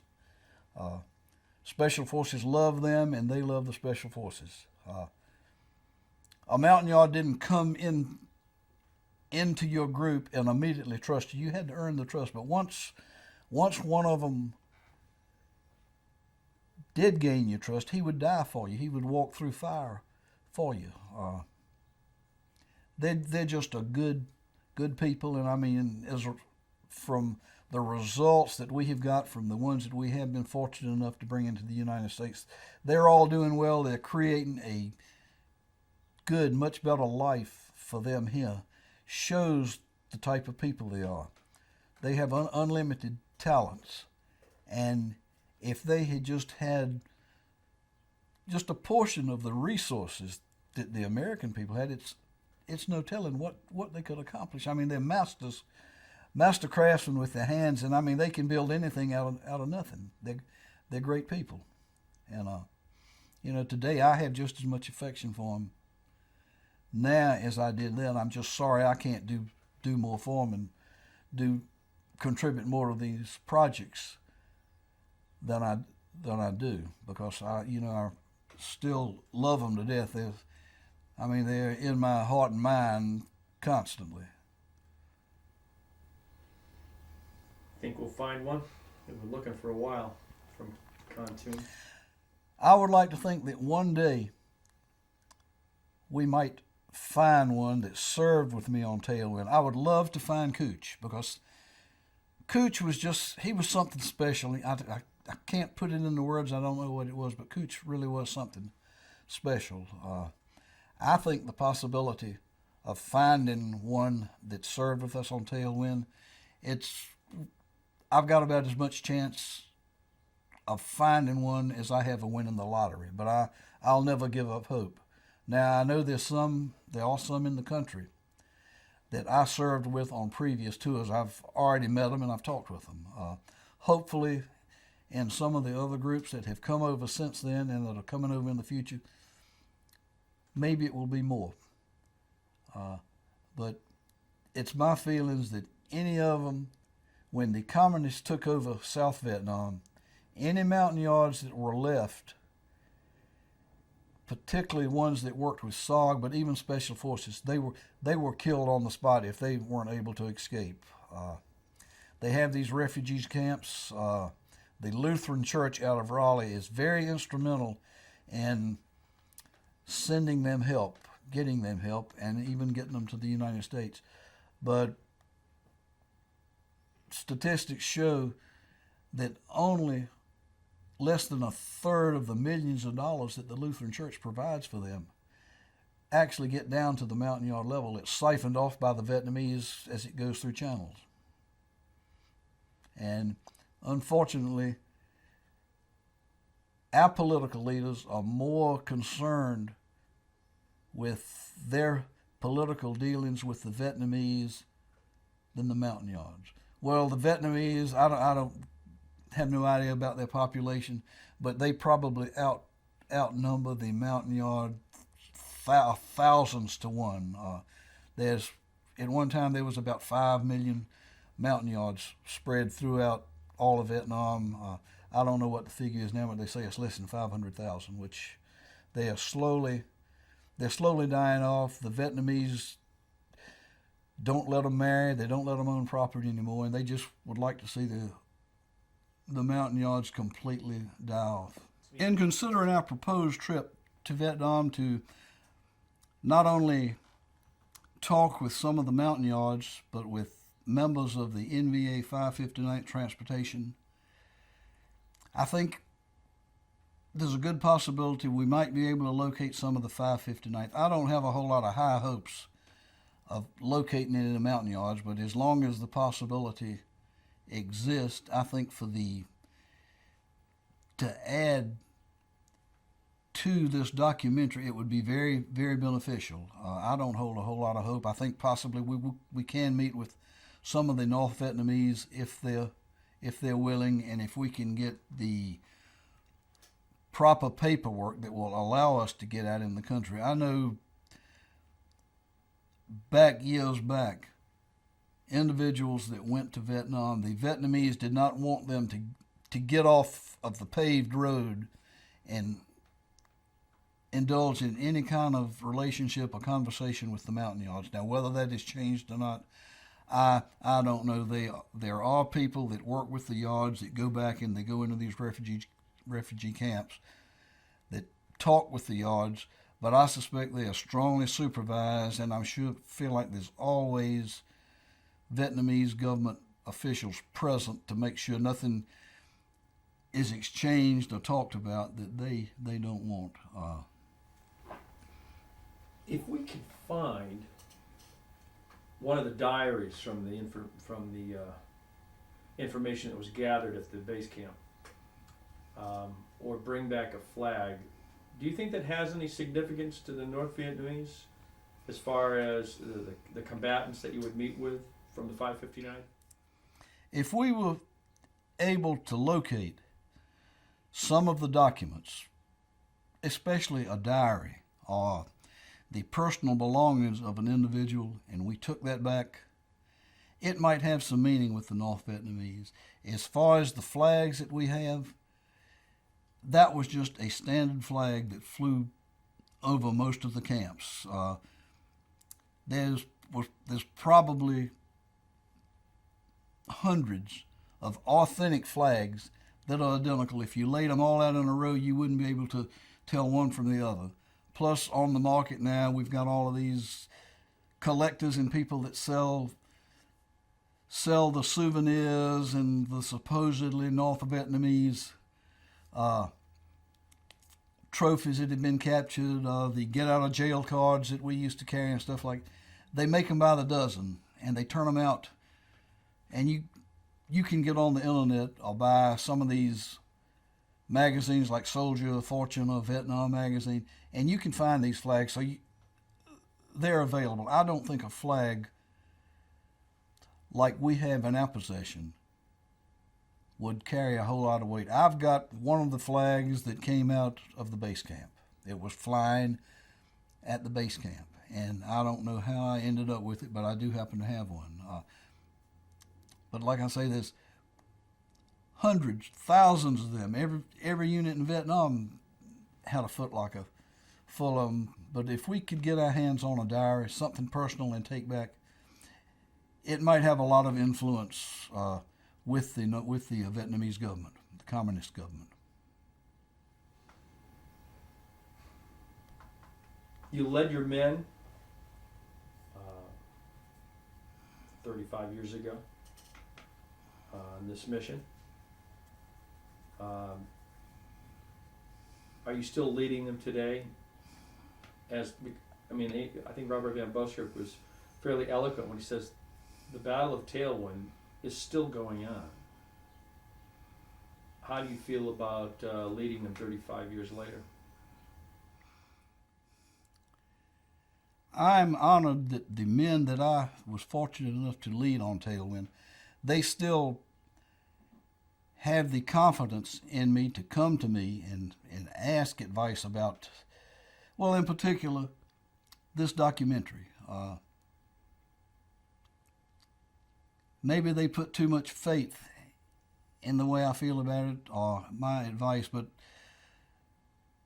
more than half of them won't act unless I'm in agreement with what's going on, and I mean they're very, very adamant about it. I think it's an honor. I'm honored that they still feel that strongly. We're still a very close. Most of us are still very close. It's a close-knit organization, and I'm happy that through the years we've been able to maintain this relationship. We're still a real close-knit bunch, and I'm just happy and proud that I had the opportunity to be associated with some of the U.S. Army and U.S. Special Forces finest, because these individuals, and I'm not singling out anyone, all 50 of them that were under me, they were real professionals and they were experts. They all had a different expertise, but in what they did, and they did better than anybody I've ever seen. I led these men 35, and I actually led them 35 years ago. I was their commander. I was their boss. I told them what to do. I don't look at myself today as much as a leader as I do just someone who guides them. I mean, we're more a team where everyone has the same say-so, the same vote. Whereas 35 years ago, I gave the orders and I told them what to do. This fiasco with CNN, if nothing else ever comes out of it, it put me in touch with these guys. Some of them I had not actually talked to in 30 years, and I've had the opportunity since June 6, 1998. I've talked to every single one of them. Some of the conversations have been more pleasant than others. There's a couple of individuals that just don't want to talk about it. They don't like it. They didn't like us then. They don't like me now. But that's life. But it has brought B Company together, and I am appreciative of that. I've just had total hours of total pleasure associating with all of these guys. I have had the opportunity to at least talk with them. If I didn't have a face-to-face conversation with them, it was at least over the phone or the internet, or we exchanged snail mail. Jim Moriarty has in his office his banner that says "The Last Battle of the Vietnam War." A lot of signatures on it. More signatures are added every time we have an event. What's your feeling about that banner and how it stands for this legal case and this production? Well, I think Jim and his banner and his fight, it's a tribute to Jim. He's carrying the flag. He's taking the lead for all of us, and I mean he's going to push it to the hilt. I don't know that it will be the last battle of Vietnam, but it will be a good start. At least we'll be going uphill instead of going downhill for a change. You wanted to talk about the Marines and the pilots, the FAC pilots, the Air Force, some of the guys you've gotten to know since the documentary started. I went for 35 years, and I knew most of the names, or a lot of the names, of the Marines, the Air Force, the Army, the people that flew over us. Words I can't find the words to describe my feelings for these guys, because they say we're crazy to be on the ground doing what we did, but they're a damn sight crazier than we were, because they flew through bad weather, just walls of steel, hot steel that was coming at them. Their ships were shot to pieces, and yet they kept coming back for more and more to support us. And at one time, when they started out, people were trying to get out of flying a mission. Before it was over, they were standing in line drawing straws to see who could go. It was just, they were having as much fun in the air as we were, and if you can call that type of action fun. But they pulled our bacon out of the fire. Had it not been for these guys, we would have never made it out. And I could sit here all day and talk and praise them, and it still wouldn't be enough. And to the last man on Tailwind, everyone feels the very same way. These guys saved our lives, and the only thing I can say is, guys, thank you. We appreciate you, and we love you for what you did for us 35 years ago. I like your story when you say that perhaps at first they were assigned to go on the mission, and by the end they're standing room only. I mean, there are a lot of people who came on this mission and aren't even on the crew manifest. People who would have been demoted, court-martialed if they knew they were on this mission.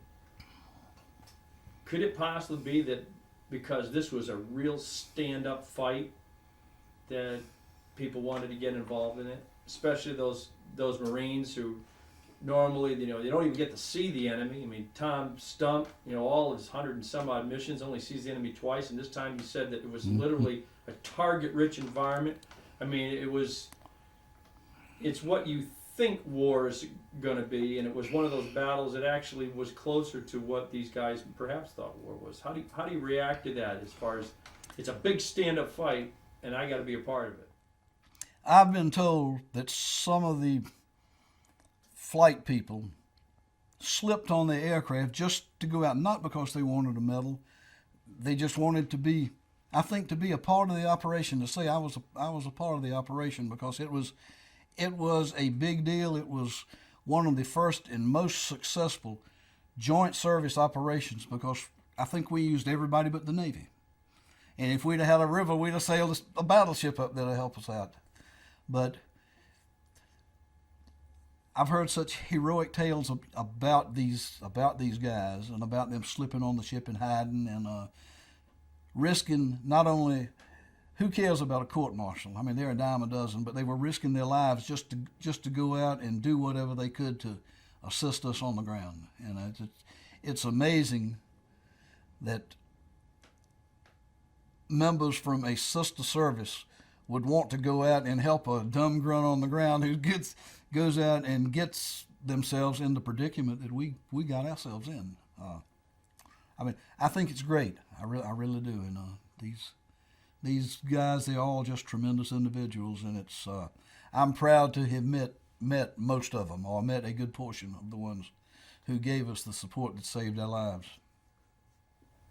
The inter-rivalry service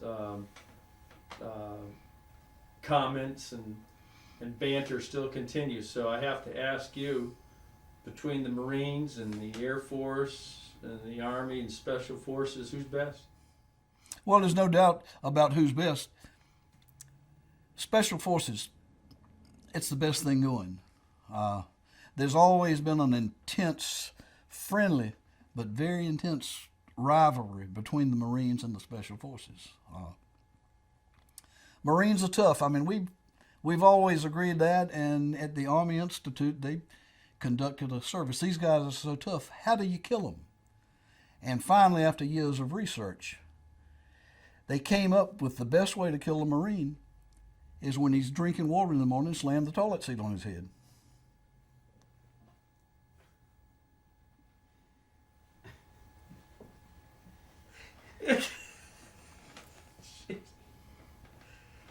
You can bleep.